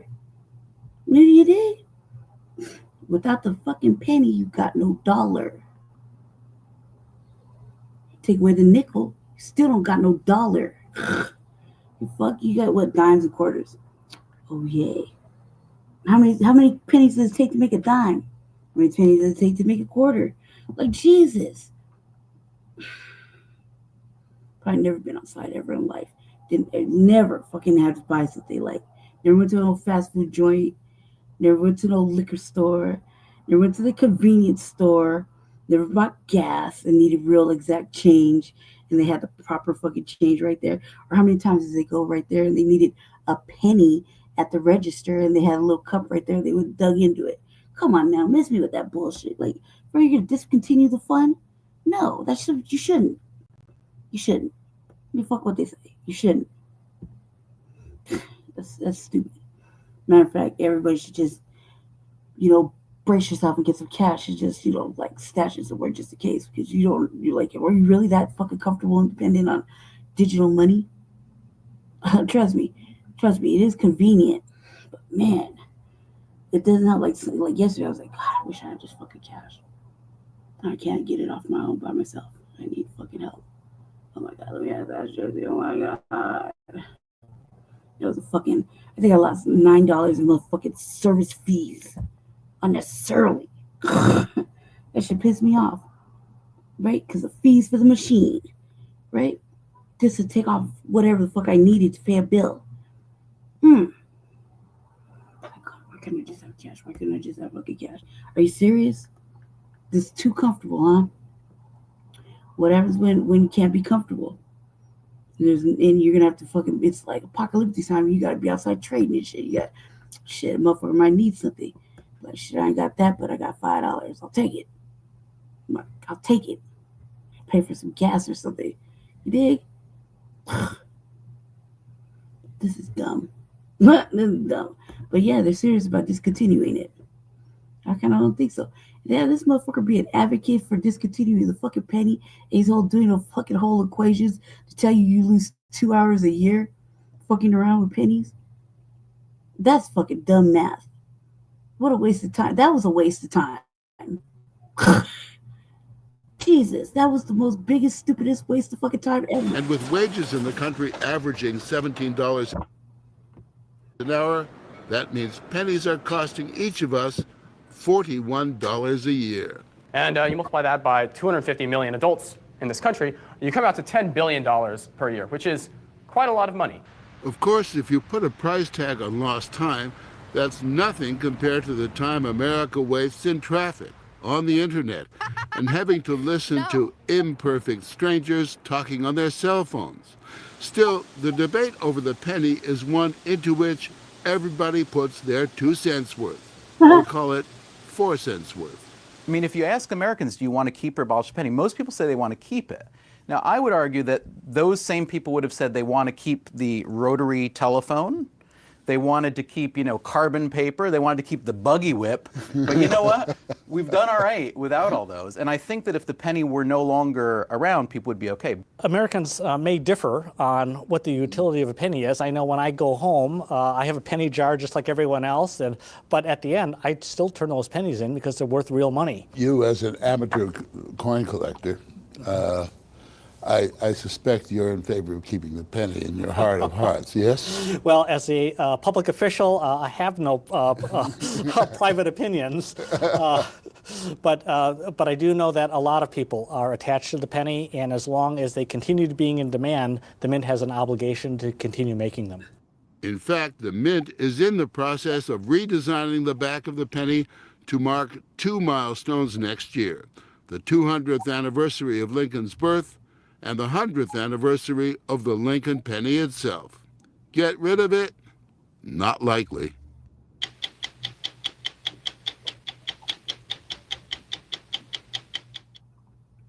What if I told you that everything you're taught about America... I was like, please, though.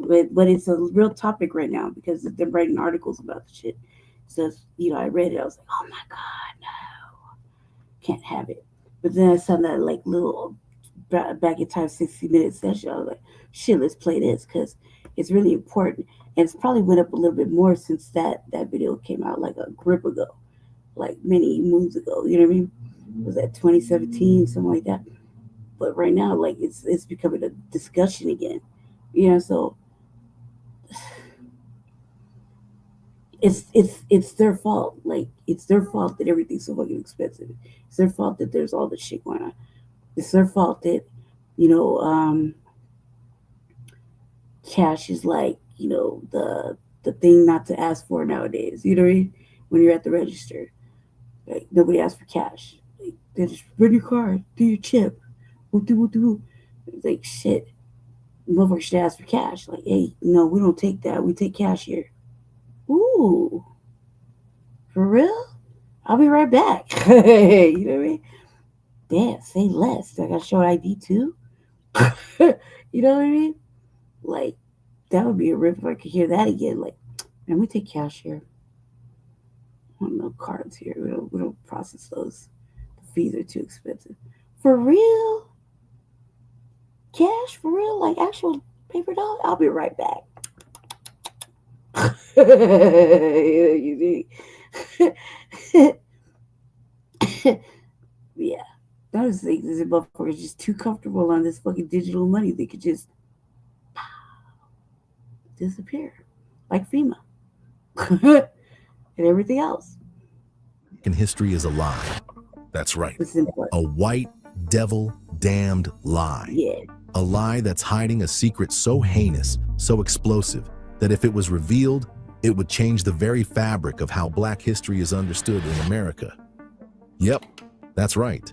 Everything we're taught in school, from the Civil War to the Civil Rights Movement, has been rewritten in front of our very eyes. And what if I told you this erasure of Black history is still happening? Today, on Black Stories Untold, we're uncovering it all. When the Confederacy lost the Civil War in 1865, they lost everything. Southern wealth plummeted by 60%, and nearly 300,000 of their sons, fathers, and brothers were 6 feet underground. Their entire economic system, built on the backs of enslaved people, was destroyed. Their cities were burned, their economy shattered, their entire way of life gone. But while most of the South was trying to rebuild, one man was busy rewriting.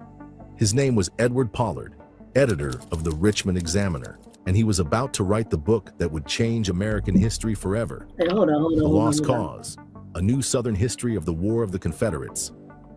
This book essentially became the propaganda's blueprint. You see, devil damned lie. A lie that's hiding devil damned lie. A lie that's hiding a secret so straight this back. It just starts off with a devil damn lie. All right. Everything you're taught about American history is a lie. That's right. A white devil damned lie. A lie that's hiding a secret so heinous, so explosive, that if it was revealed, it would change the very fabric of how Black history is understood in America. Yep, that's right. Everything we're taught in school, from the Civil War to the Civil Rights Movement, has been rewritten in front of our very eyes. And what if I told you this erasure of Black history is still happening? Today, on Black Stories Untold, we're uncovering it all. When the Confederacy lost the Civil War in 1865, they lost everything. Southern wealth plummeted by 60%, and nearly 300,000 of their sons, fathers, and brothers were 6 feet underground. Their entire economic system, built on the backs of enslaved people, was destroyed. Their cities were burned, their economy shattered, their entire way of life gone. But while most of the South was trying to rebuild, one man was busy rewriting. His name was Edward Pollard, editor of the Richmond Examiner, and he was about to write the book that would change American history forever. The Lost Cause, a new Southern history of the War of the Confederates. This book essentially became the propaganda's blueprint. You see, Pollard understood something crucial. They say history is written by the winners. But Pollard knew that if you control how history is written, you control the narrative. And in those pages, he laid out exactly how to do it. The plan was brilliant in its simplicity. First, rewrite the cause of the war. While Confederate Vice President Alexander Stephens had proudly declared in 1861 that their new government was founded on the great truth that the Negro is not equal to the white man, Pollard and his supporters pushed a different story. According to them, the South fought for states' rights. They were noble defenders of their homeland against Northern aggression. And enslavement? Well, apparently, that was actually good. But Pollard didn't stop there. He and his fellow Lost Cause writers turned Confederate generals into saints. And none more so than Robert E. Lee, the most successful military commander of the Confederate Army. Lee became more than just a general. They transformed him into a Christ-like figure, the ultimate Christian soldier who they claimed only reluctantly took up arms to defend his state of Virginia.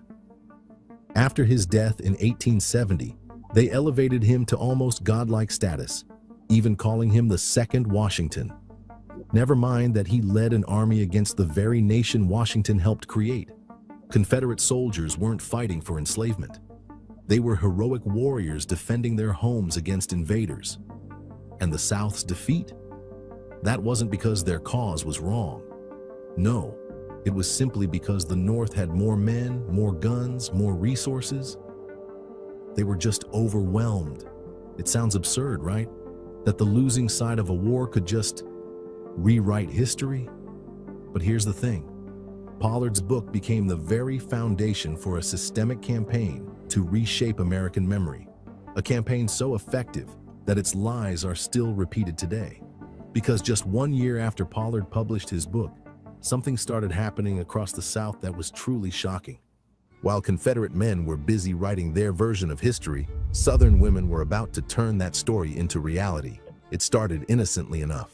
In the aftermath of war, women across the South formed memorial associations to collect the bodies of Confederate soldiers and give them proper burials. But these weren't just grieving mothers and widows. They were seeds of something much more powerful. In 1869, Confederate veterans, including Braxton Bragg and Jubal Early, formed the Southern Historical Society, and their mission was to defend every aspect of the Confederate cause through published papers and speeches. But it was what happened next that would change American history forever.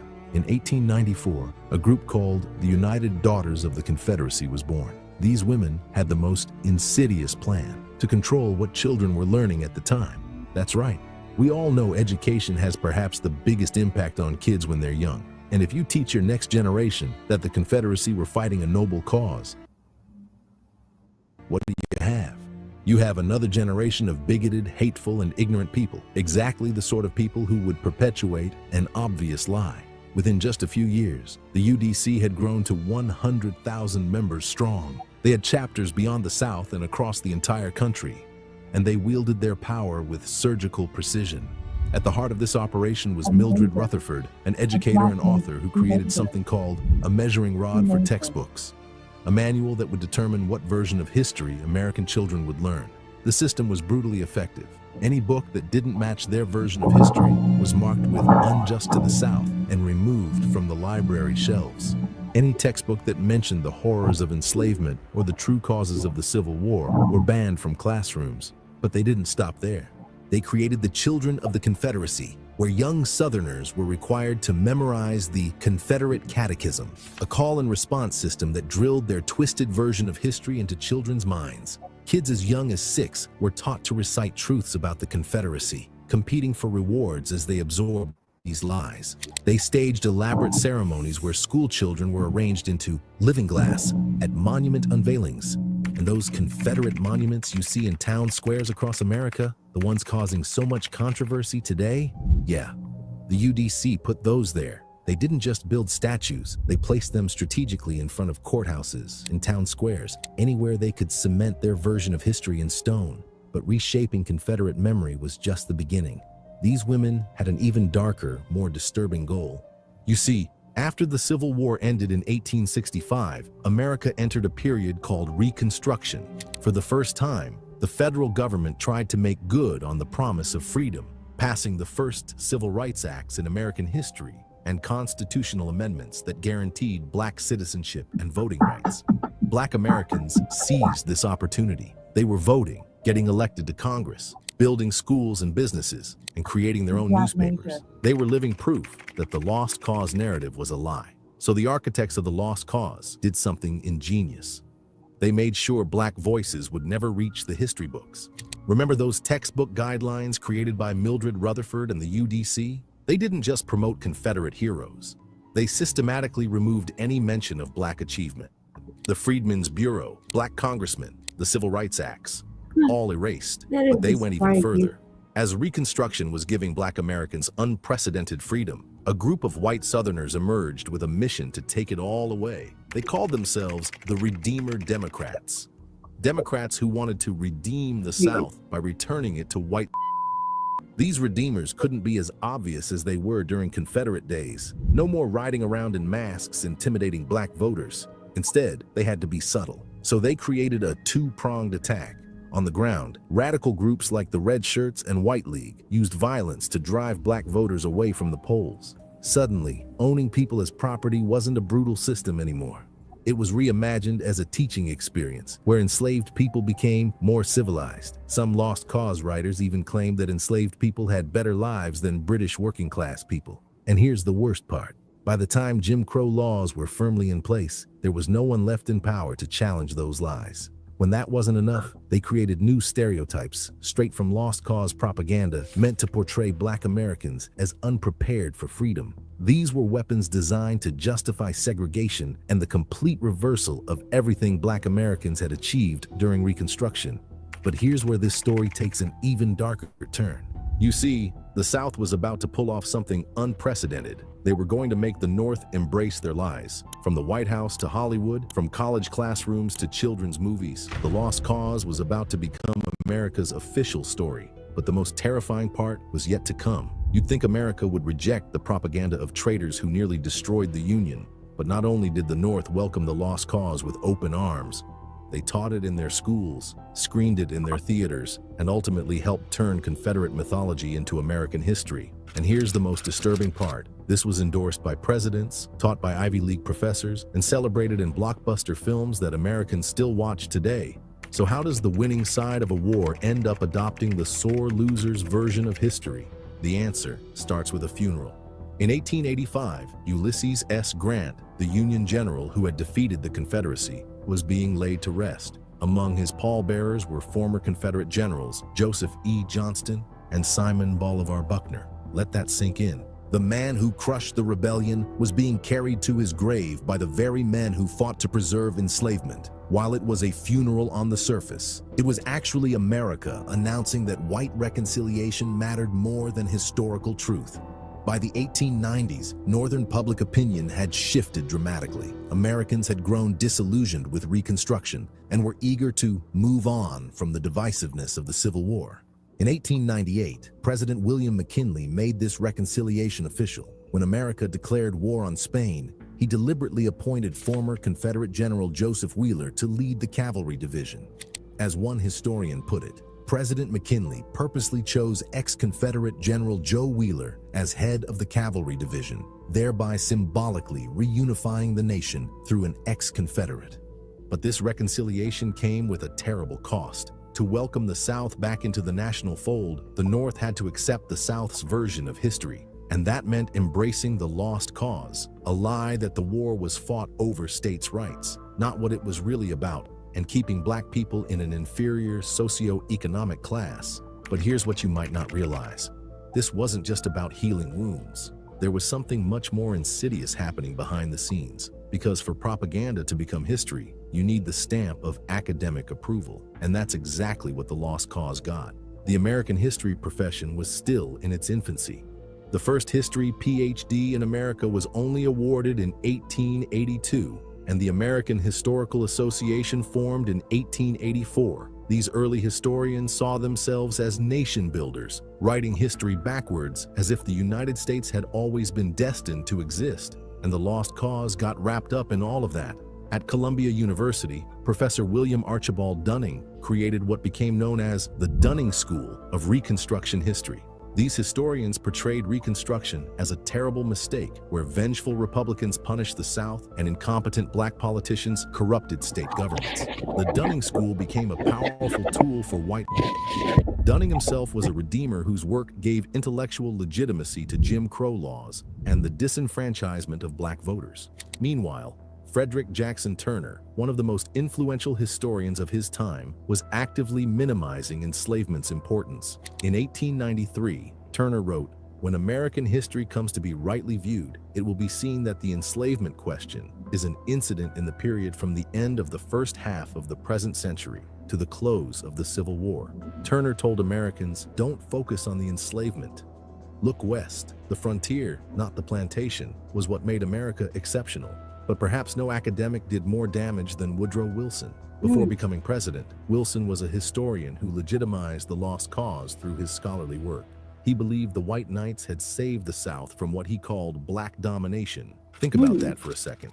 A future president of the United States writing that an evil organization saved America. When Wilson won the presidency in 1913, he brought these views into the White House, resegregating the federal government and purging black employees from positions they had held for decades. But Wilson's most damaging contribution to the lost cause was yet to come, and it would change American culture forever. In 1915, a friend of President Wilson, named Thomas Dixon, wrote a novel which was adapted into a film by D.W. Griffith, The Birth of a Nation. It was America's first true blockbuster, a technical marvel that revolutionized filmmaking.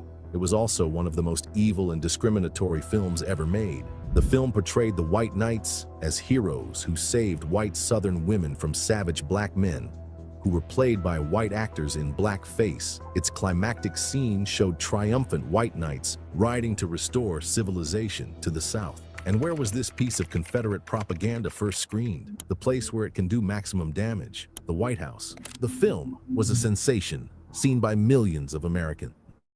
And as a direct result, the White Knights, which had been largely inactive since the 1870s, experienced a massive revival.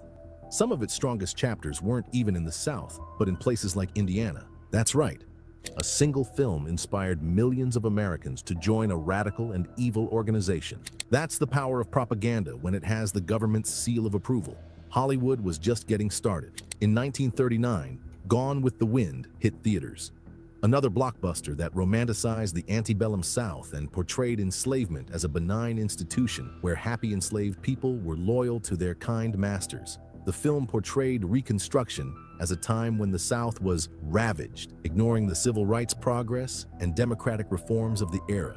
Then, in 1946, Disney released Song of the South, a song that describes the wonderful relationship between master and enslaved. Even in the Western genre, perhaps America's most iconic film tradition served to minimize enslavement by focusing on the frontier instead of the plantation, exactly as Frederick Jackson Turner had advocated. In The Searchers, widely considered one of the greatest westerns ever made, John Wayne's character proudly declares, "A man's only good for one oath at a time. I took mine to the Confederate States of America." Just like that, Confederate soldiers weren't traitors. They were honorable men who simply had competing loyalties. These films are still being watched and celebrated today. And that leads to an uncomfortable question. What other propaganda might we still be consuming without realizing it? Because by the early 20th century, the lost cause needed to evolve to continue spreading. As Confederate soldiers aged and died, their children formed offshoots like the Sons of Confederate Veterans and the United Daughters of the Confederacy. In 1893, the Confederate Veteran magazine began publication, eventually reaching hundreds of thousands of readers until it ceased publication in 1932. This magazine became the official mouthpiece of the Lost Cause movement. What emerged from these efforts was a sanitized version of the Lost Cause that emphasized heritage rather than hatred. According to this new narrative, Confederate symbols were simply part of Southern identity, a way to honor ancestors who fought for what they believed in. This transformation was remarkably effective. What started with Mississippi's state flag in 1894, a clear symbol of Jim Crow, eventually became just part of Southern culture. By the 1970s, you had the Dukes of Hazzard on primetime television, with a car named General Lee sporting the Confederate flag while playing Dixie on its horn. And millions of Americans didn't bat an eye, because by then it had been successfully rebranded as Heritage Not Hate. This watered-down mythology allowed Confederate symbols to spread far beyond the South. By the mid-20th century, the Confederate flag appeared everywhere from college dorm rooms to rock concerts. And by the 1930s, the Lost Cause became officially American history.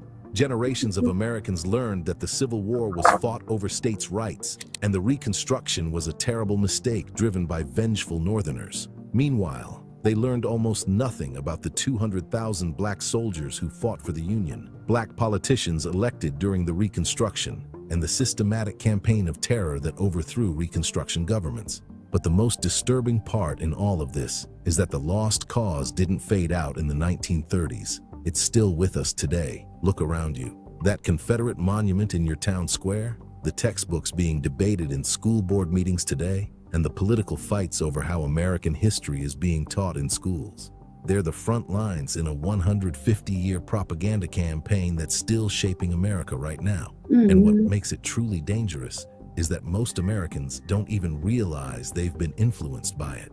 In 2015, a high school student in Texas noticed something strange in her textbook. The section on enslavement described enslaved Africans as workers who came to America seeking jobs. There was no mention of kidnapping, chains, or human ownership. When she posted a photo of the textbook page online, it went viral. The publisher, McGraw-Hill, one of the largest educational publishers in the world, eventually apologized and promised to fix the language in future editions.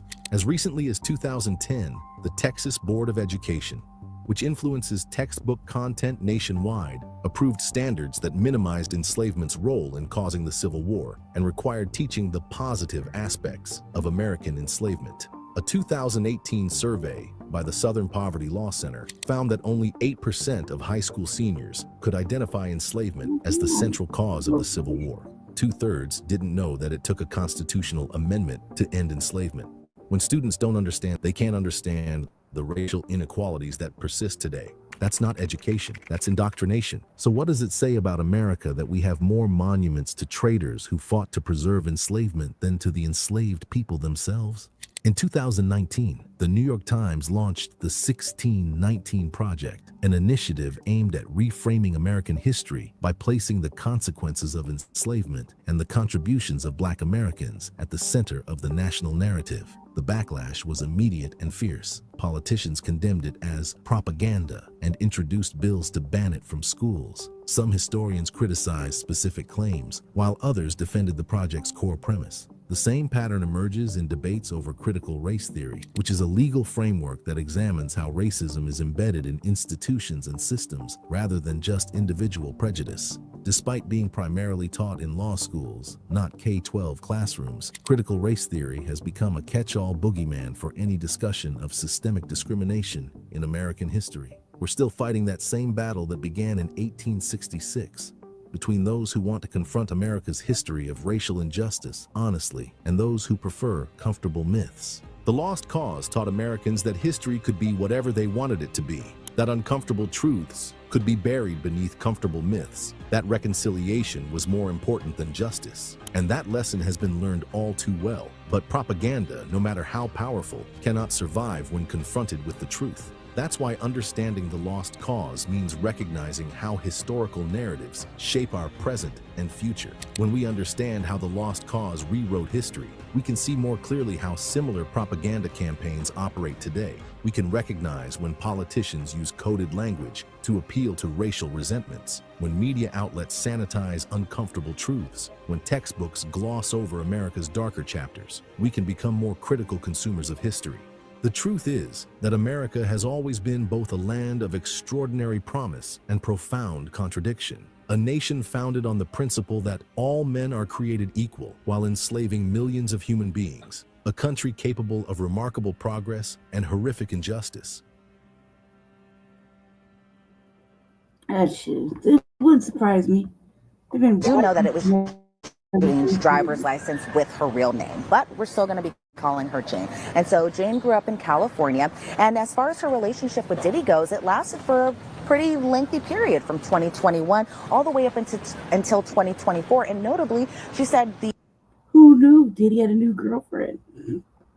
The relationship ended when Diddy got arrested, and so I thought that was kind of an interesting point. I didn't realize the relationship had lasted that long. And so said that the two first met like for real on a girls trip to Miami, because actually her friend at the time, or the friend that she still has, was dating him around this time period. But she says she's met him before at a Father's Day celebration, kind of in passing. And so she explained even in 2020 that she was drawn to him instantly. She said very nice things about him, that he was really sweet. They went on a yacht, they had drinks, they were flirty together. Also interesting is that Diddy had notably given her a lot of money at times, and so money to either pay for her rent, money to fly out to go see him, just a lot of money that was that she was getting from Sean Combs. Jane had explained that Diddy was larger than life, he was super charming, he was immediately immersed in conversations with her, and that their first date lasted a long period of time. It lasted 5 days. She said on that first date she had told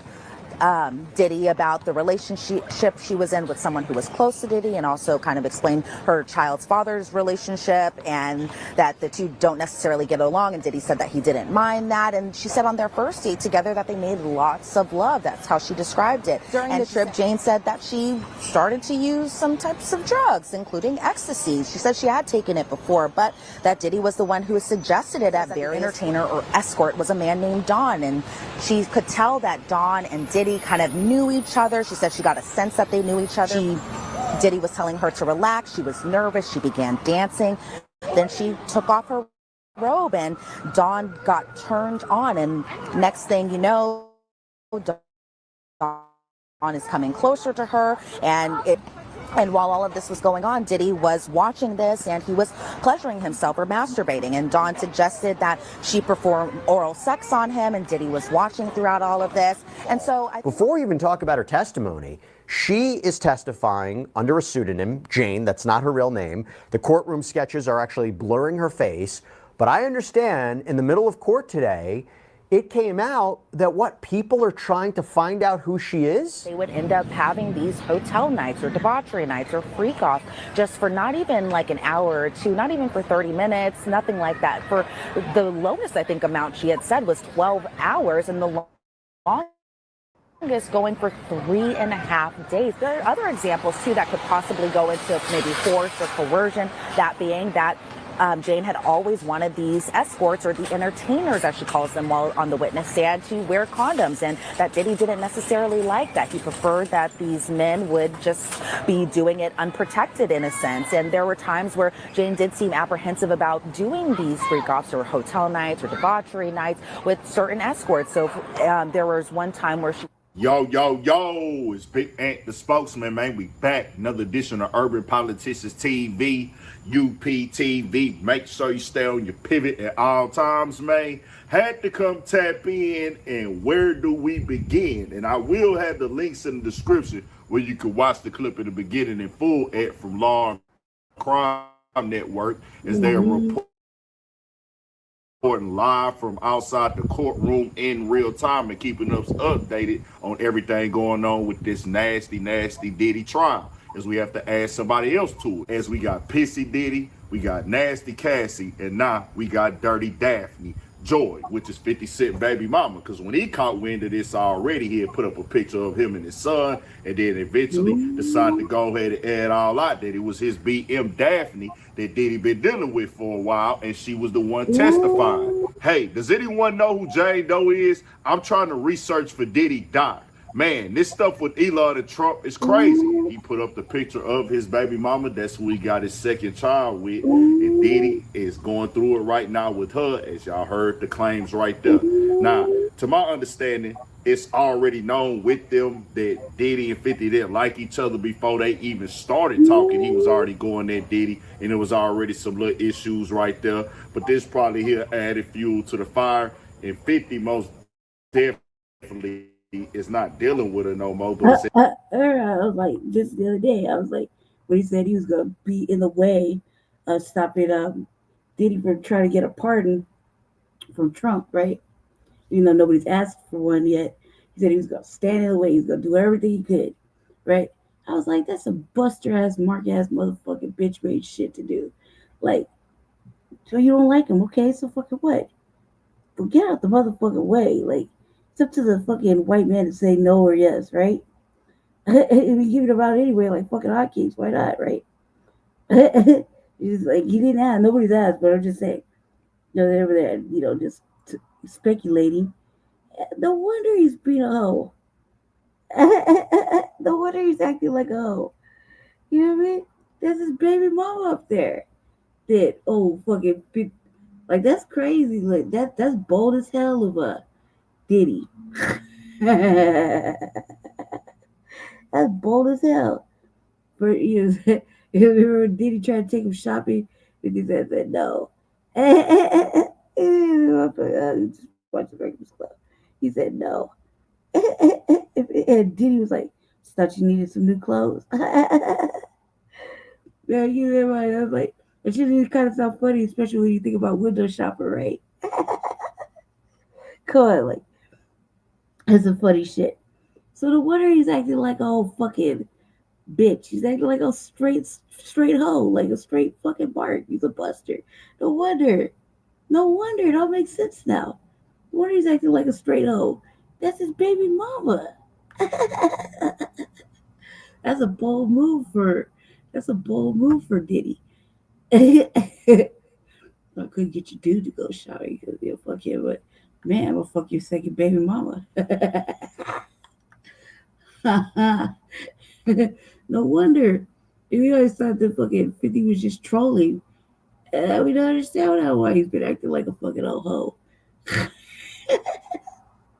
Now it makes all the sense in the world. That makes everything. That's bold as hell of Diddy. Not bold as hell. Diddy a real villain for that. At the end of the day, 50 still got a kid tied to her. So it's like, man, yeah, now you go on that Diddy, but Diddy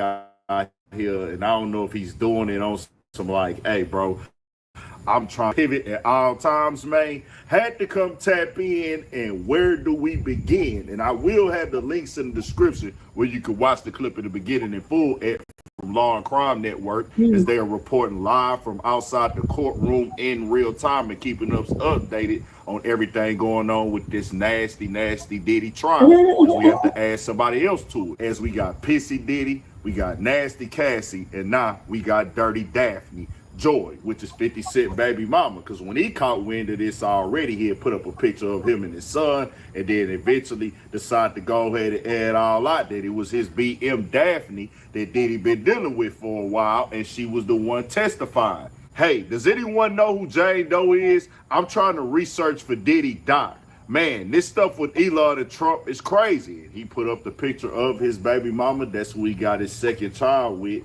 And Diddy is going through it right now with her, as y'all heard the claims right there. Now, to my understanding, it's already known with them that Diddy and 50 didn't like each other before they even started talking. He was already going at Diddy, and there was already some little issues right there. But this probably here added fuel to the fire. And 50 most definitely is not dealing with her no more, but it's at the end of the day, 50 still got a kid tied to her. So it's like, man, yeah, dog, you go in there Diddy, but Diddy out here, and I don't know if he's doing it on some like, hey, bro, I'm trying to just go at 50. Is that part of the pleasure too? Like, hey, nigga, 50 be going at me, but really at the end, and we heard Stevie J say, why you mad, nigga? Because Daphne was ganging them. Curtis, what's good, man? You and your feelings about Daphne? Because she would gang them? Or is it that you sucking little rod? However it go, I want you to fade, nigga. Since it's entertainment, let me be out of you on TV or something. Don't duck that. I'm calling you out. What you want to do, Curtis? Curtis! And nigga, it's like, is this part of the thing with Diddy? Like, hey, nigga, not only do I like her, I'm getting more enjoyment out of it, 50, because it's your baby mama. And is that why 50 is going so hard on him? I just tell you like this, it's hard to win when you got a baby mama moving like that. As they said that she's doing the nasty of the nastiest of it with Diddy. You heard some of it right there. I didn't even want to get all the way into it. Basically the same type of situations that are similar with Nasty Cassie, where he going out doing this, getting a high. They all getting high together. And they're trying to tie this into trafficking and racketeering stuff because of these guys are escorts. They are saying that Diddy is paying her this money, paying her rent, $10,000 a month for her rent, giving her money when she needed, setting up accounts to make sure that she's straight and things like that. They even put out a voicemail, supposedly, allegedly, of Diddy talking to her when she said she didn't want to do any more of what they called them debauchery nights or hotel nights. But I just want to give you a heads up that I'm about to really disappear on you. You feel me? I'm not going to be playing these games with you at all, at all. So I don't know, you think you silent treating me, and you think I'm going to be, nah. You'll have a rude awakening. You'll just have silence. And ain't nobody threatening you, and I ain't trying to go back and forth with no woman. You know what I'm saying? I'm telling you, I ain't got no time for no games. Where my life is at right now, I don't have no time for no games, baby girl. Me and you can be mad, I can have a spat, we can have whatever. Then after that, you better get on your job. That's really, that's all it is. Cause you got me on my job. Nah, it ain't never gonna work like that over here. It's just a whole descriptive situation of it on all the blogs. It gets real nasty in this situation now. Now for Diddy, what they pushing now, bro, what they saying is Diddy is forcing these women that, hey, they didn't want to have sex no more, but by him getting his assistants, getting his workers in, bringing the drugs into it, when they present it all to the jury, they saying that these things are going to equal up to a count on this RICO and on this sex trafficking and on these charges because of the fact we're using all of these different elements. I don't make the rules. I don't create the rules. There are some issues. Daphne identity is out there nowadays, all over the internet. It's everywhere for everybody to see. And it's one of them things right here, bro. It just be like that. She's supposed to go in as a Jane Doe, basically, where nobody can know her name and know her face. She has been worried about that, but it's all over the blogs. It was all over the blogs the day that it started. The court had ordered to not put this out to nobody, but we know how this go. This is what they gonna do, man. Like, I just tell anybody that, like, in the system, bro, they can put these orders out. They can stop the reporters on the scene and, like, try to find out who put it out there. But at the end of the day, dog, your identity gonna get revealed and stuff like this because it's such a big case with it. And, you know, who know better than your son's father? Of course, Diddy. Of course, 50 know what's going on with it, so he don't give a doggone about keeping it quiet because he don't like neither one of them. So, yeah, it's just some nasty, nasty stuff right now. Gotta see. Yeah, Diddy, 50 beef. We see where some of it is stemmed from. Because at the end of the day, you're still tied to a 50. That's your baby mama, but they already was beefing before the situation, but now 50 probably F her and F Diddy at this point in time. Because now, yeah, this is wild. Tell me what y'all think. We got more coming, more videos, all that. 1,000 for shit show. Stay on your pivot. Man, fucking, he's a villain. That's all I gotta say. Fucking Diddy's a villain. Like, think about it. Think about it. Fucking old boy been trolling him for fucking how long? Talking shit about him and everything. Yeah. He can fucking, but yeah, fuck you. I take a bit, your second baby mama. That shit is the nastiest shit ever.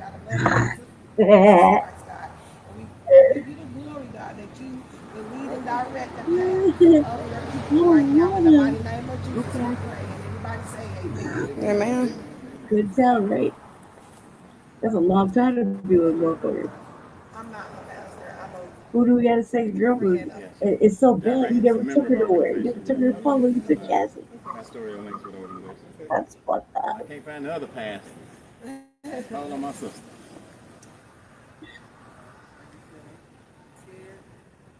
Now what's going on right here? 600,000 followers. Right, we're just views. The Black Panthers, I don't know what's going on. Join the Black Panther movement.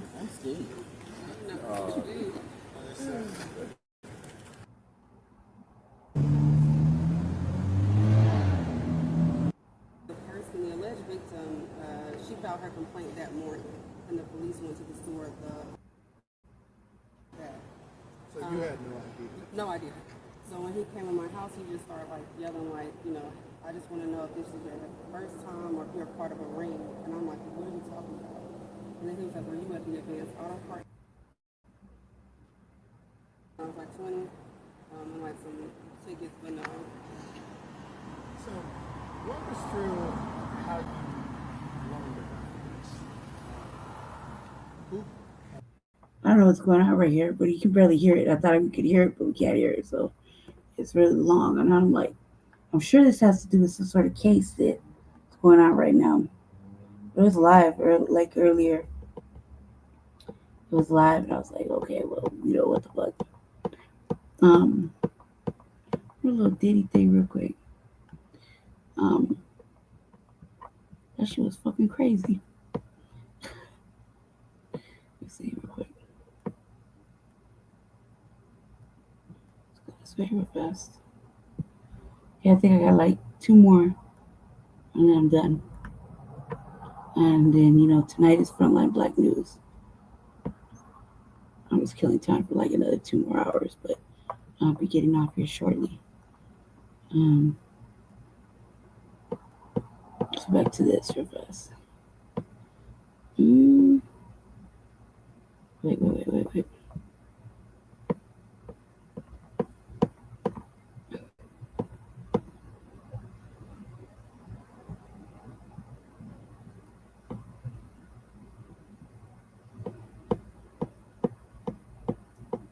Okay. Okay. Hold a second.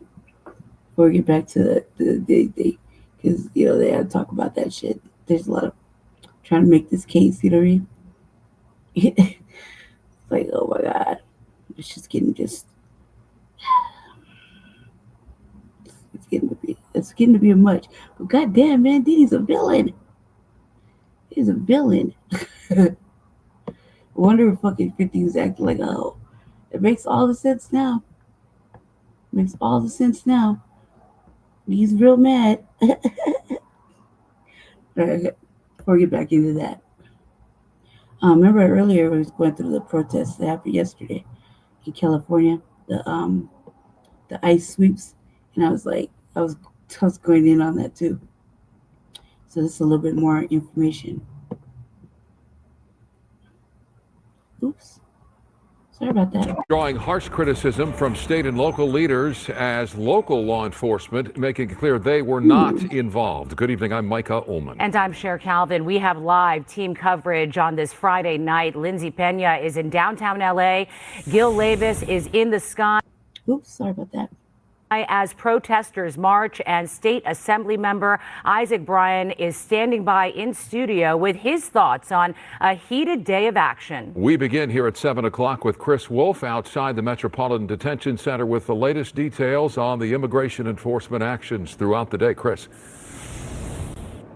Yeah, Micah, and Cher, unrest obviously continues tonight over the immigration sweeps today, these ICE raids. Much of downtown LA is closed off. We are near the detention center where a lot of the people rounded up today have been transported.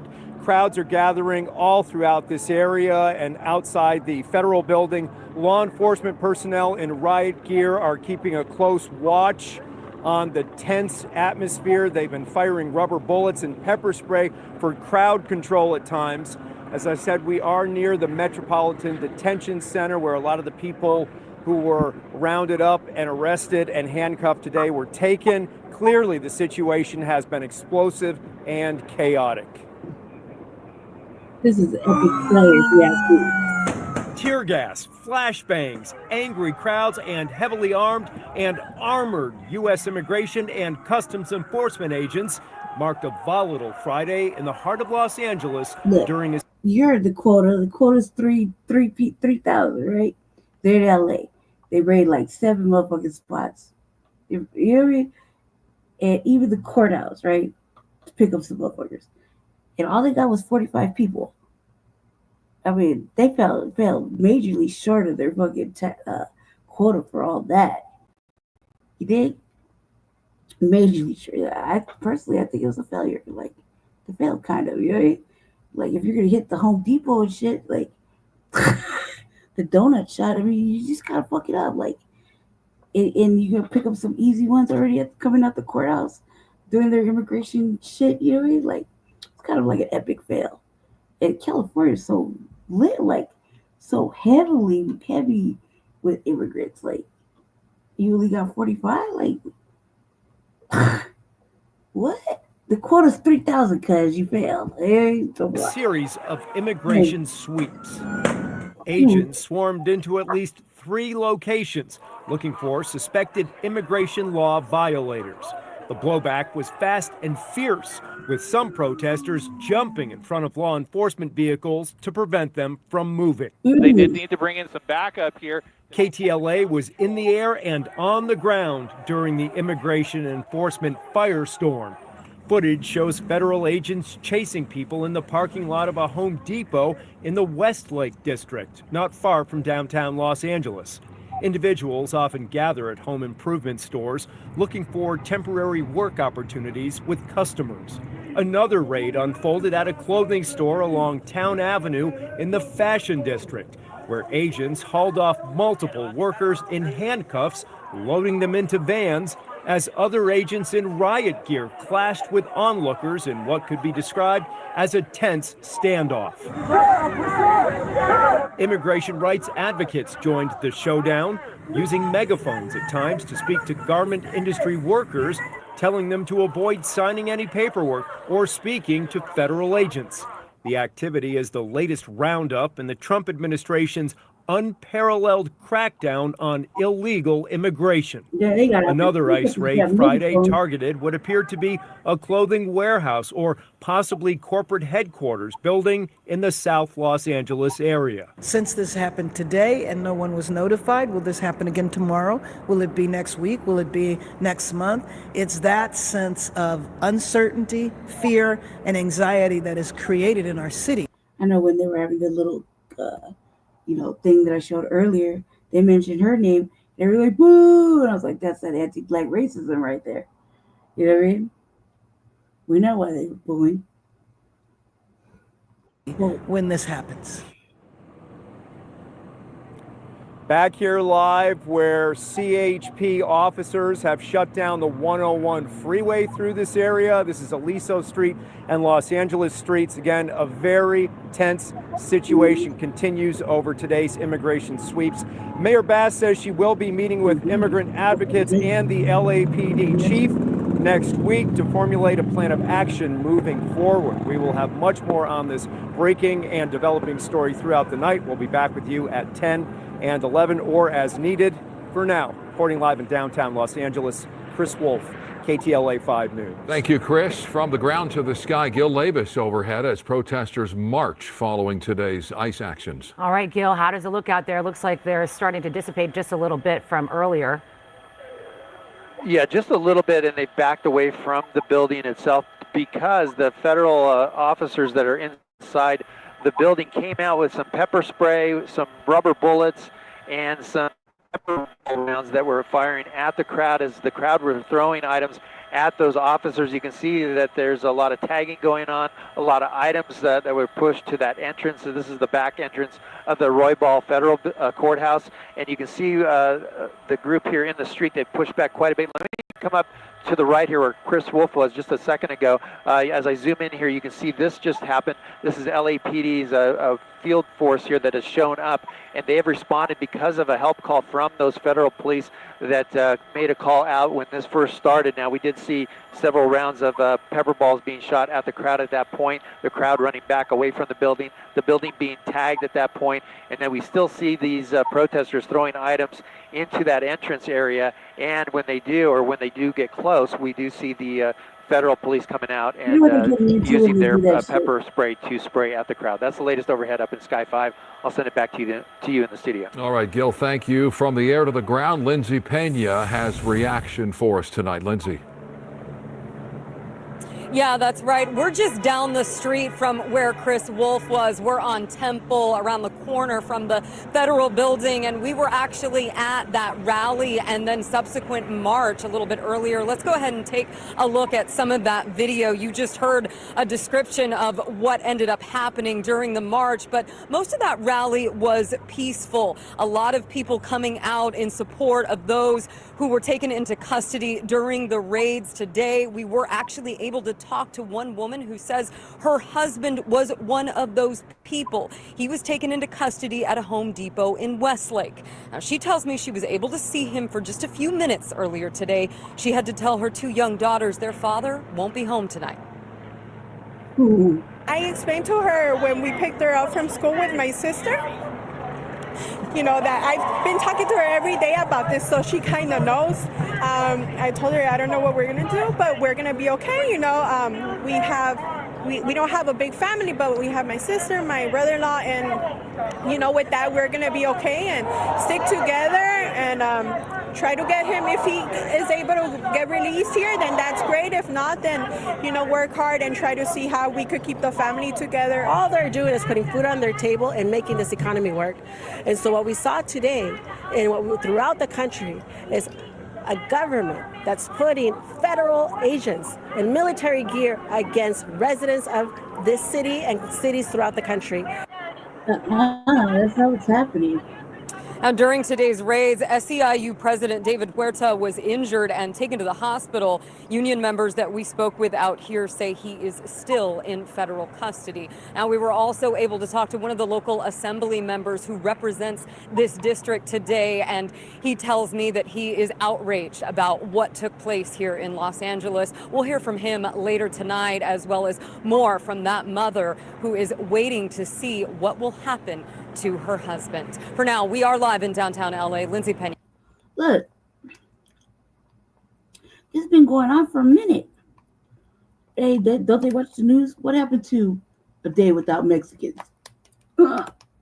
Remember, they were protesting, same area, rocking the Mexican flags, you know what I mean? Protesting. We don't remember that, right? That was just like last month or the month before, right? I mean, nobody's watching the motherfucking news. I mean, like, nobody's watching the news. I mean, you up the fucking ante with 3,000 fucking, the quota's 3,000 a day. Yeah, that's one thing. 2, he said he was going to do this. They voted for it. Like, that's what they wanted. Close the borders. They're only going to, you know, take away the bad ones, right? Right. And we've been like covered it throughout like for like 2 years. You know what I mean? Nobody reads the newspaper. Nobody's getting the notice. It's like, yeah, let's just go to fucking Home Depot and wait for a job. What? What? Like, you know, like what? Nobody's watching the news. Nobody's reading newspapers. Nobody knows that they have to edit. Nobody knows that Come on, man. Like, remember when they tried to teach us a lesson about what they're gonna do without no Hispanics? They didn't give a fuck. Did they give a fuck now? No. Everybody's like, what are we gonna do?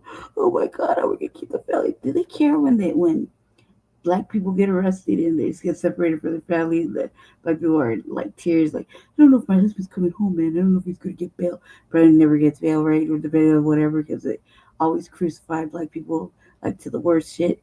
You know what I mean? Then see all this like, oh my God, our whole family's just broken up and separate. They don't give a fuck. They don't care where they kill us. They don't care, like, mothers crying and shit. They don't give a fuck. But now they care right here. They're gonna like, oh my God, it's so terrible. So horrendous. Feel so they're what they call it, racial profiling us.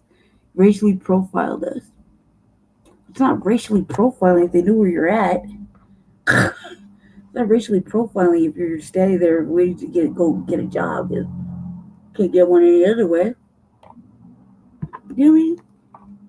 It's not profiling. I mean, motherfuckers have been in this country for like ever and never tried, not even attempted, and had anchor babies. Come on now. You're stupid. Yeah, KTLA 5 News. Back to the studio. Yeah, Lindsay, thank you. With more on the raids, we're joined by California State Assembly member Isaac Bryan. Isaac, thanks for being with us. Let's start with the basics. Your reaction to what you saw. I understand you were downtown today. I'm mortified. I'm embarrassed for our country.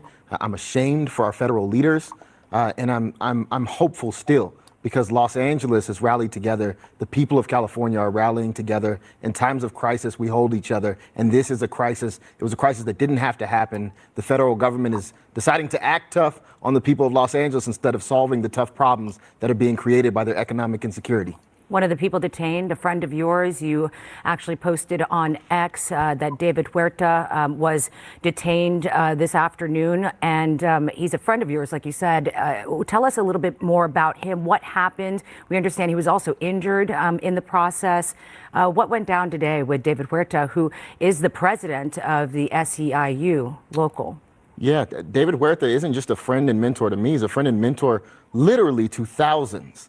He organizes workers who clean and protect commercial spaces in Los Angeles. He has cared about the most vulnerable in Los Angeles and in the United States his entire life. He's been honored and recognized by previous presidential administrations. He was observing and documenting what was happening today, because that's what happens when you hear of a crisis on the ground. You go towards that crisis and make sure people are protected and safe. And in the meantime, he was brutally taken down to the ground. He had his head smashed against a curb. Ironically, part of the video that was left out by the feds releasing their version of the video, they left out the brutality that sent him to the hospital, where he remained detained until just a few hours ago, where he was released from the hospital, but still in ICE custody.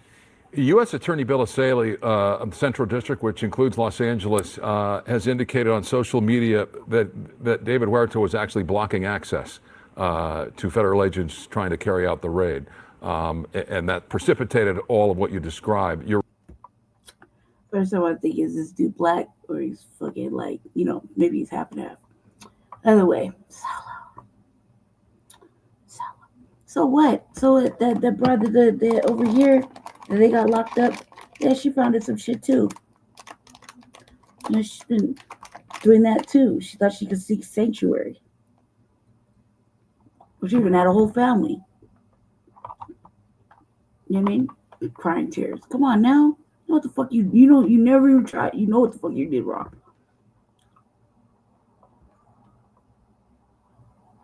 And he's not even saying that oh boy, whatever his name is a legal citizen. You see how nobody's asking him? Reaction to that. Cops lie about obstruction all the time. ICE agents lie even further. That means he did nothing wrong, and you can't think of a single reason to hold him, so you came up with the most bogus charge that you could. He will be released. We will demand that he be released. We will organize until he's released. He will come home, but this didn't have to happen.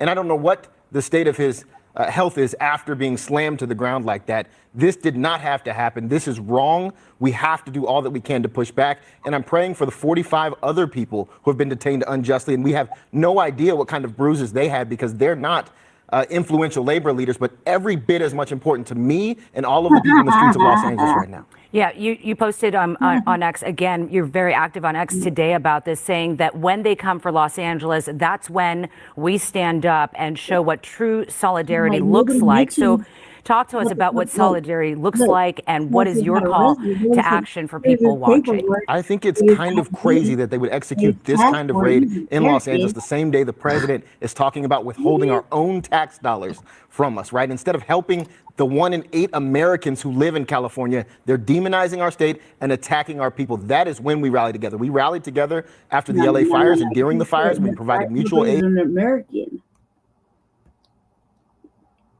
Not everybody's an American citizen now. Stop playing. Stop the cap. Like right there, I'll say a good half of those motherfuckers are not American citizens. Let's just to be honest, right here. Look at this picture. Cut it in half. I'm going to say half of that is not American citizens.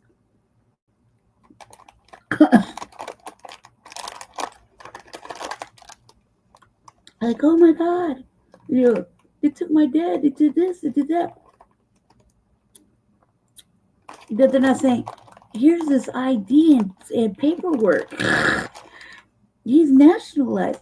He took the test. He can do the Constitution and everything else that's involved. Whoop-de-whoop-de-whoop. Hear this shit. I got it right here. Let him go. You see how nobody's doing that?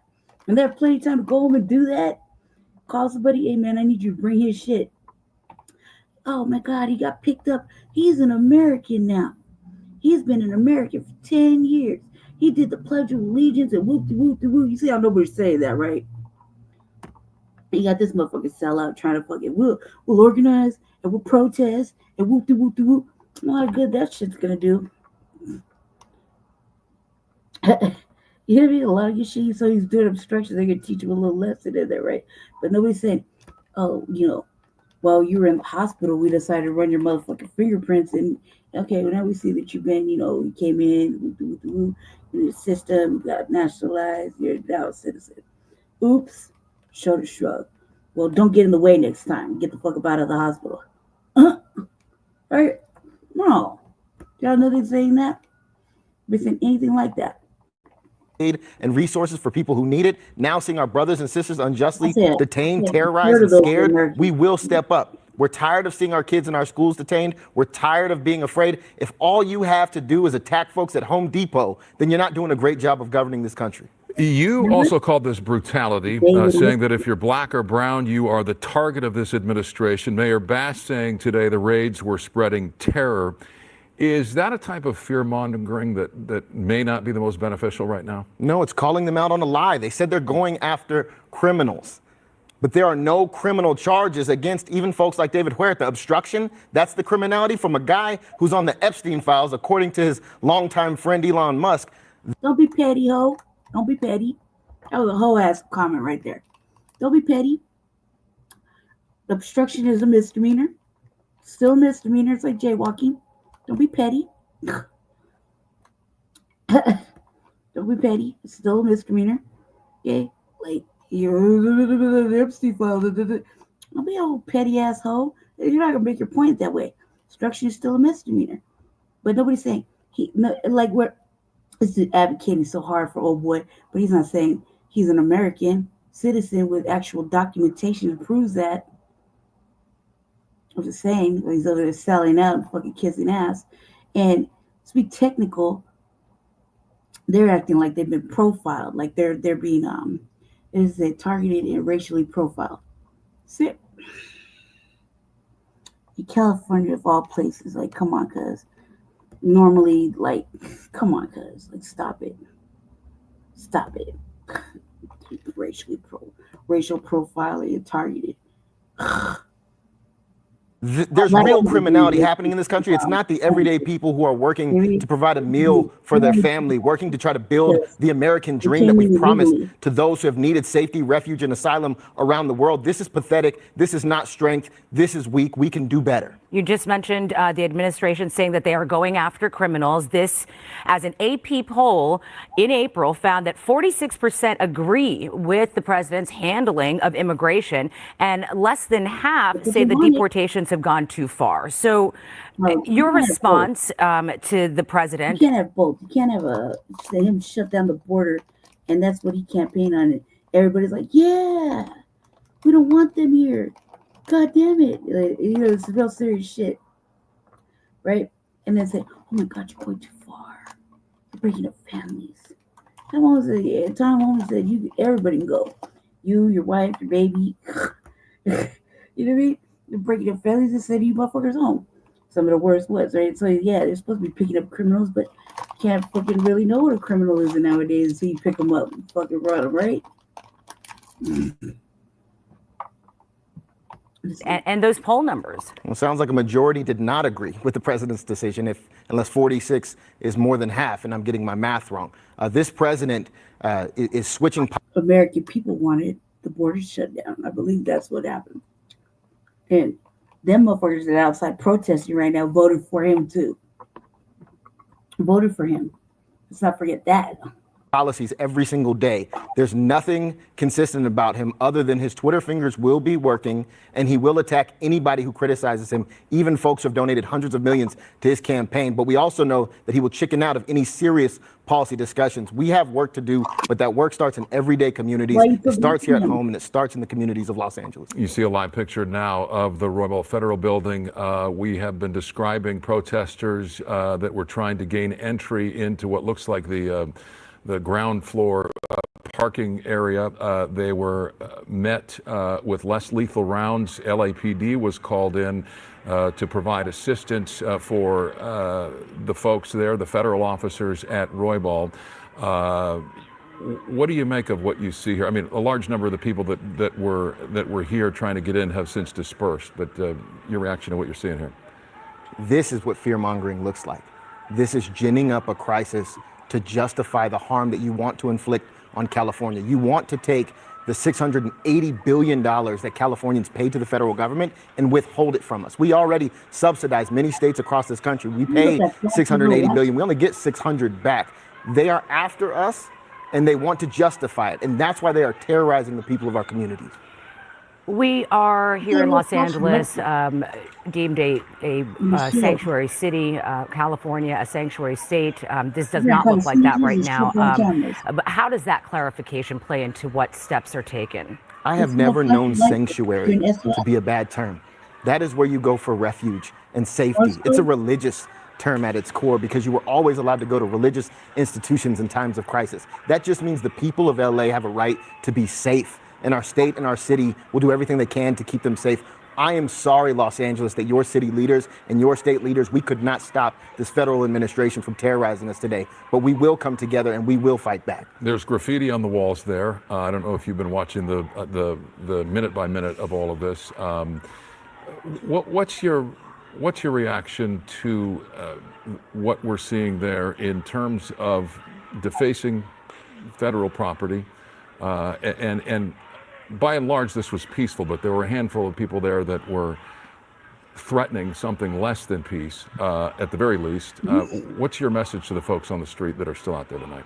This has been overwhelmingly peaceful, but graffiti is the voice of folks who feel unheard. We can paint over walls. What we can't do is heal the families that have been destroyed that were played earlier in today's coverage, right? The folks who don't know what to do, the children who are afraid to go to school, the folks who were injured today by ICE and by police brutality. Those are lasting scars. That is lasting trauma. Graffiti is not at all my concern. And I was in those streets. I saw nothing but people rallying and chanting and crying for help.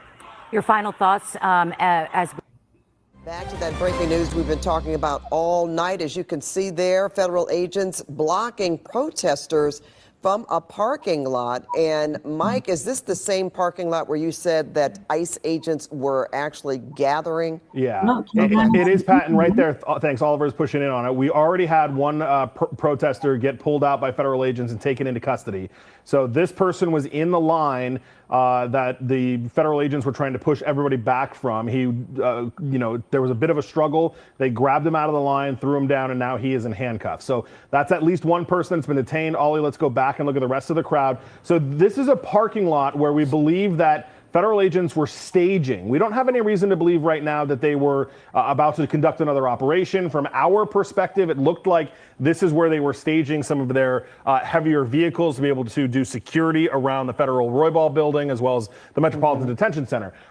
Citizens noticed that they were here. They don't like that they're here. And so then this protest gathered. So you've got a skirmish line of federal agents that are in the parking lot there. And then we just minutes ago, and Ollie, if you can pan to the right, I want to show them the Bearcats that moved in. The armored vehicles came in from down the street, the ones that were actually back over doing security for the Metropolitan Detention Center and the federal building. These agents moved in, then they created a skirmish line pushing people down the street. And we'll show you back again where that crowd is, and that's kind of where they're at right now. So now you've got the feds turning people around, trying to deal with this crowd. LAPD, nowhere to be found. LAPD did a quick drive-by and said, have at it, feds. Good luck.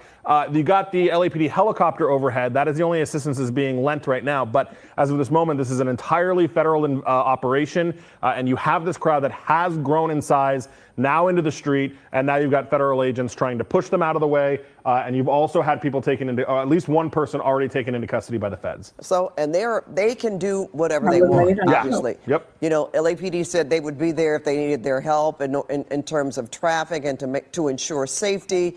I am surmising, Mike, that the fact right now that it's not like it was earlier when we saw, smoke bombs being thrown or objects being thrown at authorities, that could be one reason why LAPD is just letting the feds handle this? Well, and the other thing that I've noticed, Pat, is that it seems like the feds have prepared themselves. So, and you're looking at live pictures from the ground on the right side of your screen. So earlier in the day, I don't think that they were necessarily ready for the crowd that came. So that's when they needed LAPD. This is the first time tonight where we are seeing federal agents in this kind of fatigues here, as well as in armored vehicles. I've started to see the HSI armored vehicles late tonight. They were not around in the downtown area when that whole thing was going on. So it seems like federal agents have become more prepared to deal with the crowd, which is, and there's the person that's in custody. So federal agents are more prepared to deal with the crowd now. That might be why they're doing it instead of asking for LAPD. But you look at these guys are much more heavily armed than LAPD was. LAPD was in their, they had some tactical gear, but basically helmets and less than lethal rounds. These guys are not that at all. It's all lethal. It's all lethal. They are carrying, their rifles they've got with them. And as you can see, they're still trying to push people out into the street, or out of the street rather, let some of these cars that are parked get out of there. So it has turned into another situation that we were hoping to avoid tonight. And really at this point, it's simply because the federal agents were staging in that parking lot and people don't like that. And they noticed them and, they're probably heckling or yelling at them. Right. Really to no avail. And you just wonder, I see some cars being able to pass. You just wonder how long they are going to let this continue until before they, even push the line back further. That would be more of them forming a skirmish line and actually pushing people back. Right. Yeah. So far, it looks like they've kind of just pushed the crowd a little bit using the Bearcats. Yeah. And we saw, obviously, like I said, that one person being detained. But it's hard to tell, because now they're more scattered. They're not necessarily. Donald Trump ordered ICE into the city. Cal News, we are following protests in downtown Los Angeles that now have really gathered in a parking lot or in the street trying to block a parking lot. Well, federal agents, including ICE, Homeland Security, the DEA, FBI, they have all gathered there. We don't exactly know why. We are possibly thinking that they could be staging to conduct more raids. We're not exactly sure. But at any rate, protesters who probably were left over from the events earlier today are still there, as you can see, and they have put upon this parking lot where these federal agents are. Not exactly sure what their motive is. They're angry, first of all, that they're there in the first place. We have not seen violence. We did see someone arrested, but for the most part, protesters have been shouting at the federal agents and taking pictures on their camera phones, obviously documenting. We do have our reporter on the ground there, Zach Boweto, if we could bring him in. Zach, can you give us a location? Is this near the federal Pat, building? We're here on North Hill Street and Alpine in Chinatown. And it's a very active scene here at 11:30 at night. We haven't seen any violence here, and you spoke on it over on CBS LA. You know, the federal agents having a lot of patience. I have Congressman Jimmy Gomez here with us right now. Congressman, thank you for taking time. We're live on KCAL News. Can you put what is going on here this evening into words? Yeah, I just landed from Washington, D.C. Some people called me to come to observe and witness what's going on. They said that the FBI was staging here, but we also see agents from the Department of Homeland Security, and we've asked them to move, to leave, because you can see that the tension is kind of picking up here. We want people to remain safe. We want people to have a right to protest and peacefully assemble, but the tension is getting higher and higher. And then and that's on top of the raids that we saw today, really instilling fear in people, tackling a member of the labor movement, David Huerta, who's one of my constituents and friends. So we want them to move on so that the tension can die down here, because right now it seems like it's starting to pick up. Yeah. Obviously, we're hearing from other federal officials who are saying that these federal agents are here serving search warrants and are here from orders from the federal government. They're reacting to Mayor Karen Bass saying that they don't want ICE in the neighborhoods here in Los Angeles. What's your response to that from other federal officials saying that those federal orders trump those local orders? Well, one of the things is that there's also we have state laws and city laws that protect people here, but at the same time, Donald Trump ordered ICE into the city. We have also a right to basically not cooperate with our law enforcement to help them detain people, but people also have a right to be on the streets, to be here to actively protest and use their First Amendment rights. But this all started with Donald Trump saying he was going after criminals. What I've heard today, that he went after kids, parents when they were attending their kids' graduations, people that were working in the fashion district, people that showed up, people who had asylum, received asylum, were going through the process, showed up to court like they've done over and over, and were taken to the basement and arrested. So right now they're doing more to spread fear, and they're not keeping everybody safe. They're trying to say that they're keeping us safe by arresting a seamstress in the fashion district. That's just insane. So I'm here to observe, to see what happens, but also try to make sure that people stay safe. Okay, Congressman, it sounds like Pat Harvey, our main anchor, wants to ask a question. Okay. Pat, go ahead. We're listening. Yes, thank you so much, Zach. I just wanted to know if you could ask Representative Gomez, does he know why they are there right now? Because we have heard different that information that the protesters there believe that they are about to stage more raids tonight. Wondering if Representative Gomez has any information as to why they are there right now. Pat's wondering what you know about what's happening here right now in this parking lot. Are they staging for more raids? Is that your understanding? Or are they staging for the protests that were taking place outside the federal building? What's your understanding, Congressman? So I spoke to a couple of the agents that were in charge. They said that the FBI was here to help provide security if needed for the federal building. But we also saw white vans, which people said those are the same ones that were being used to detain people. We also saw other trucks that were pulling in. So they said that they were here to provide security for the federal building, but a lot of people said that these other individuals being here were giving a different message. So my message to them was find a different spot, try to go somewhere else, or just leave, and people will calm down, because this is starting to pick up a little bit here. Okay, Congressman Jimmy Gomez, thank you very much for your time. Really appreciate it. And Pat, we'll just wrap here by just showing you another look at where things stand right now. Protesters are meeting with federal officials here on North Hill Street, right next to Alpine, and we're in Chinatown. We'll send it back to you. All right, thank you so much, Zach, and thank you for that opportunity to ask the congressman there a question. So, Mike, you know, that's what we have been wondering. Why are the agents there tonight in that particular parking lot? And that's what the protesters obviously were wondering themselves. And then listen to what the congressman said. You know, they could be there for security, but just not exactly sure. But the point is they want people to disperse, and he wants people to disperse as well. He wants people to disperse. He wants the agents to disperse as well, which I want to have SkyCal pull out a little bit because it does appear that that's what's happening. So what looks like happened is they came in with the Bearcats, they formed a skirmish line, and then behind them, we're looking at this contingency of agents that were in that parking lot now all leaving. So you can see they've kind of gotten in their cars. There are significantly less cars in that parking lot as these agents start to leave. So that is what the representative wanted was, hey, just go find somewhere else to do this.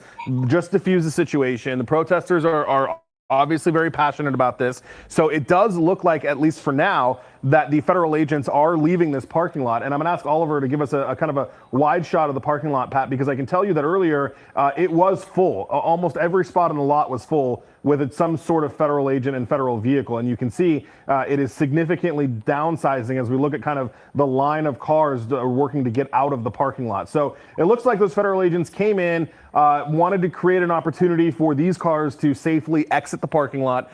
Because if you go back, Ollie, to that skirmish line, and you see it there on the right side of your screen as well, but we're looking at those agents have not pushed forward at all, right? If they were trying to just deal with disperse the crowd, we would have watched that skirmish line continue to move forward and continue to push the crowd. And that's really not what has kind of happened. It looks like they've almost wanted to create perimeter control so that the remaining agents in the parking lot can safely exit without being blocked by the protesters. And you know, it's interesting. Well, I mean, obviously that's how you do things, that Congressman Gomez was able to get through. Right.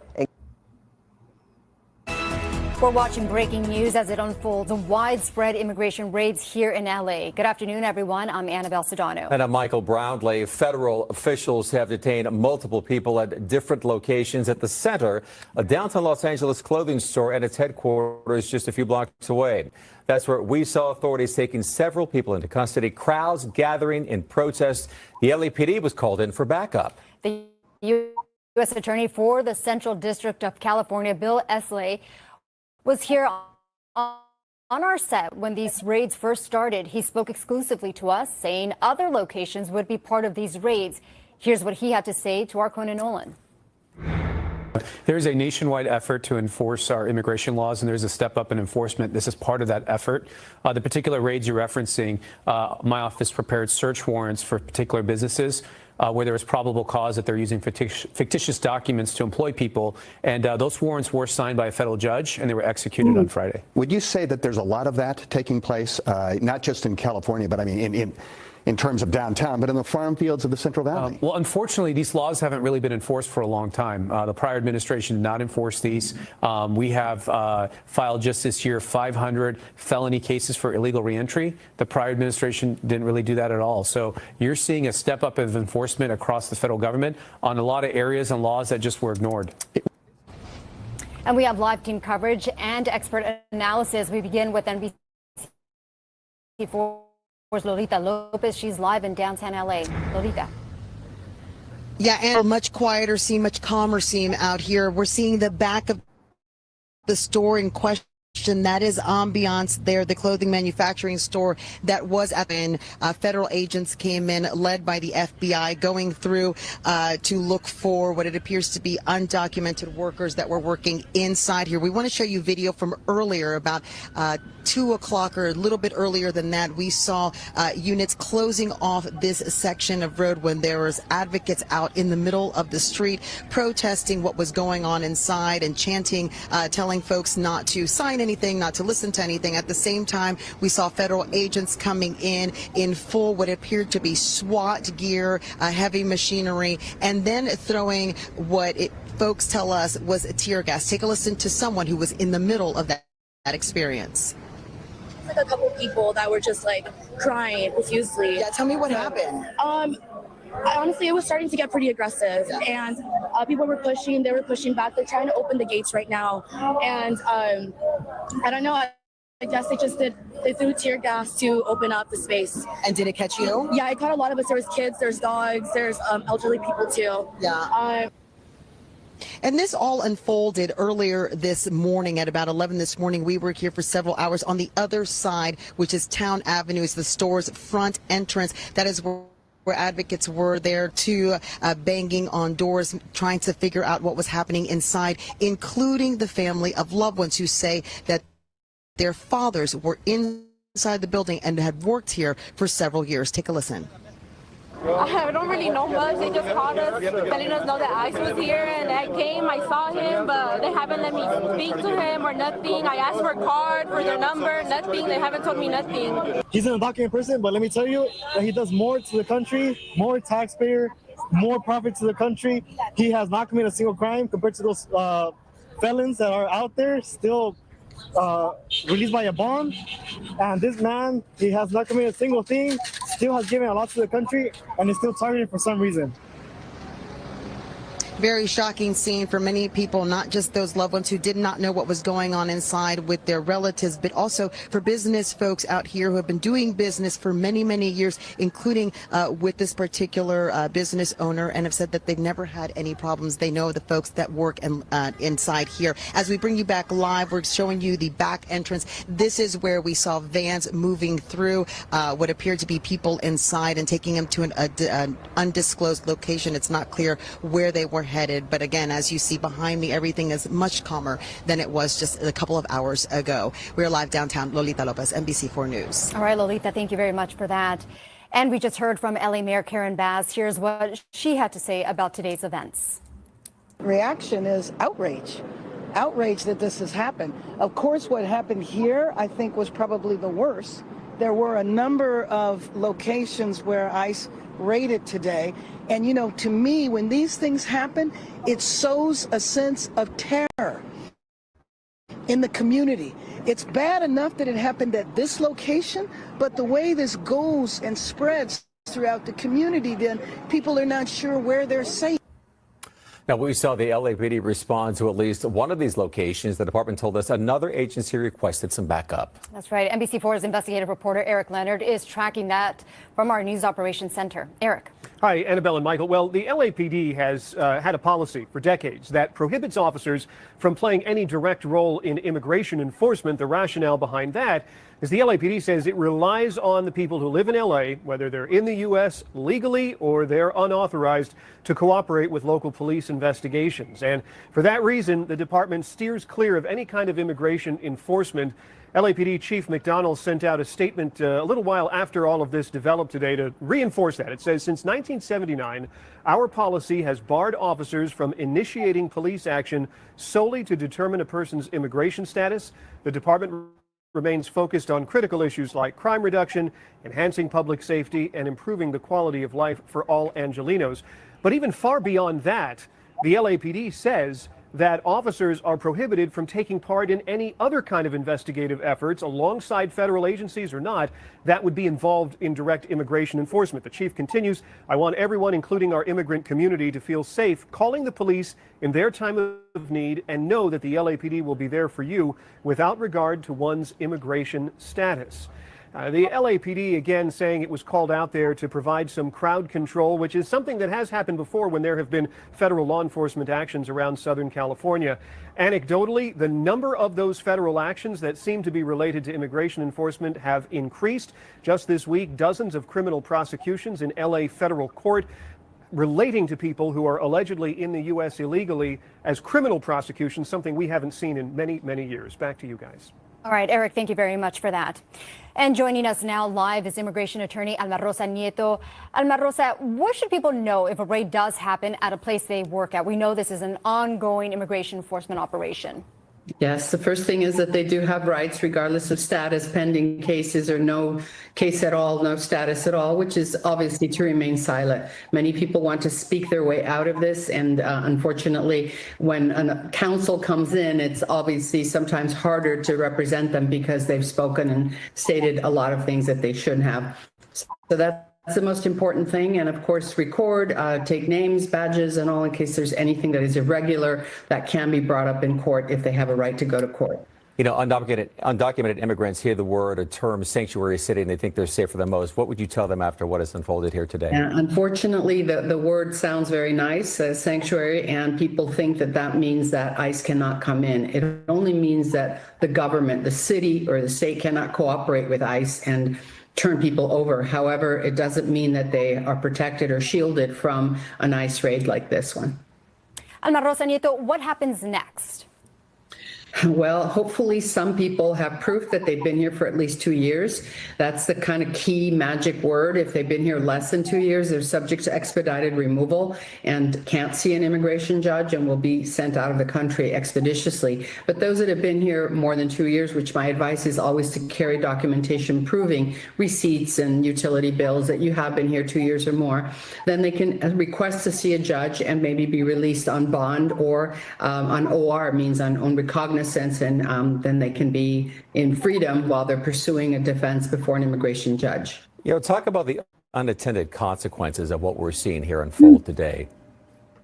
Well, terror, of course. It makes us that are legal in this country afraid for them. And I can only imagine the sentiments that families that are documented or citizens of the United States are feeling right now for their loved ones. So there's a sense of terror. There's a sense of, there's going to be a lot of backlash on this because people that are observing crimes are afraid now, going to be afraid to cooperate, to be witnesses in court, to support the authorities.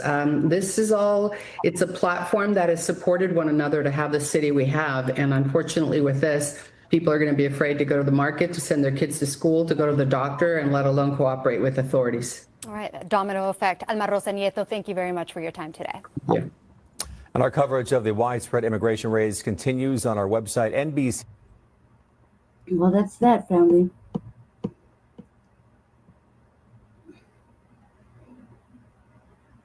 There's a debate that we could watch, but I think that's enough.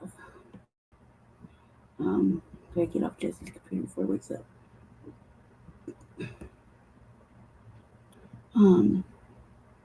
Tonight is Frontline Black News. Excuse me. Tonight is Frontline Black News. At our usual hour of 10 o'clock. And let's see. Okay. 10 o'clock, 10 p.m. Saturday. I'm sure Jesse's going to have a lot of good topics to talk about. And I'll probably go over the stuff that's already been went over through the New Black Media.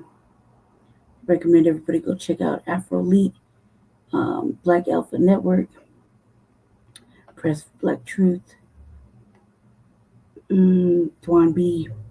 He's good too. Tariq, obviously. His little perspectives. Recommend everybody go check that out.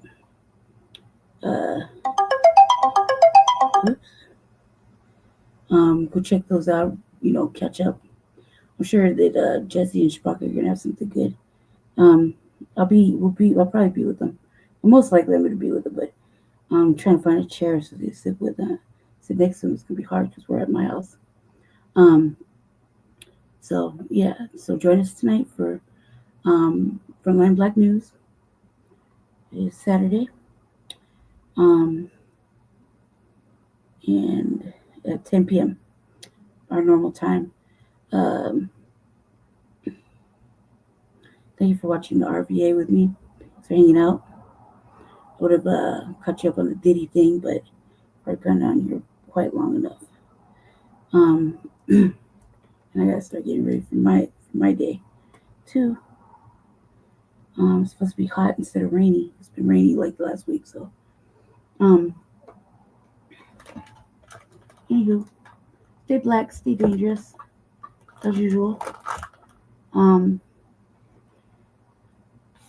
gave you my perspective on the protests, and the raids. That's whatever. Yeah, stay tuned. Stay tuned for Frontline Black News tonight at 10, and you probably see Jesse everywhere that Jesse can be found on random chats and shit that he usually does. So, so yeah. Thank you for watching the Revolutionary Agenda.